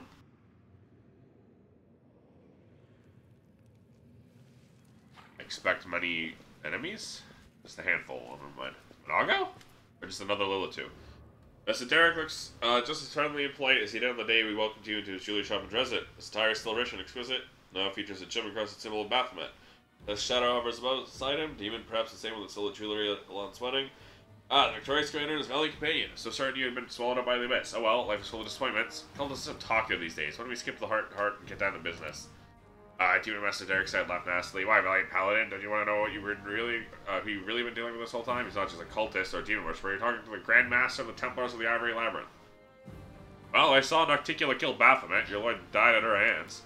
Fully aware that Lord Shadow's capabilities, forgive me for reading blood. You've told me anything I don't already know. I do not mourn my master's temporary demise. Defeat is nothing more than a setback. We may be forced to retreat, but like the tide, we will always return. However, even the permanent death of Lord Baphomet will not sway me from my beliefs. You know why the abyss is so beautiful? It wants new beasts to replace the old. Sustains itself in an endless cycle, unchanging son of chaos and evil. Will never cease to exist. This voice is a mixture of zeal and admiration. Lord Baphomet meets his end, I will simply find myself a new master.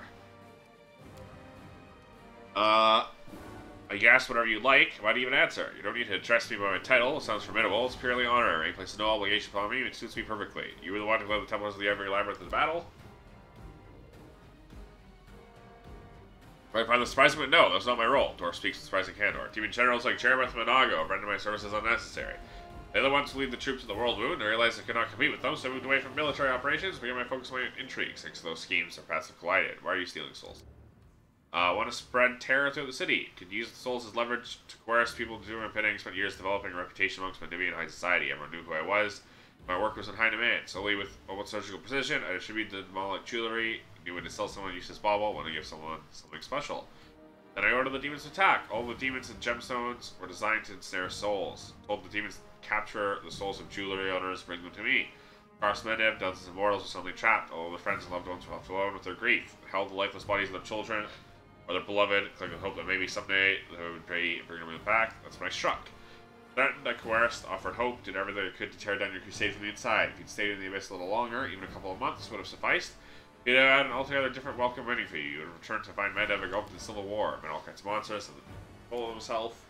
Oh, brave paladin. Master Derek's voice is kind, almost sympathetic. You know so little of this world, and I said even less. Who's the demon standing next to you? You don't know me, I know you. We met several times. I was controlling the body of your friend, the nimble but empty-headed Curl. I didn't see Curl and the others get involved in all this. Result of a rather absurd series of coincidences. Started with a certain night, burning with love and passion, came to buy a ring for his bride to breed. Willing to pay quite an exorbitant sum. Don't waste my time with mundane, ordinary folk. His ardor, strength of his love, along with the fact that he was one of Yomede's nauseatingly righteous lackeys, made him irresistible. Decided to craft him a ring with a demon side. Took great pleasure in the thought that someday he would realize he had given a deadly gift to the person he loved most. He would have had to live with that knowledge that he had doomed his beloved to a terrible fate. Thank you for the valuable life lesson. I can assure you that this nauseatingly righteous knight is taking it to heart. Thought you were a master of intrigue, cold-blooded cunning. You're not clever, you're cunning, you're just cruel. There's nothing special at your schemes, it's just an excuse to hurt people. The more you talk, the more I want to kill you. Every word you says brings you closer to your inevitable demise. I haven't even told you the last part, brave Helen. The most ridiculous coincidence of all was the halfling Curl. Did you know my Templars recruited him? He's been an informant for a long time. You're lying. Not at all. The Condemned provide an endless supply of recruits. They're easy to target, but they lack in quality and make up for in quantity. Recruit Curl when we were preparing for the attack of Canebris. If any consolation, Bull quickly grew disenchanted with Baphomet's cause. Refused to spy for us. We gave him a good scare, he gave up. Rarely to torture him at all.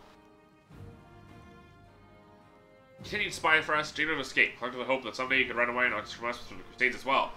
Wanted to go far, far away where no one would ever find him. One day, by complete chance, he found out about the ring Master Derek gave to the foolish knight Alon, the ring I was hidden in. Demon chuckles maliciously. The idiot thought it was some priceless artifact. Thought if he stole it, he could sell it, use the money to start a new life elsewhere. Went to the deserted camp, grabbed the ring, gave me his lovely agile body, as well as the chance to have a good laugh. So amusing to pit the valiant paladin against a brave knight friend. Respect the souls, let you go. Don't think I will. I won't let all my hard work go to waste. I'll take my chances against you, Commander. Odds may be less than ideal, but it's risk worth taking. Look to your friends, Brave Paladin, the Commander, the Crusade's greatest hope. You love them all to your deaths. Idiot.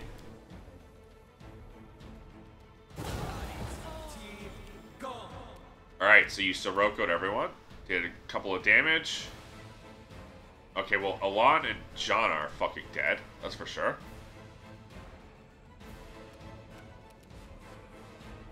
Cast Force Punch.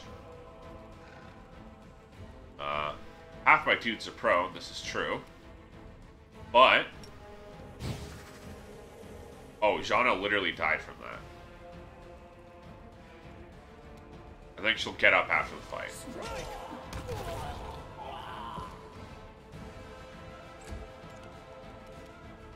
I'll rip you apart! I will resist! How did that go for you? Hey, pal?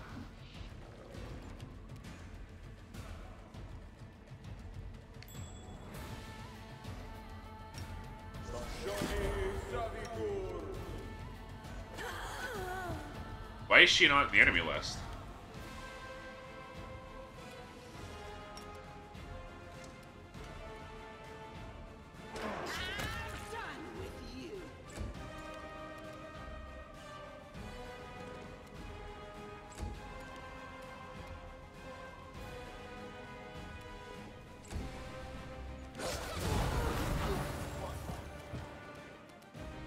Sirocco. You should have run!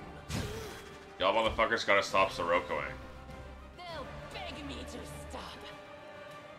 I'll rip you apart! That's probably just...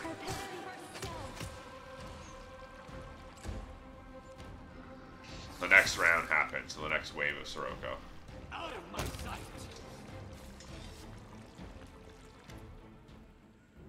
Master Derek Sunhammer is greatly wounded, does not lose his composure. Remains calm, dignified in the face of death. Seems I made a mistake, should not have fought you. Still do not to regret taking the risk. He turns to Seele, malevolent gleam in his eyes. You have the commander by your side, but look at yourself, Paladin. Look at those you've taken on your wing. Your friends are a thief, a coward, and a stubborn oaf. Eric's mouth twisted into a pleasant smile. You could not unite them or inspire them to do great deeds. On the contrary, you made everything worse. Yet here you are now, blaming me for everything that's happened as if it's all my fault. Somehow I am responsible for all your woes. My evil plans and schemes have ruined your lives. You believe that you can just rid the world of evil people like me, you'll become a paradise that will be fair and just, and everyone will be joined together in the bonds of friendship. You burst into wheezing laughter and then fall silent forever. Seele stares at Derek's lifeless body, breathing heavily. You can tell it's from the intensity of the battle. You can't tell if it's from the intensity of the battle, it's simply overwhelmed with emotion. Is it over? Have you removed the evil? Why that cult of scum? Even on death's door, he was still spewing venom. Janna pauses. She said a sudden revelation. Wait, we won, right? We've completed our mission? Her eyes light up with excitement. Credulous smile spreads across her lips.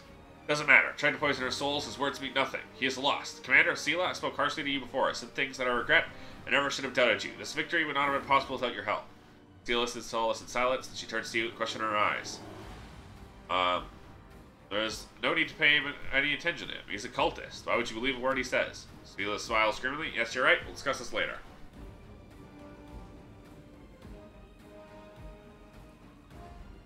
Picks up the bowl of jewelry, pours the contents in the pouch. Gemstones gleam ominously. We have souls. Keep them with me until we reach Dresden. Let's go. Don't want to stay here any longer.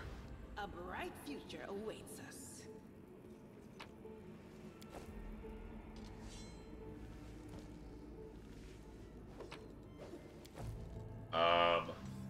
+5 AC, immunity to bull rush over in combat, confidence bonus against huge and bigger enemies. How did... okay, there we go. Right here.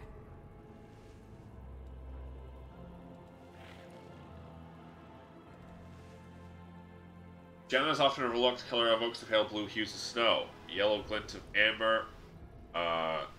Fiery leaves of autumn. Start the year with winter and move to autumn. Why shouldn't the autumn flow into spring? Summer can be the last season, the one that reverses the flow of time.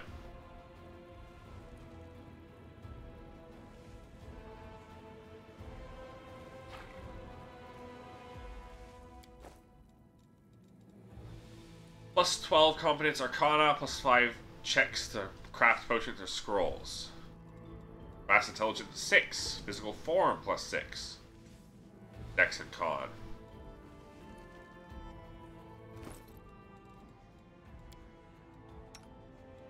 I already have Mass Intelligence 6. Physical form plus 6 is really good. It was just physical perfection though.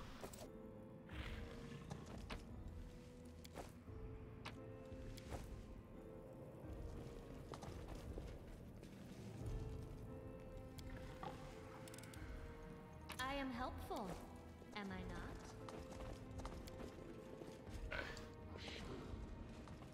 I'm off.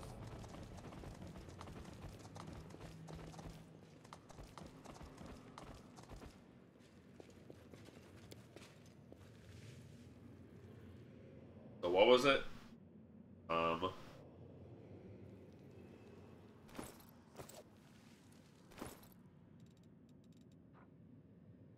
Start the year with winter, move to autumn. Autumn to spring, summer to last. So what? Blue, yellow, green, red? No.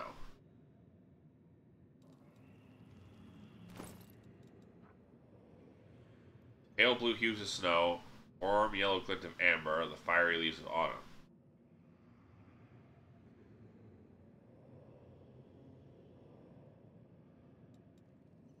So yellow is autumn. So it's either green or red for spring.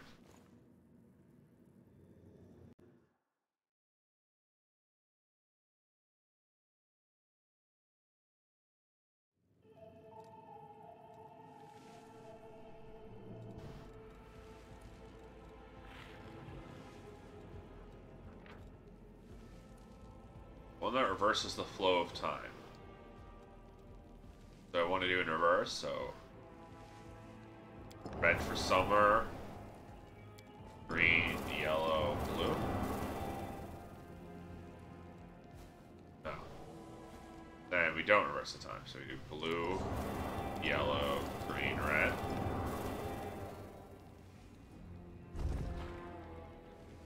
There we go.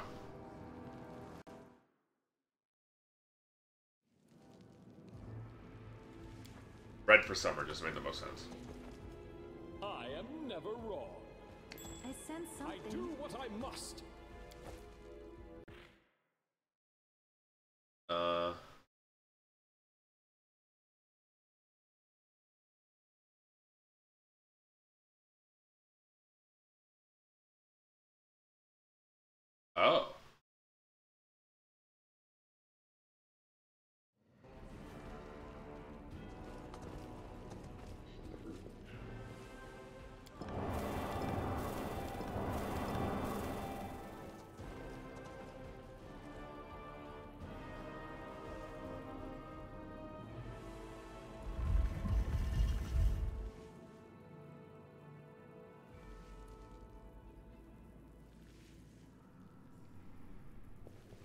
You get the real chest if you do that. You get a fake one if you do, apparently. Intelligence plus 6 casts a spell affects the enemy. Gains +1 bonus to checks, overcomes spell resistance, -1 penalty, and attack and damage rolls. Okay, that's pretty good. For an int caster.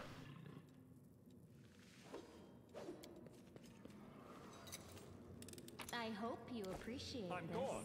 Why was that such a hard chest to crack open?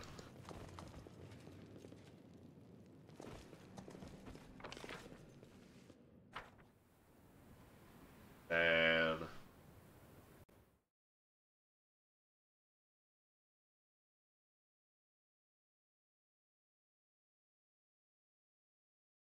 okay, we got to go back to Dresden to finish it off. But we're gonna go do Darren first anyway, so.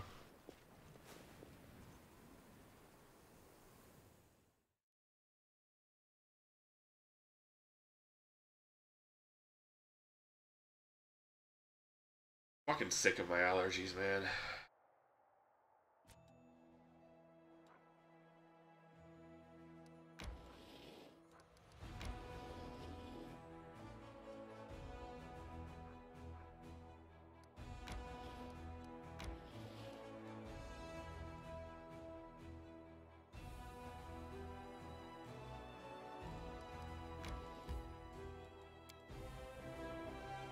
Darren's quest time.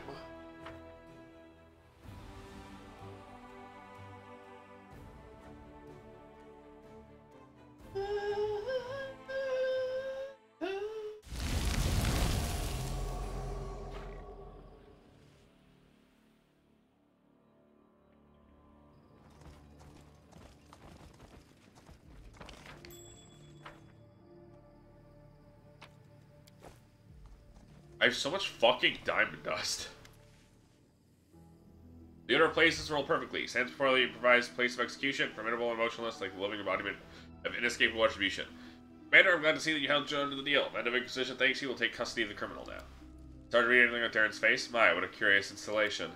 After end date, the Men of Inquisition finds you guilty of treason, criminal links to demonic cults, orchestrating the murders of several of this country's citizens who were killed and decapitated by you or your accomplices in Canabras, and a range of other places. I, Leodor Hawkblade, the Inquisitor, and Exterminator of the Demonic Blight, by the grace of the Inheritor, have been authorized to carry out the sentence, death by fire. With permission of the Commander, we will begin. Darren starts to glance at you, seemingly lost for words. Ooh.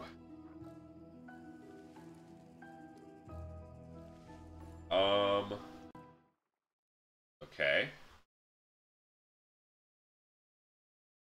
How do we do this without breaking the romance?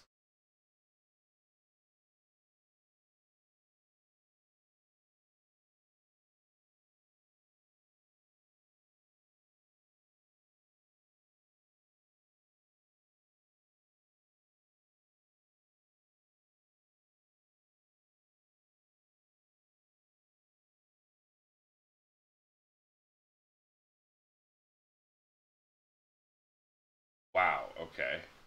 That's insane.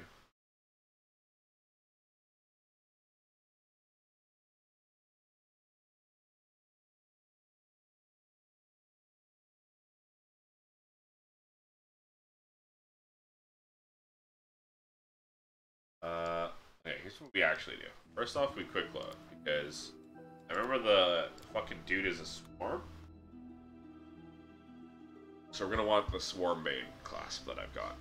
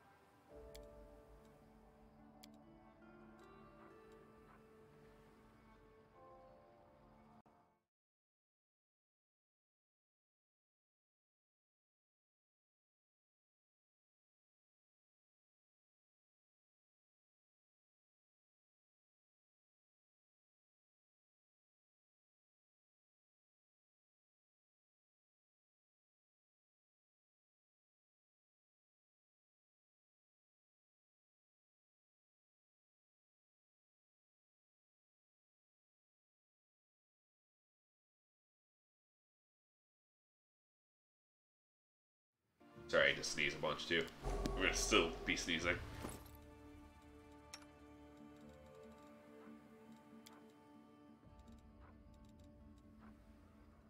Sucks. -5 AC plus -2 strength, but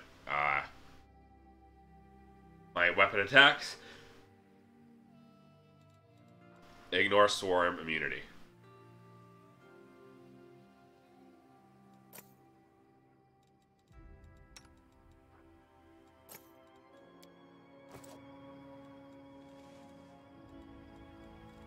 I can also get that AC back by bark skinning.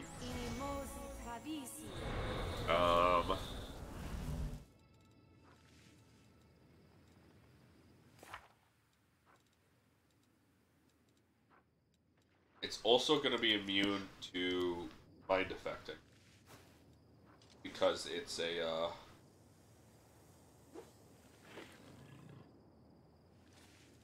undead. That as well.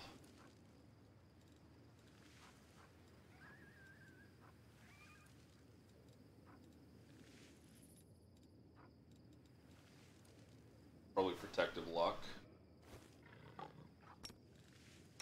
This get extended? Oh, it does. We have protective luck for 2 days. Okay. It should work. Is it flawed? Oh, you can't cast on yourself. That's fine.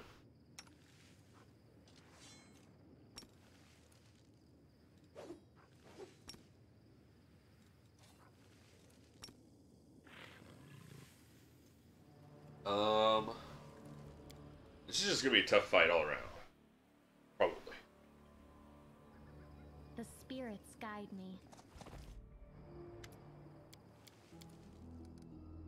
Lie. Never really cared about you. Had you over the Inquisition without a second thought.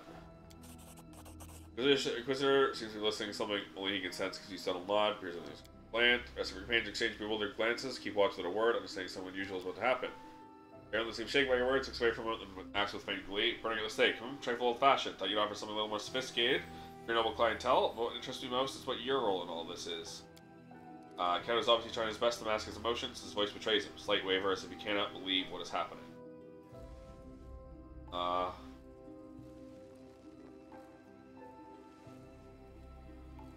When we reached out the Inquisition, asked them to investigate you. Like a fool, you followed me. You would soon throw you to the Church of Slavering Hounds.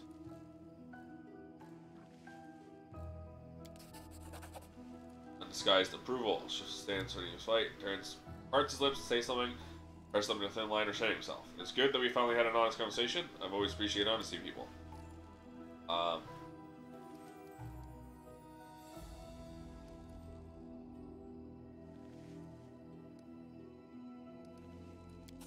Lying.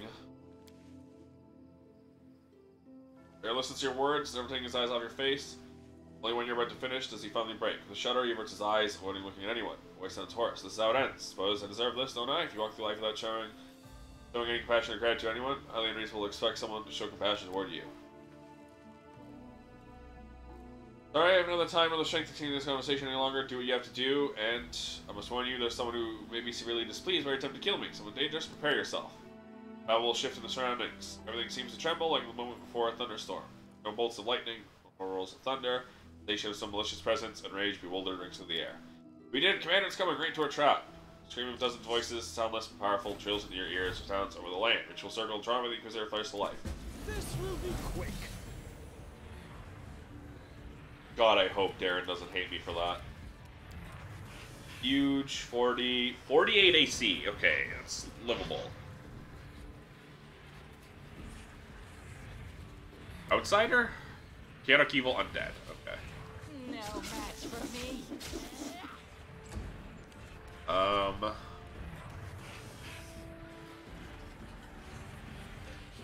No buffs. Except for True Seeing, which we can dispel. Have to. No, we cannot. You are immune to dispel. Don't hold back. Sudden silence falls from the battlefield, accompanied by the sensation of sinking into deep water. Slowly, inevitably, surface goes further and further away. Darkness goes deeper and deeper around you. Blows nothing but bottomless black. Voices sound inside your head. No, not voices, images, ideas. Deal. Yeah, blackness seems to extend its hand, a vague extremity, open palm. Deal. Let go of us. Agonizing yearning for freedom. Press 3, piercing your eternal self. Comes from without. Feel as if it is your own. Reward. You get reward. Power. Away we will go. Oh wait, old doors closing, we will step back. Picture of Darren's severed head dripping with blood appears before your eyes, looking eerily real. Where near you? Cannot describe any language you know. Space, void, death, infinity, journey, escape, hunger, over and over, hunger. What do you want? Secret. Keep secret. Door. Closed door. No. Freedom, freedom, death, freedom! Save the last one for me. Look, he might not forgive me for this. Strike. But there's even the smallest chance. Still choosing my boyfriend over you.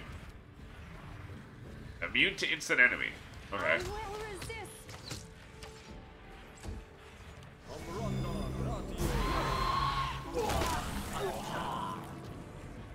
Okay, you just killed everyone with one withering.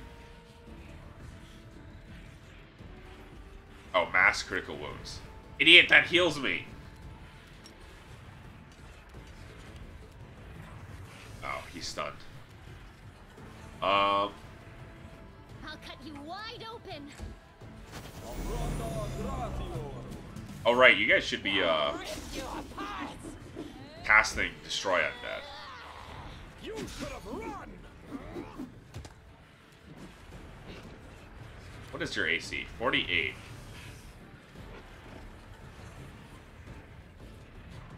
That's crazy. Oh no, that was a hit. Okay, that's fine. Plus 21.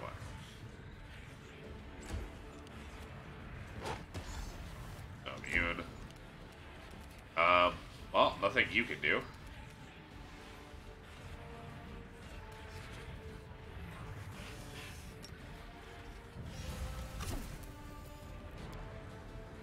I wasn't expecting that to work.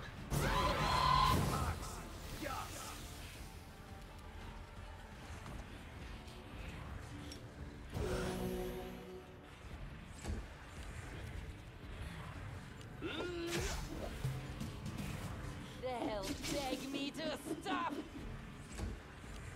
Fuck swarms. This will hurt!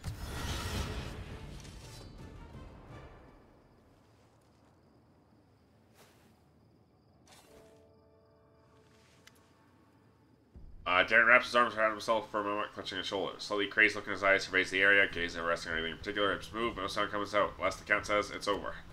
The open is, Commander and I spared no effort to home in on this entity and then to lure it in a trap. Assume now you understand the real reason behind everything we put you through, Count. I'm especially proud of my overly ruthless Inquisitor speech. Like you, sir, not so ruthless Inquisitor, 'tis a real shame I'll have to kill you. What are you talking about?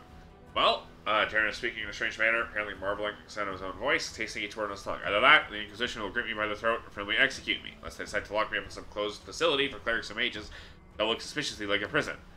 Theodore remains calm, despite the heavy toll of combat and the threat to his life. Count, you were without a doubt guilty of being in contact with a vile entity from beyond, concealing signs of its presence in Mendev and the Crusade. Makes you an accomplice to all the crimes committed by this other, whatever it is. Of course, Mendevian justice in all its glory. It's my duty to pass your case to the Inquisition Tribunal. I'm certain that the judges will take into consideration your youth and the extreme circumstances under which you first encountered the entity, and they will treat you with leniency. Sincerely doubt the death sentence will even be raised as a possibility, but, can you still use your abilities as an oracle? What? What does that have to do with? You can't. I'm positive of it. You know how abilities like yours work. Unlike other clerics, you do not gain your power by choice. You do not choose your destiny, you were simply chosen. The other, whatever it was, chose you. You became its gateway and thus acquired your power. Now it is dead. This power still remains with you. It means that the gateway wasn't sealed with the death of its creator. Hence, you, Count, are an open road into an unknown, where these horrible, head-collecting entities come from. You remain a threat. This means that there's a high possibility the Tribunal will decide to send you to closed asylum, where you will remain under the Church's supervision for the rest of your life. I gotta say this, your achievements are great, Commander. Perhaps the Benevolent Inquisition Tribunal will listen to your agreements. Can't promise anything. Do you have anything to say about this? Although it's simple here, I may know the least about these creatures and what they were trying to do to me. Simply instruct to keep my mouth shut. Otherwise, the next effort had to be my own. So I said nothing. I've been saying nothing for 10 long years. They use me to come and go from this road as they please. Oh, I don't know how it works. I don't know if there's some road inside me or where we leave. There's another way to resolve this. Hey, there's no such thing, Commander. Don't ask me to sacrifice my principles. I'll never do that. The only thing I can say is the Tribunal's verdict, no matter what it'll be, will probably not be carried out as long as active hostilities continue the Crusade. If they're over, we'll have to step in. See, there is another way. You can kill me right here and now, Darren chuckles, and then waves his hand, rubs his eyes tiredly. I'm not joking, not being over dramatic. I'm not going to the damn Tribunal. I'm not going to any damn asylum. This life, the so-called life they've prepared for me, is everything I've ever hated with an little extra on top. I'll not be able to live like that. I have never wanted to try. I would much prefer to take one final breath as a free man than to live decades more with a noose around my neck. Aaron looks at you, then Leota, and then at you again. His feelings tremble a little, think I've met my limit for excitement for one day. First I thought I'd been betrayed most cruelly, then I was being saved most heroically, now I'm back to being betrayed again. Thought we understood each other. Perhaps we were friends. I don't know what to think now. I suppose you attempted to make me a better person. So let's be honest with you, it won't work. I suppose I'm grateful to you for trying. Someone says if you genuinely care about me. No, Commander, your decision to do the right thing despite the bond you have with the Count makes me reflect once again on what an extraordinary person you are. I'll make sure to mention this to the Tribunal. Perhaps we'll manage to achieve a more favorable outcome if you vouch for him. It may prove sufficient to let the Count go free, though I can't promise it. Commander, I'm more grateful to you than words can express. You've rid the world of a dark entity that's priceless. In any situation, I've insisted that Count Rende be immediately extradited to Mendev. Will not. Out of my immense respect for you and your mission, I will go to Rosia myself, pass the Count's case to the Tribunal. Sentence, whatever it is, will be carried out later, and I bid you farewell. This is wonderful, Darren DeVois looking you in the eye. It may have been granted a little more time to keep fighting heinous demons in the most heinous region of Glorian, but I'd be incarcerated afterward. Can we finally leave this place? It unsettles me. No reason to pause.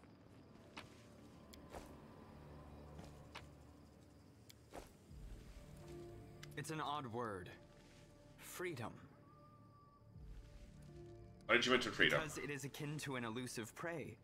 It beckons to you, then slips away, then beckons again and escapes again.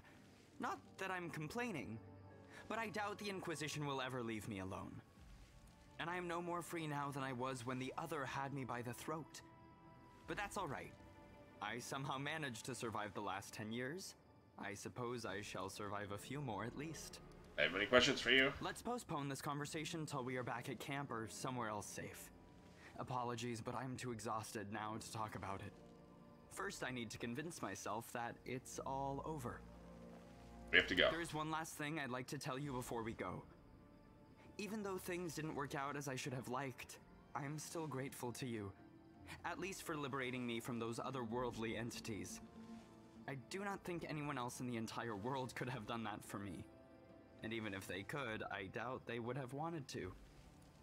It feels nice to no longer be a hole through which some supernatural monsters are trying to crawl into this world. As for what happens next, we shall have to wait and see.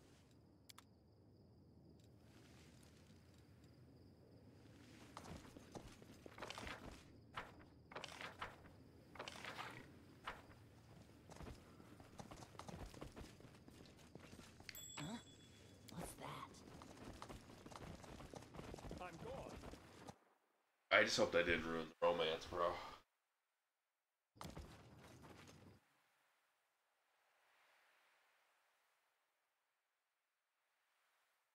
Ugh.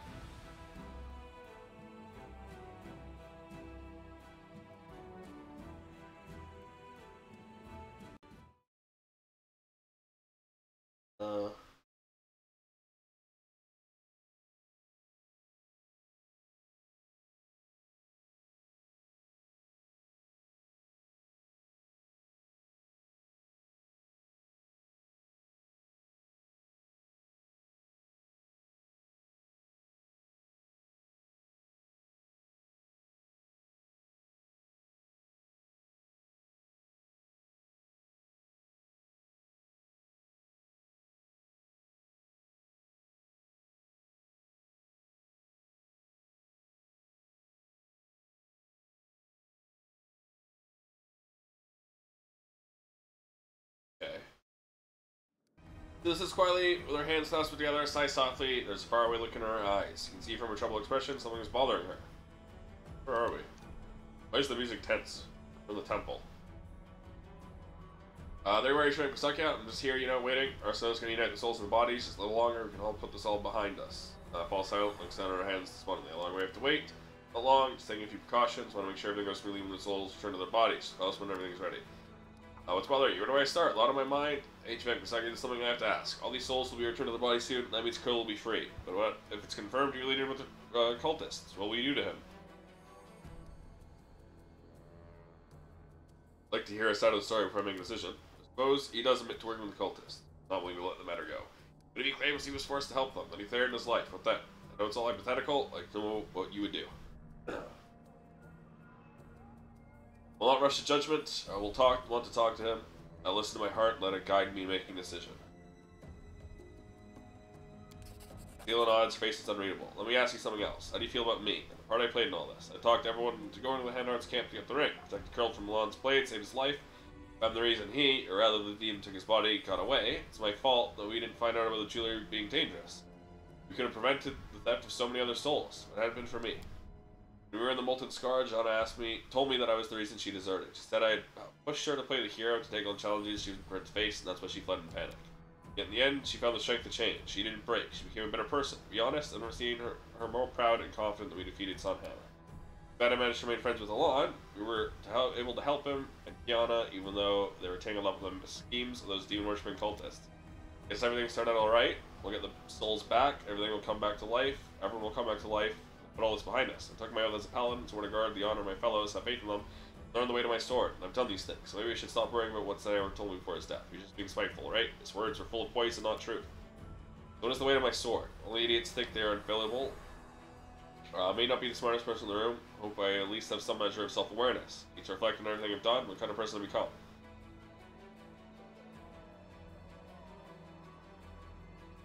You follow your heart. Always try to help others do the right thing. No reason for you to feel ashamed. You've done nothing wrong. Thank you. I need to hear that from you. Greetings, Commander. Also, where are you, Seelah?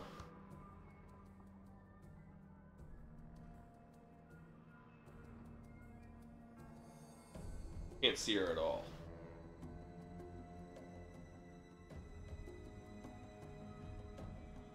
Greetings, Commander. I'm glad you're here. We are ready to turn the stolen souls to their bodies, bring them back to life. We need to help them get over their initial shock. Presence will undoubtedly help ease their transition. First, I need your companion, Seelah. Everyone is waiting for you. Me? Why? Seelah gets her feet. Because we want you to set the souls free. We all agreed you should be the one to do it. After all, it was you who saved these people. You should be the one to bring them back to life. She's supposed to be here, but invisible. You're confusing me with someone else. I'm Seelah, the blockheaded paladin. I'm no hero.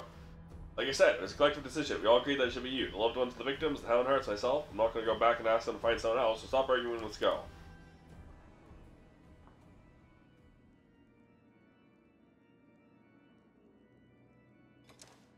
Okay, so she's just not loading. But she is here.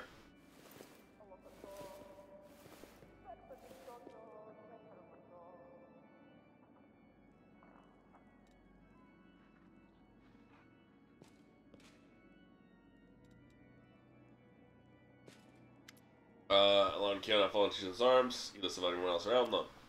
Let's give him some space. Glad that you two are alright. It feels good to be married.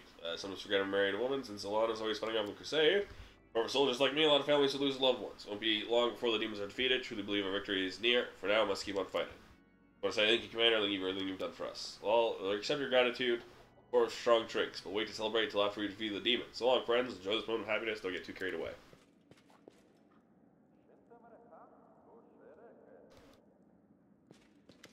You see Carl standing among those who have been rescued, looking around awkwardly, shifting from one to another, not sure what to do himself. He notices you and Seelah, pales slightly, takes a step forward. Thank you so much for saving me from the demons. I want to hear your side of the story, but you'll need to tell me the truth. Carl bows his head. Alright, I'll tell you, met this guy before the attack on Tenebris. He said he felt sorry for me, talked about the condemned, about how awful the Crusaders were to me, told me I should take matters in my own hands, should be my own master, decide my own fate. Demons attacked Tenebris, and the city fell into chaos. He found me again, introduced me to a few of his pals, called himself the Templar of the Ivory Labyrinth, told me to spy on the Crusaders, who were trying to take back the city. I want to help them, but they threatened me. They even cast a spell on me. Don't know what it was, but it felt like torture. Curled up and sobbed like a baby. Told me the city belonged to them now, and that they'd kill me if I didn't cooperate. So I agreed. Didn't want to, I swear. I really didn't. I wanted to run away. I thought if I could just get some money, could escape the city, could go far, far away, somewhere they'd never find me. Crusaders could deal with all those cultists. I just wanted to be free. That's when I had the idea to steal Alon's ring. It was worth a small fortune, and I needed the money. Didn't want to hurt Alon. Didn't want to hurt any of you. Didn't know what else to do. They took the ring, and, well, the demon took control. Guess you know the rest. I was stuck in the ring, and that scumbag stole my body. Damn it, Curl, you could have told us you were being threatened by cultists. We would have helped. But I wanted freedom, Seelah. Curl sighs sadly. I'll be honest with you, I'm not much of a crusader. Don't get me wrong, I'm glad I met you, Alon and Janna. I'm gonna ask for better friends, but I'm not cut out for war. I don't like fighting demons, and I don't want to die. It's too heavy a sentence for a simple thief. The glances even says quietly, he has a point. Punishment should fit the crime. Our sentence won't change what's happened, and won't turn him into a better person if he's been through. I'll let you go, what will you do? Well, you can bet I'm not going to steal or hobnob with cultists. I swear, I'll swear on anything you like. When thinking about Tenebris, take a long time to rebuild the city. I'm sure they could use an extra pair of hands. Could be a laborer until they learn an honest trade. Grant you full pardon. You're free to go. Earl looks at you suspiciously. Really? I mean, is that the honest truth? Yep, the most honest of truths. Cheer up, lad. It'll work out for you. So this is one former thief to hopefully another. Well, that's that quest done. No demons in the body of evil. Well, stealing a dog's soul, that's going too far. I'll take care of it.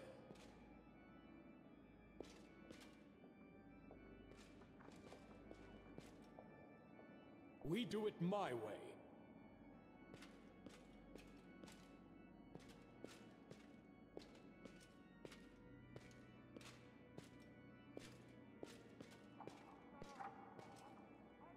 Oh, there's a book here. History of the World Wound. Big book.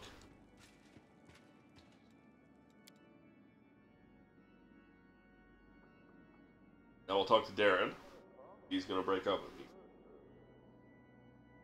Make me sad, but completely and utterly understand.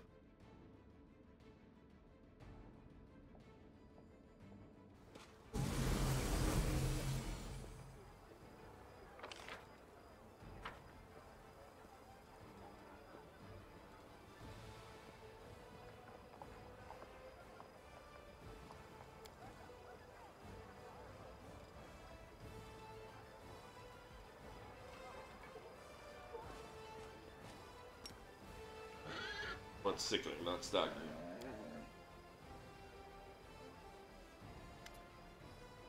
While they remember my existence, Darren smiles mischievously.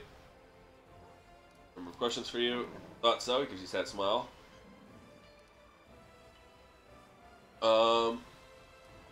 You know what that entity hunting you was exactly? It's not an entity, but entities. You may call it the Other if you wish. It's a fitting name. I myself invented several hundred different names for them. Over the course of our 10 years together, most of those were completely unhonorable and polite society, of course. To know what exactly the thing was, I can't give you much information. Great, they were countless. They were dead. They all had some kind of joint consciousness, like a swarm of ghosts. I'm thinking certain those ghosts were not of our world. Voluntarily agree. It was absolutely voluntary. Forget about the demonic plague or the murderous little two orchestrating it. It was either that or certain death. What was it like? It was certainly an unforgettable experience. In all seriousness, though, I'm not sure I'm ready to talk about it quite yet. The Other has grown so deep into me, I still can't fully process the fact that the leash, constant surveillance is gone. Mind-altering realization and all senses of the world. Have the slightest clue? Absolutely no idea. Not talking to me much, except for a few rare instances. They wanted to frighten me and make me do something for them. Not sure about those heads. Whether they actually kill anyone, so we found corpses, took the parts they liked the most. Taking time to hypothesize over the years, come with several theories. I'm not sure if any of them were true. I think the Other were not hiding from us mortals, looking more like they were afraid of God and other powerful entities. Can't remember this world without someone upon a cleric or cultist, and those fellows are more than happy to pass the news on to their patrons. Might be the only reason for the Other not to reveal themselves around mortals. No one was truly able to threaten their existence until they met the mythical commander of the Fifth Crusade. Why didn't the Other come to defend you before? After all, you find yourself in danger on multiple occasions in your travels with me. Certainly true, you're a source of endless danger and fun. For your question, I took some precautions to vouchsafe my life. Contract with Abadar's temple in the capital. Cost me several years' worth of revenue from all my estates combined. For the contract, if I fail to meet contact with the temple for a year, the cleric shall be obligated to use their sacred magic to discover my fate. Conduct a resurrection ritual should it turn out I have met a premature end. The Other, they knew about it. Like they knew about literally everything else that ever happened to me. Felt the presence, the otherworldly scrutiny, as I negotiated the terms and signed the contract. The prospect of being denied their gateway for a year did not seem to perturb them. Seems, provided that I would be resurrected later. But with you, it was a very different matter. You were a threat even to demon lords. In your presence, the Other were agitated, uneasy.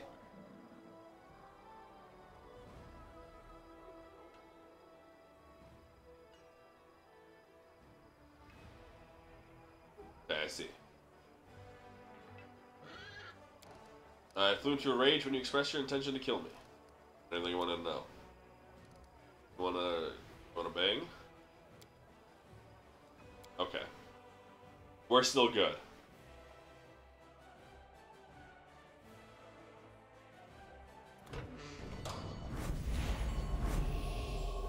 I may have, you know,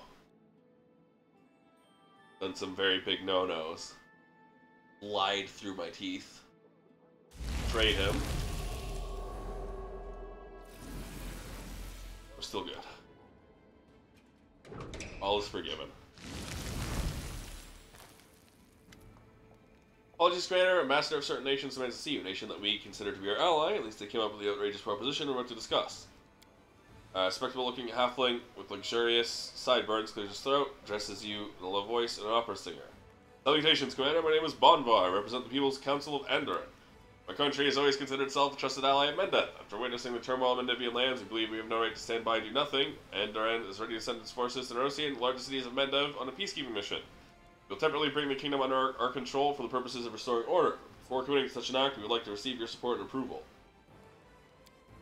Lady Economy cuts off the master. Mendev is quite capable of dealing with issues without external help. Commander must ask you to send your forces to the capital. Don't put the nation in the hands of foreigners. Saving Mendev benefits the nations, all nations of Avacyn, so why does it only have to be one country that helps us? We'll ask all our neighbors to send their trusted servants. We'll resolve the crisis. Keep an eye on each other, preventing any temptation to exploit our lands and resources. I'm not particularly enamored with the idea of calling in outsiders to instill order in our country. Before I know it, it'll no longer be a count. Some disagreeable foreigner will be living in my state. Imagine other nobles will relate to those concerns, so why don't we ask them for help? Sounds good to me, and it's a free country, no aristocrats, no slaves, equality. When I've believed anyone else that these guys are solid.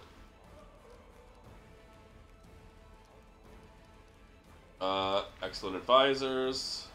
Plus 10 bonus to power. Family unit increased by 15%. Golden Legionnaires.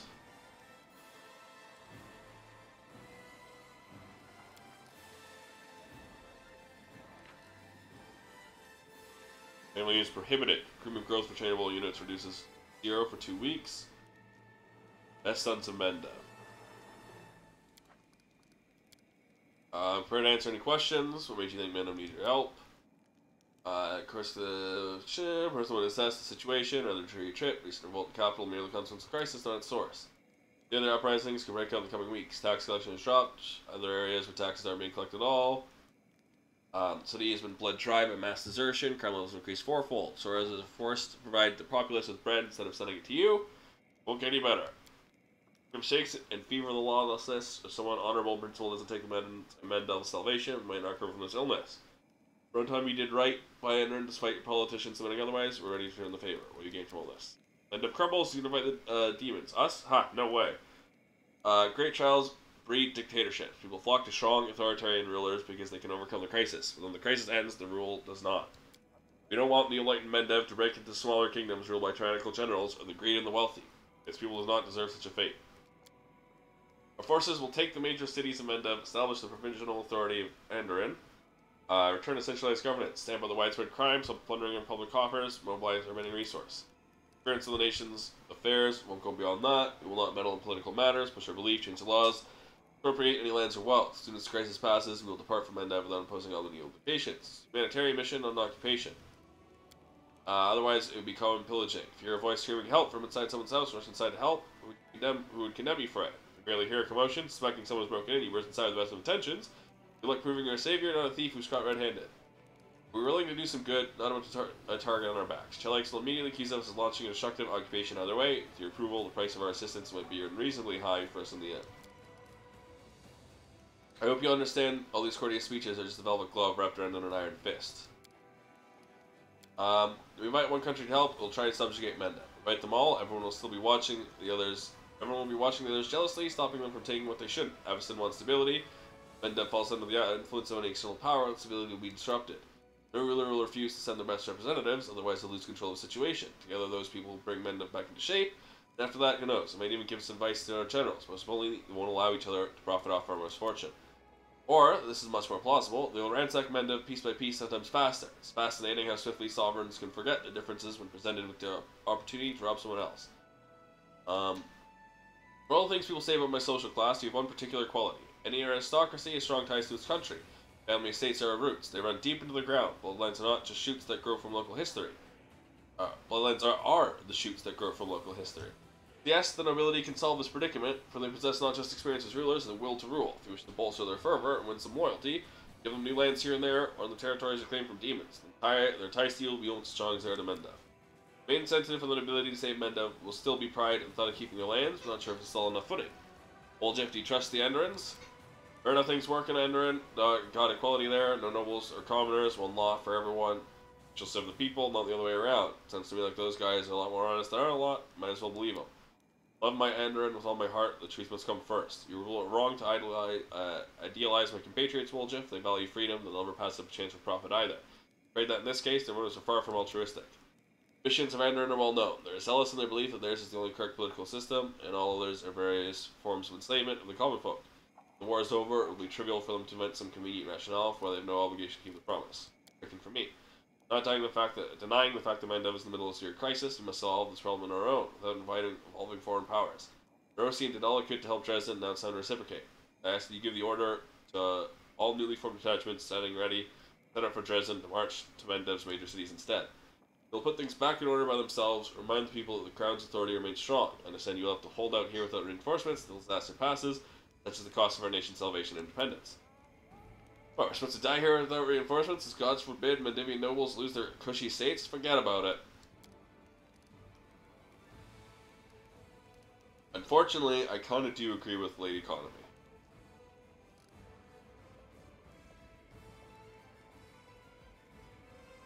This would everything else is just inviting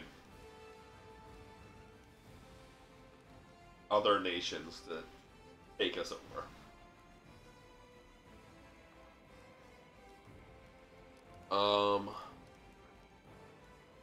The only other one would be Socials.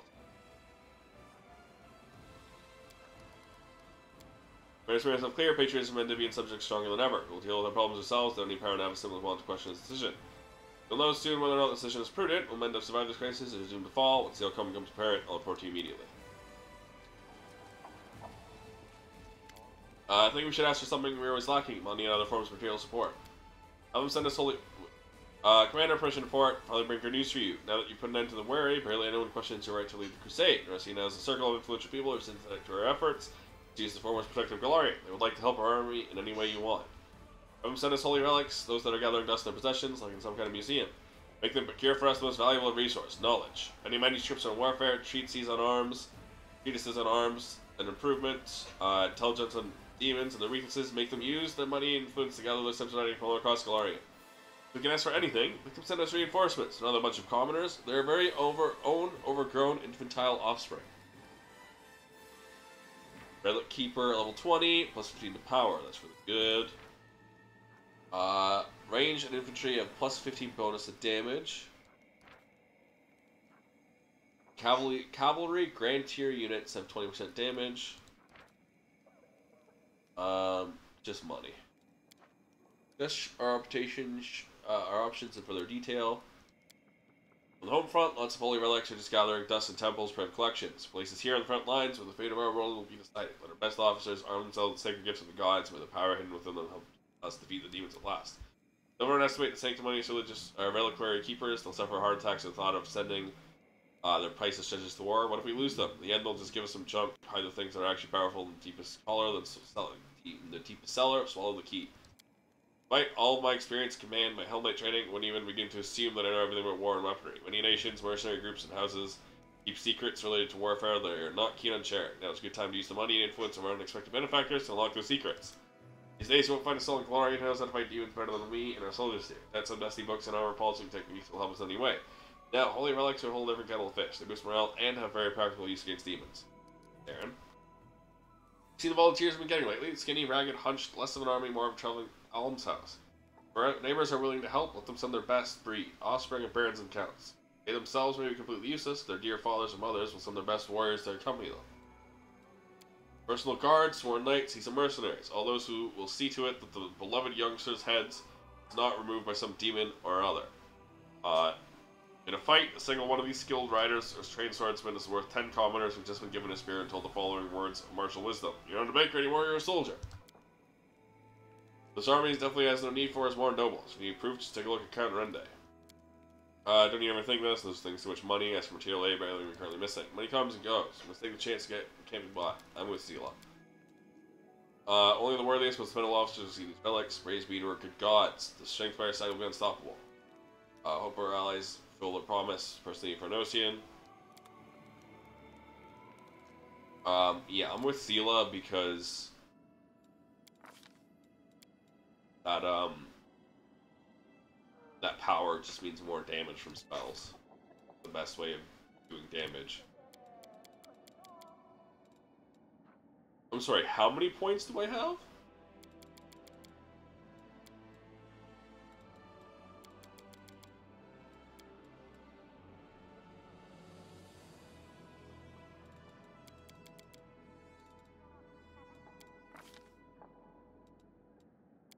Mastery. This is my bonus feat too. So.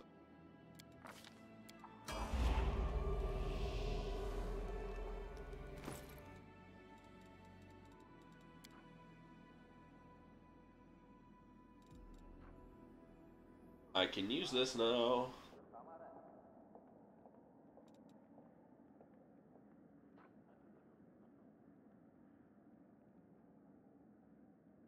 -10 from power attack.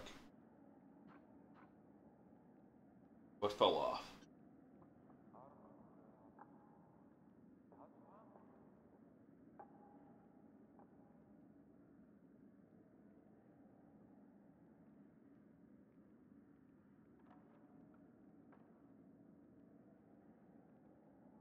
My necklace. That's what happened.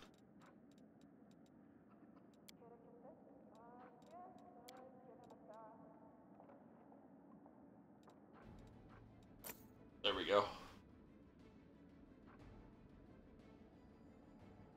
Look at that damage.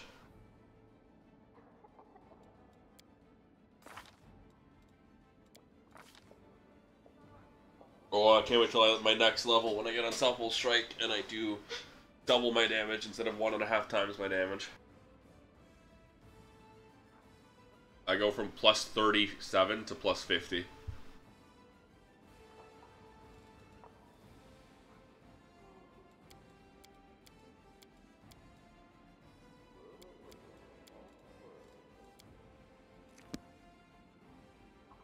Level 19 Oracle, let's go.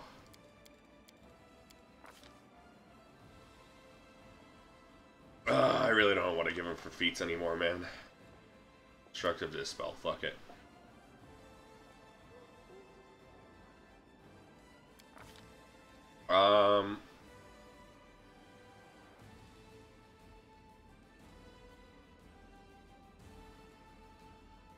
Alright, overheal, temporary hit points.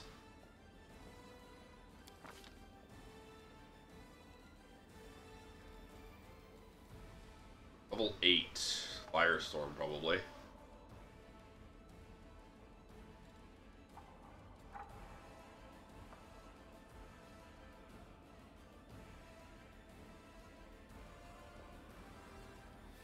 Or Holy Aura.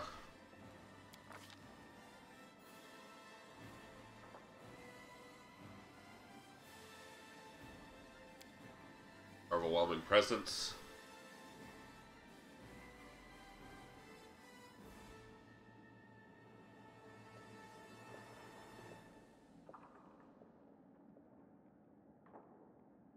Or Energy Drain.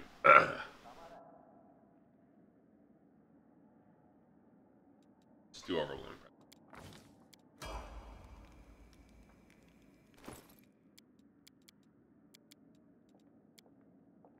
Espionage Expert. Trickery, Arcana, Perception, Evasion, UP. Rolled. Blind Fight. Gaze attacks at this point. He's got a refeat you might need. Demon Slayer.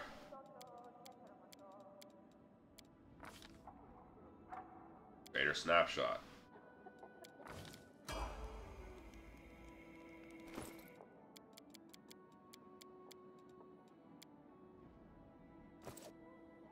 Spirit Hunter.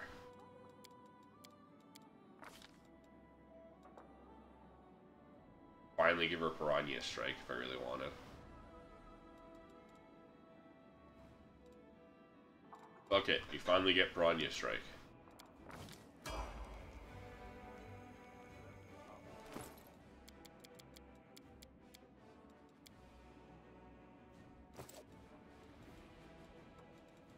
Gendarme.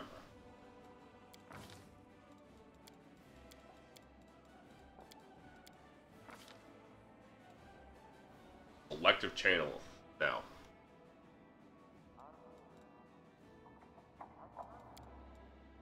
That's really not that great. I don't get any more feats, so this is the last. No, I get one more mounted feat. Cleave. Combat Reflexes. Critical Focus.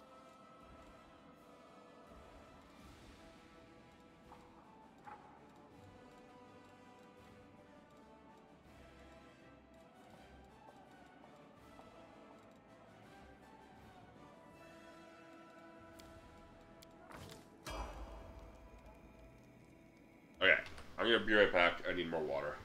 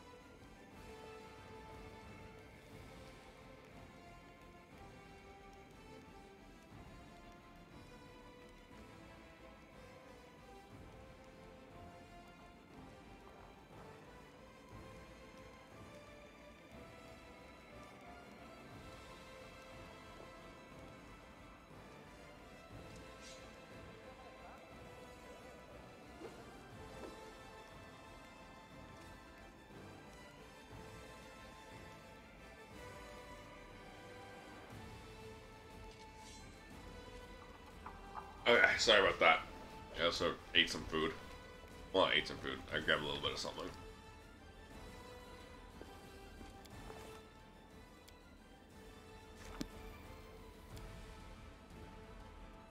Alright, let's go do the Dragon Graveyard quest. This will be the last side quest I have at this point.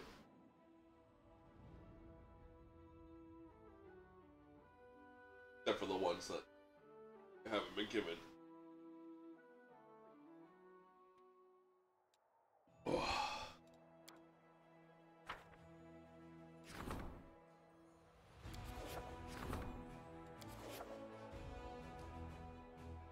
Rescue squads.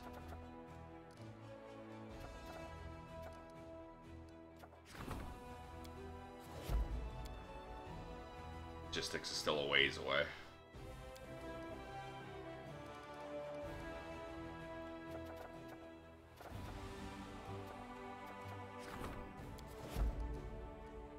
So, outpost the Bastion.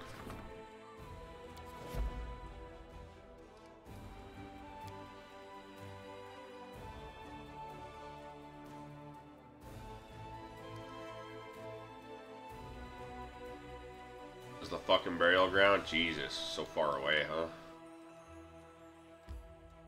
Only a day away, never mind.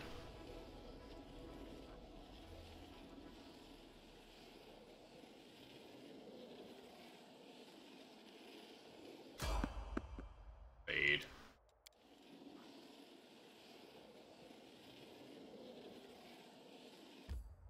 Enter.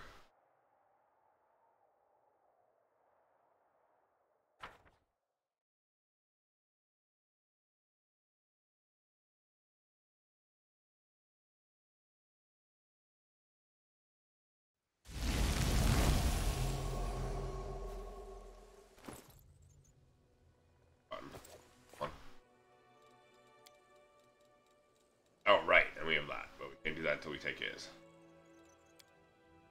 Do this.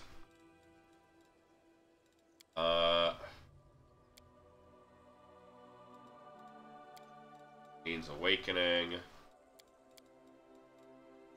And then endgame. So yeah, we have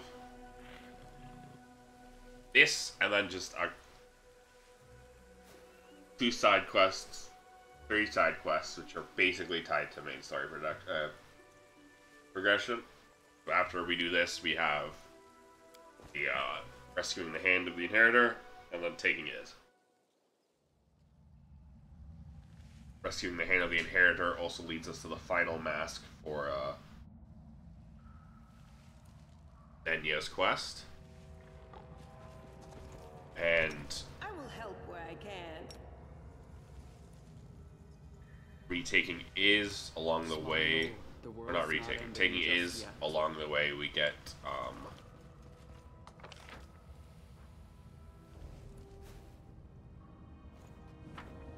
I already fucking forgot what it's called.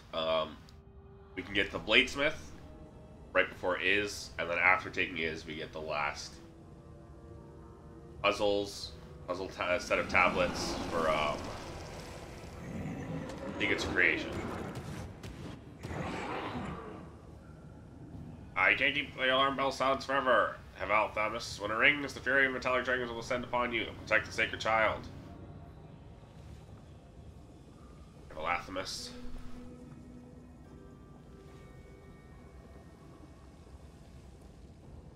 I don't need to silence the bell. I'm going to destroy it. But you won't be alive long enough to witness its destruction.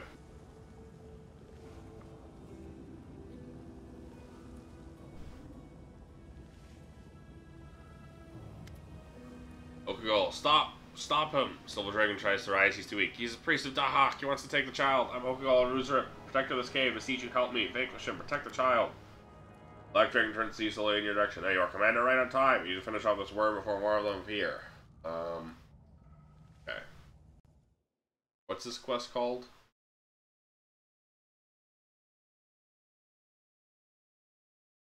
Oop, hold on. Open this real quick.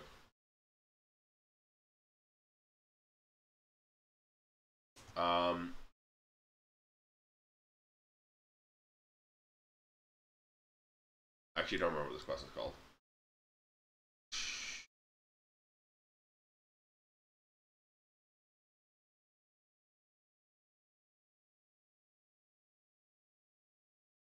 Dawn of Dragons.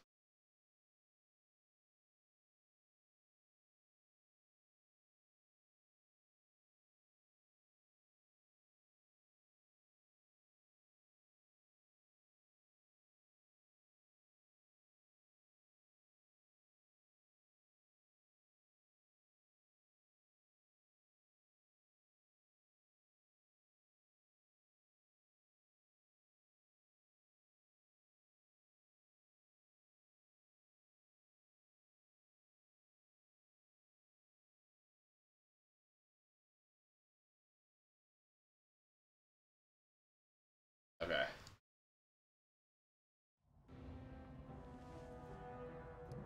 Child, what are you talking about?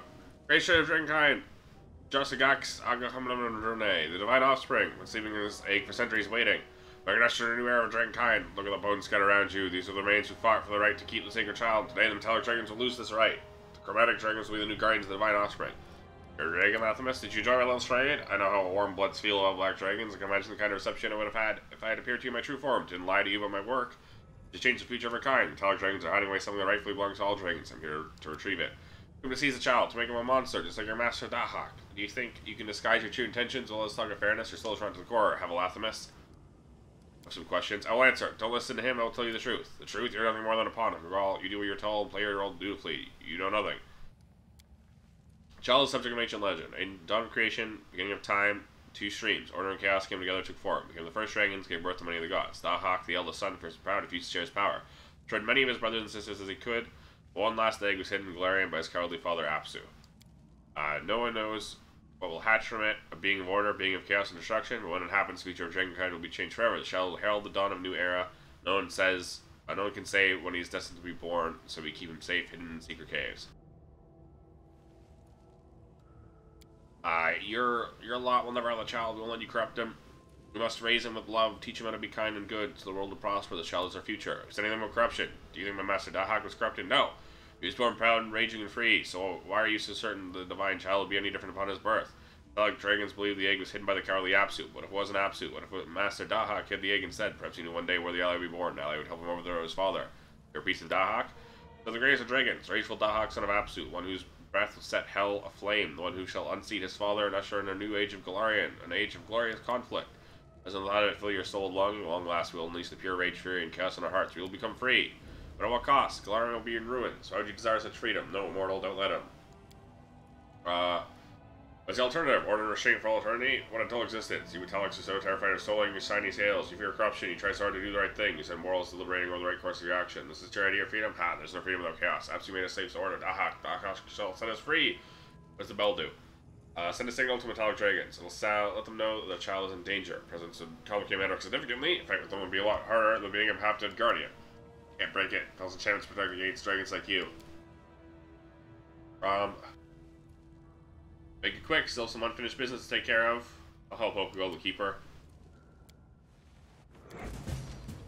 Oh, this is really bad.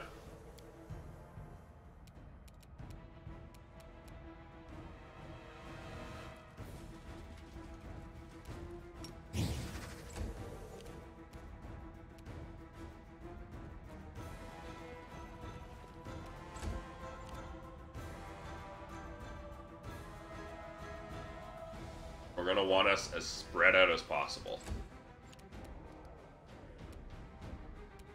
So that breath attack doesn't just cone everyone. Minimize the amount of people who get coned.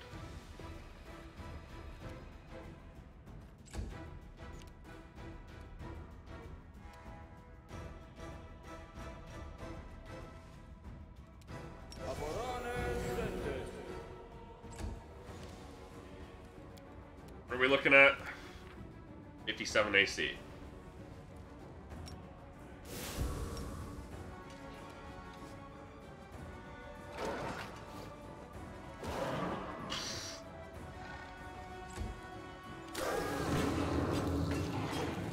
Alright, so he breath acid fogged.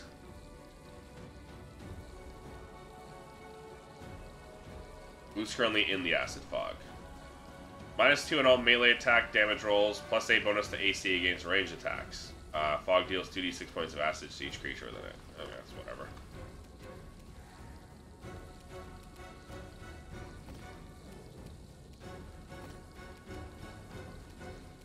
She's no longer in it, idiot. Oh, that still counts as a move, though. Doesn't matter. You're already dead.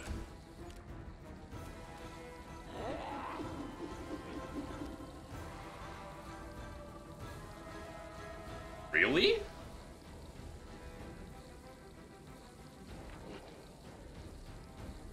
Why does he have 67 AC? Oh, because he was flat-footed. We were hitting 56. Now he has 67.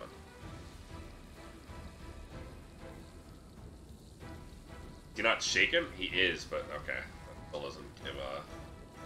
She doesn't have power attack in Cornigan Smash. She doesn't have shatter defenses, that's what it is.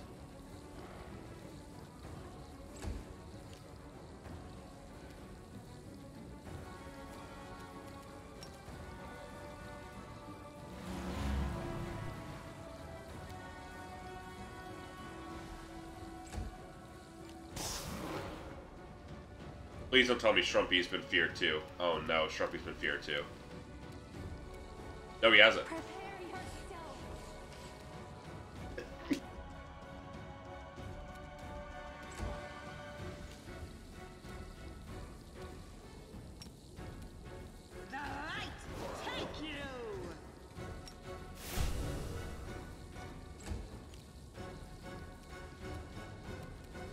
This is really annoying because he just has high AC.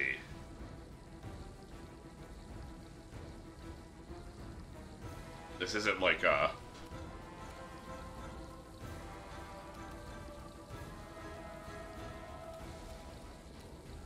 I just hate all the natural armor. Well, he's a dragon. This isn't absurd for a dragon.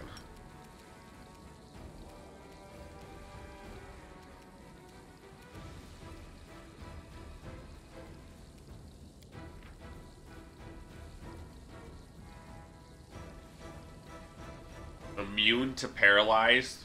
Really? Me would I just cheat?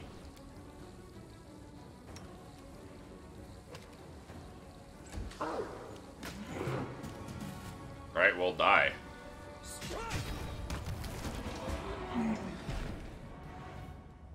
Oh, I forgot to level my pets up.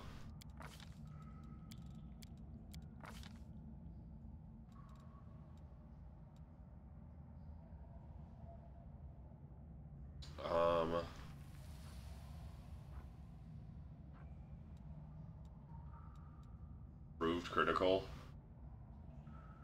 Fuck it, dude. I really don't care.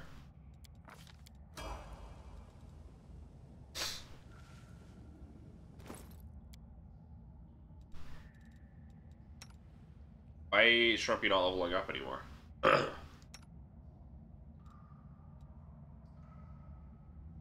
Shrumpy should be leveling up.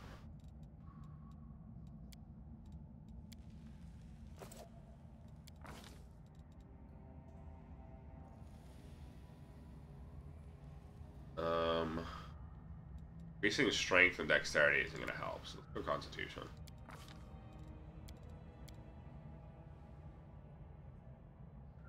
Or wait, no, the reason why, because he's only level 16, it would help if we were going all the way. Maybe we need Boon Companion on Seela. I shouldn't, because both of these are level... Shouldn't need it. But only apply on our next level up.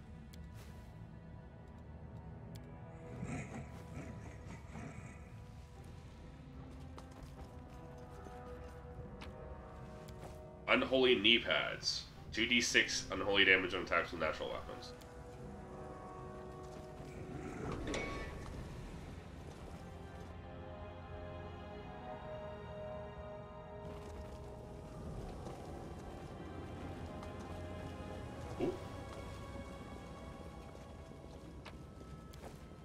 Goggles piercing gaze. +1 insight attack and damage rolls against outsiders. +10 competence on persuasion skill checks.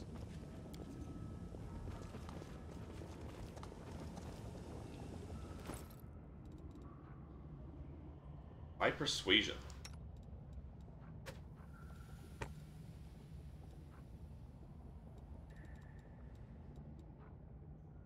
Eye of Truth.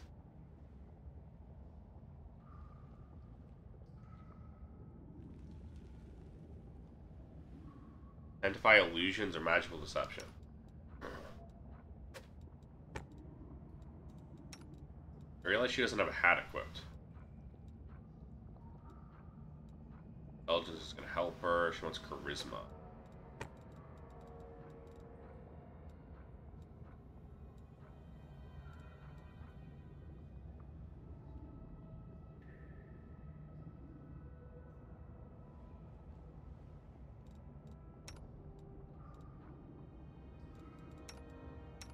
This is Darren God. Phylactery positive channeling. I guess that's good. +4 bonus to initiative. Fire wisdom.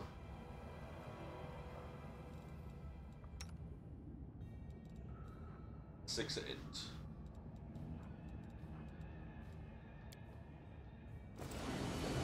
Together, we stand. Alright, let's look at the egg.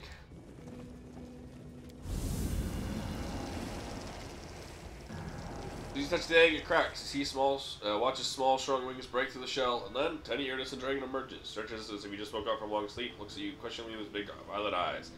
Alright, little one, don't worry, I won't let anyone hurt you. Dragon looks at a happy squeak, claps his wings, gleaming scales, the color of gold, watching you closely. Look at his eyes, he runs on your spine. Ancient, powerful creature as old as time himself. The sacred child, he pauses and gazes at little dragon sunset. He laughs with joy. Oh, my child. Oh, Charles and Girks, little wonder, he finally decided to make an appearance. Gleaming scales are now silver. Spreads his wings happily, it is best to stay close to you. We're too old now, and I can't protect you as I once did, so you've chosen yourself a new guardian, such as your will. Touch the shell and he hatched. That bad? Not at all. Child responded to your touch. Decided it was finally time to emerge from the shell. Occasion, everything's about to change. Perhaps I should feel more afraid. Perhaps I should feel anxiety for the child's future and the future of all dragonkind. Surprisingly, my heart is at peace. Mentally inevitable indefinitely. In his wisdom, Charles exacts him. Gives plenty of time. Already has a name. Dragon's name grows with them as they age. The little dragon no longer the name. Spent many centuries in a shell. He's an ancient being within this world during his long slumber. That's why his name is still long at birth. You know, personally, protected Trevor for many years. My time as guardian, You appear to me in dreams, don't know how to explain it. Speak to me without saying a word. Grimacing from your own child. I know it's a miracle to speak of divine being. Guardians are always lonely. The only family I have. What am I supposed to do with him? Care for him, raise him. You deity of goodness and order will make the world a better place. What if I make him chaotic? Not my power to stop you. None of the great apps you prevent you from raising the child as you wish. Not like dragons dream of a better world. It's in our nature to hope. I have faith in him. He represents the dawn of a new era. Farewell.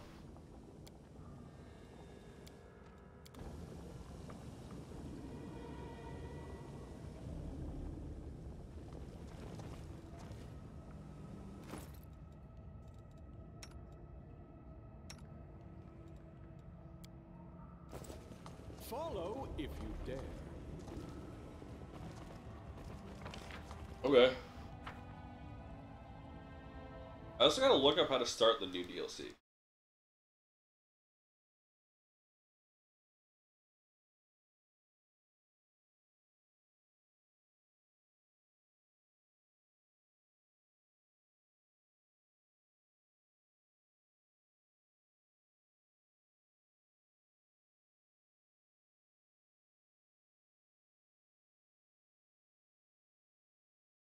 Not the new, but the final one.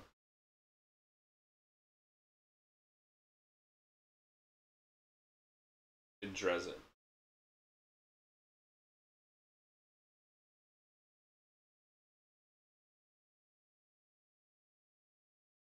After the victory is. Okay.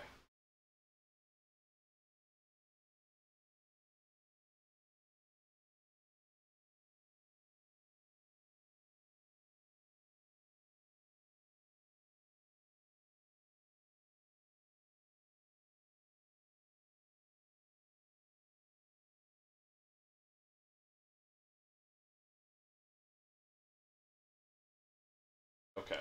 That's all I need to know.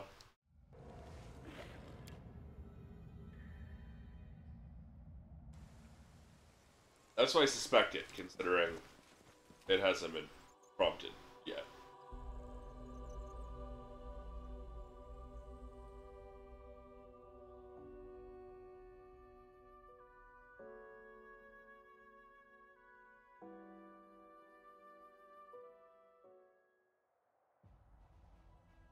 Right.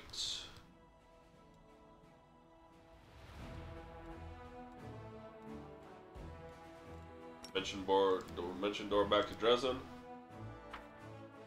Anything new happening here? You with Darren? Wounded Dragon. Poor creature, dragging your treasure, driving him mad. I did not choose the path of the dragon.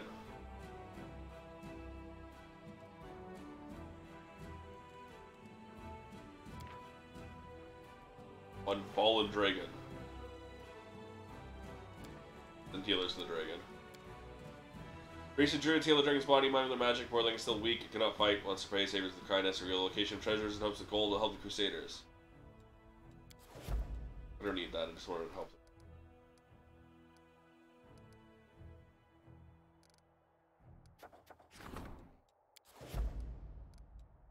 Well, we'll go back in so we can talk with Darren.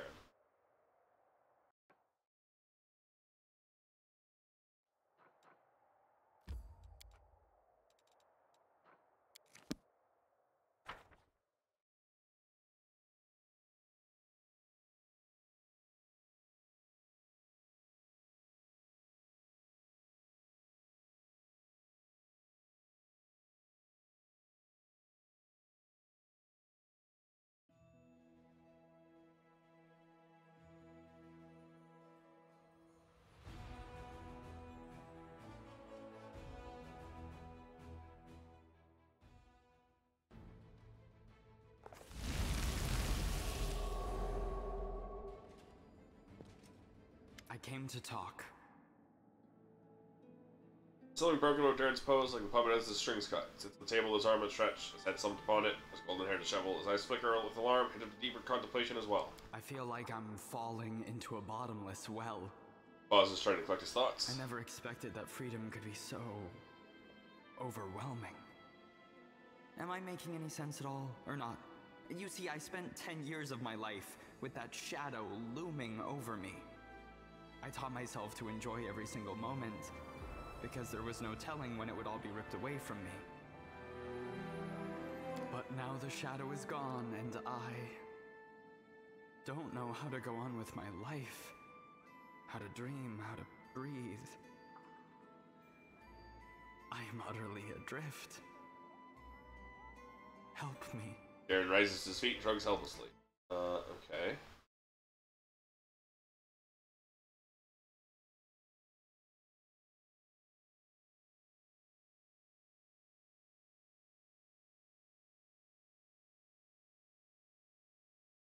Garbage guy.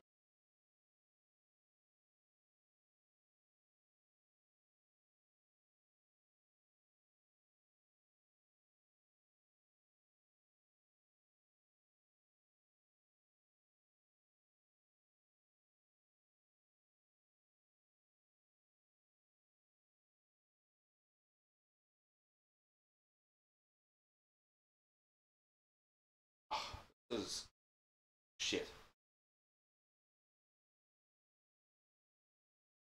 It's always the same fucking, because the same guy stole it over and over and over again.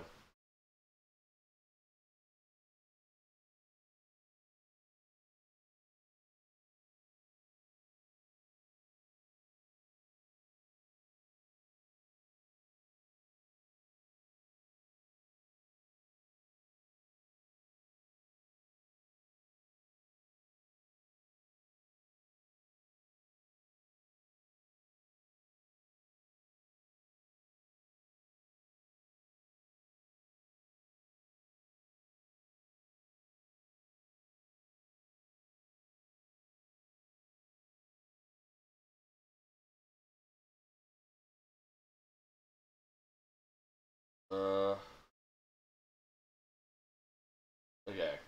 Shit ass fucking garbage guide. It's like such a very specific.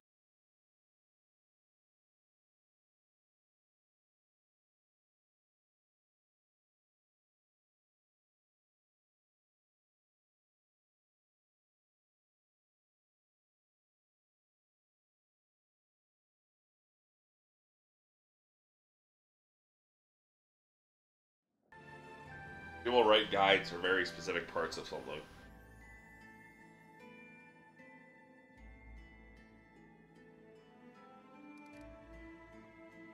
Entire fucking like essay on one particular element of it. Rest.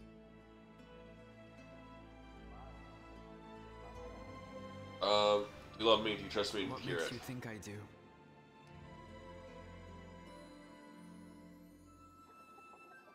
You know when she asked me to remember It you? was a foolish stunt, but completely sincere.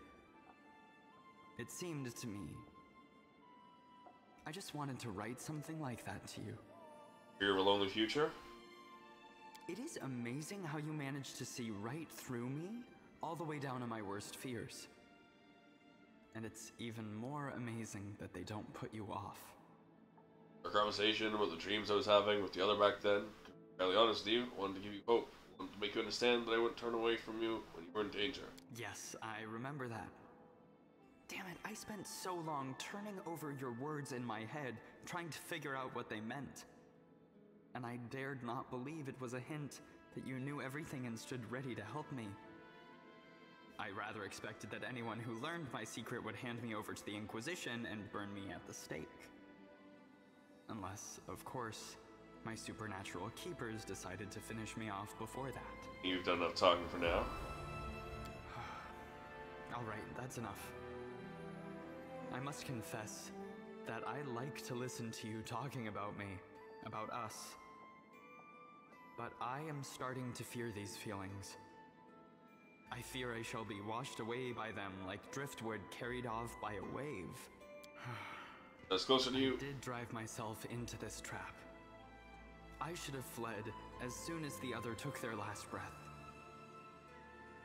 You are the most dangerous creature I have ever faced.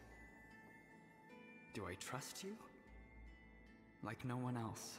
Lays his hands on his shoulder. Trzaskowski lays his hands on your shoulders and looks into your eyes. His gaze part bewildered, part appraising. Do I love you? Leans forward and kisses Probably. you. Harder and somewhat more I directly than probably you ever do, has yes. before. And now stop tormenting me. I've been speaking from the heart without a single hint of sarcasm for far too long. I'm not used to it. I actually think I'm starting to feel a little lightheaded. So gently, I love you too. Aaron trembles at these words, says nothing as he loses himself in the kiss. Take me with you no matter where you go. And teach me how to breathe again. Draws his head back, looking into your eyes.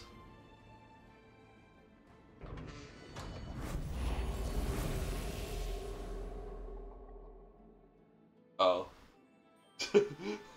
Legendary proportions, ruining yet another scene.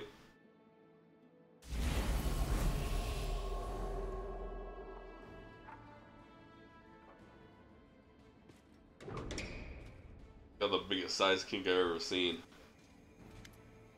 Commander, though we were once again victorious in the latest encounter with Karamzadeh and War Aid, we've been taking prisoners. Some interesting information has come to light. Karamzadeh intends to fundamentally alter strategy, be on the defensive next time we fight. Uncharacteristic of him, characteristic of demons in general. For the most part, they prefer ruthless onslaught. Our enemy seeks to counter us with robust formation, or overwhelm us with ranged assaults, grinder attacks, and dust one after another. Opposing demons who fight defensively is unknown territory, we must be prepared for it. So as we train our infantry in ways of withstanding enemy shots, which is secure victory in a ranged duel. So I'm hearing demons are afraid and want to fight defensive. Perfect. So let them stand there and wait while our cavalry mows them down. Demons are said to fight in a disciplined manner. Plan destined for failure. We'll send our infantry to meet them. Let's see who blinks first and attacks. As they've got a good grip on our infantry's throat, we'll be surround their entire force and crush it. Demons have said to play us. Well, they don't know who they're dealing with. Give me, let's see. Oh, even a few daring riders, and I'll put the kibosh on this Karamzadeh's whole strategy, no matter how great a general he is. Don't hold up an immense information is all better for us. We don't need to charge, hold along the ranks. We'll stand a ways off, shoot them like games. See what runs out first. Their arrows or their patience. You see target. All enemy rounds, range units will be able to attack only this unit and affecting effect. Harassing shooting. Target non-large enemy unit for 2 squares toward this unit. That's bad. That pulls them towards us. Try to move toward this unit, tag it for 3 rounds. Your way 3 will try to move toward this unit, tag it for 1 round. Melee attack will reduce the target speed to 0 for 1. Speed current right once, I'll do it again. So moving forward, we'll advise against underestimating our opponent. An old, angry old wolf. He growls and grins like the others, much smarter, more perspective, more experience than the rest of his kind, and he learns. Learns from his mistakes, now he wants to radically reevaluate his tactics. If you think this is normal behavior of the demon general, you're mistaken. Karamzadeh may well present us with some unpleasant surprises next time we meet. Want to hear the opinions of my advisors? Don't even need a strategy. Works great for us. The demons want to stand there like statues and defend. Our cavalry is fast and deadly. Taking the enemy is all we need to do to turn this whole defensive tactic into walked right into a trap, can't get out. Place the burden of winning this battle solely on the cavalry, which means the bulk of our losses will be our most valuable, least recoupable troops. We advisors said the demons and the infantry. I doubt the demons will fail to change their own fundamental nature, will not suddenly become a disciplined army capable of either restraint or the execution of complex plans. With some infantry out against the enemy, goes a stone's throw from the ranks, demons discipline will falter, tempted by the bait, break formation. Attack everything we have, crush them. Karamzadeh thinks he can play our rules against us, this will be a fatal mistake. In order to stand in front of a crowd of demons, all salivating over the idea of ripping me apart, tell them to go to hell. I'm surprised when smart soldiers soon start asking to be transferred out of the infantry. Greybore? There's a trick called Brat on a String. Some guards standing watch, snotty Urshan walks up to them, calls them every name he knows, has a handful of ox renew them, and then darts into an alley. Did you resist the temptation to chase after him and grab him by the ear? No one resists. In an alleyway, they obviously find me with an axe, with each hand. Filled the number of contracts by catching the victim's bodyguards with a brat on a string.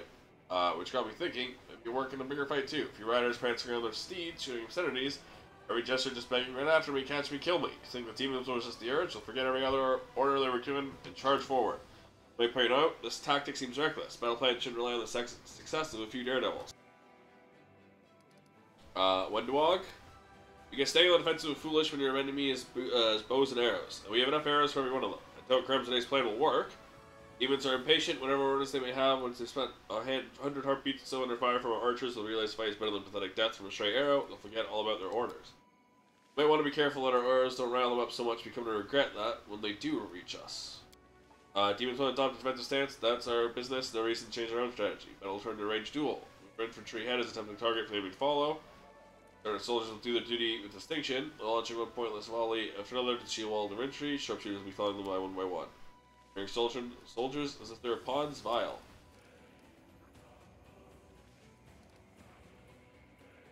Rachel and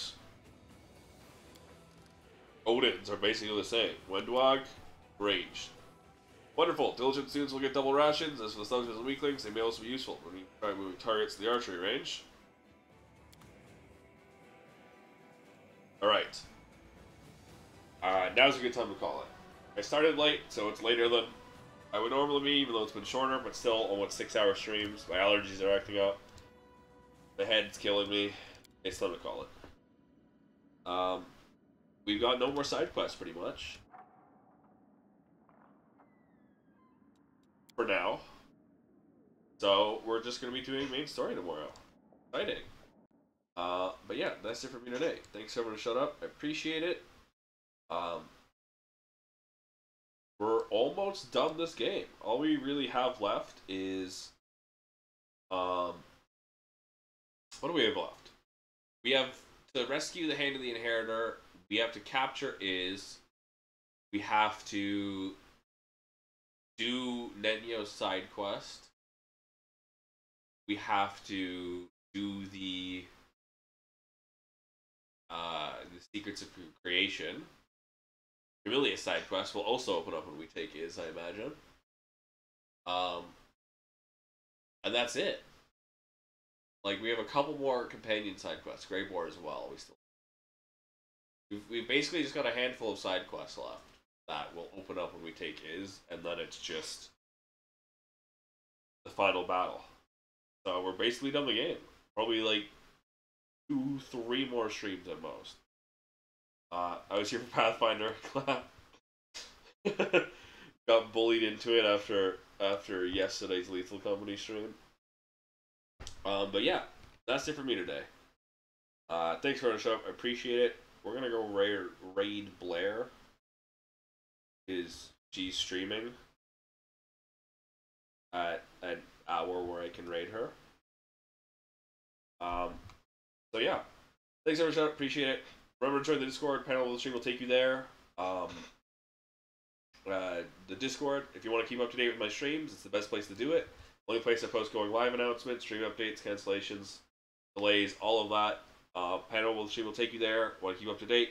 Join it. Also, game recommendations. If you have any of them, post them there. I'm always looking for them. And it's just a good place to hang out. So yeah, once again, join the Discord. Panel of the stream will take you there. Another panel of the stream will take you to the VOD channel. It's where I post all my past content.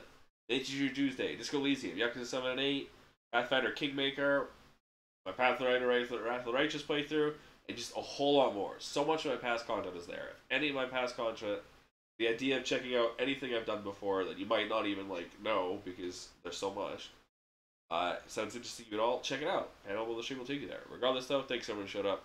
I should be back tomorrow around 1 p.m. Eastern, the usual time, with more Pathfinder Wrath of the Righteous. I hope you have a good rest of your day, night, wherever you may be. Putting up time zones. Hope you have a good one. Bye.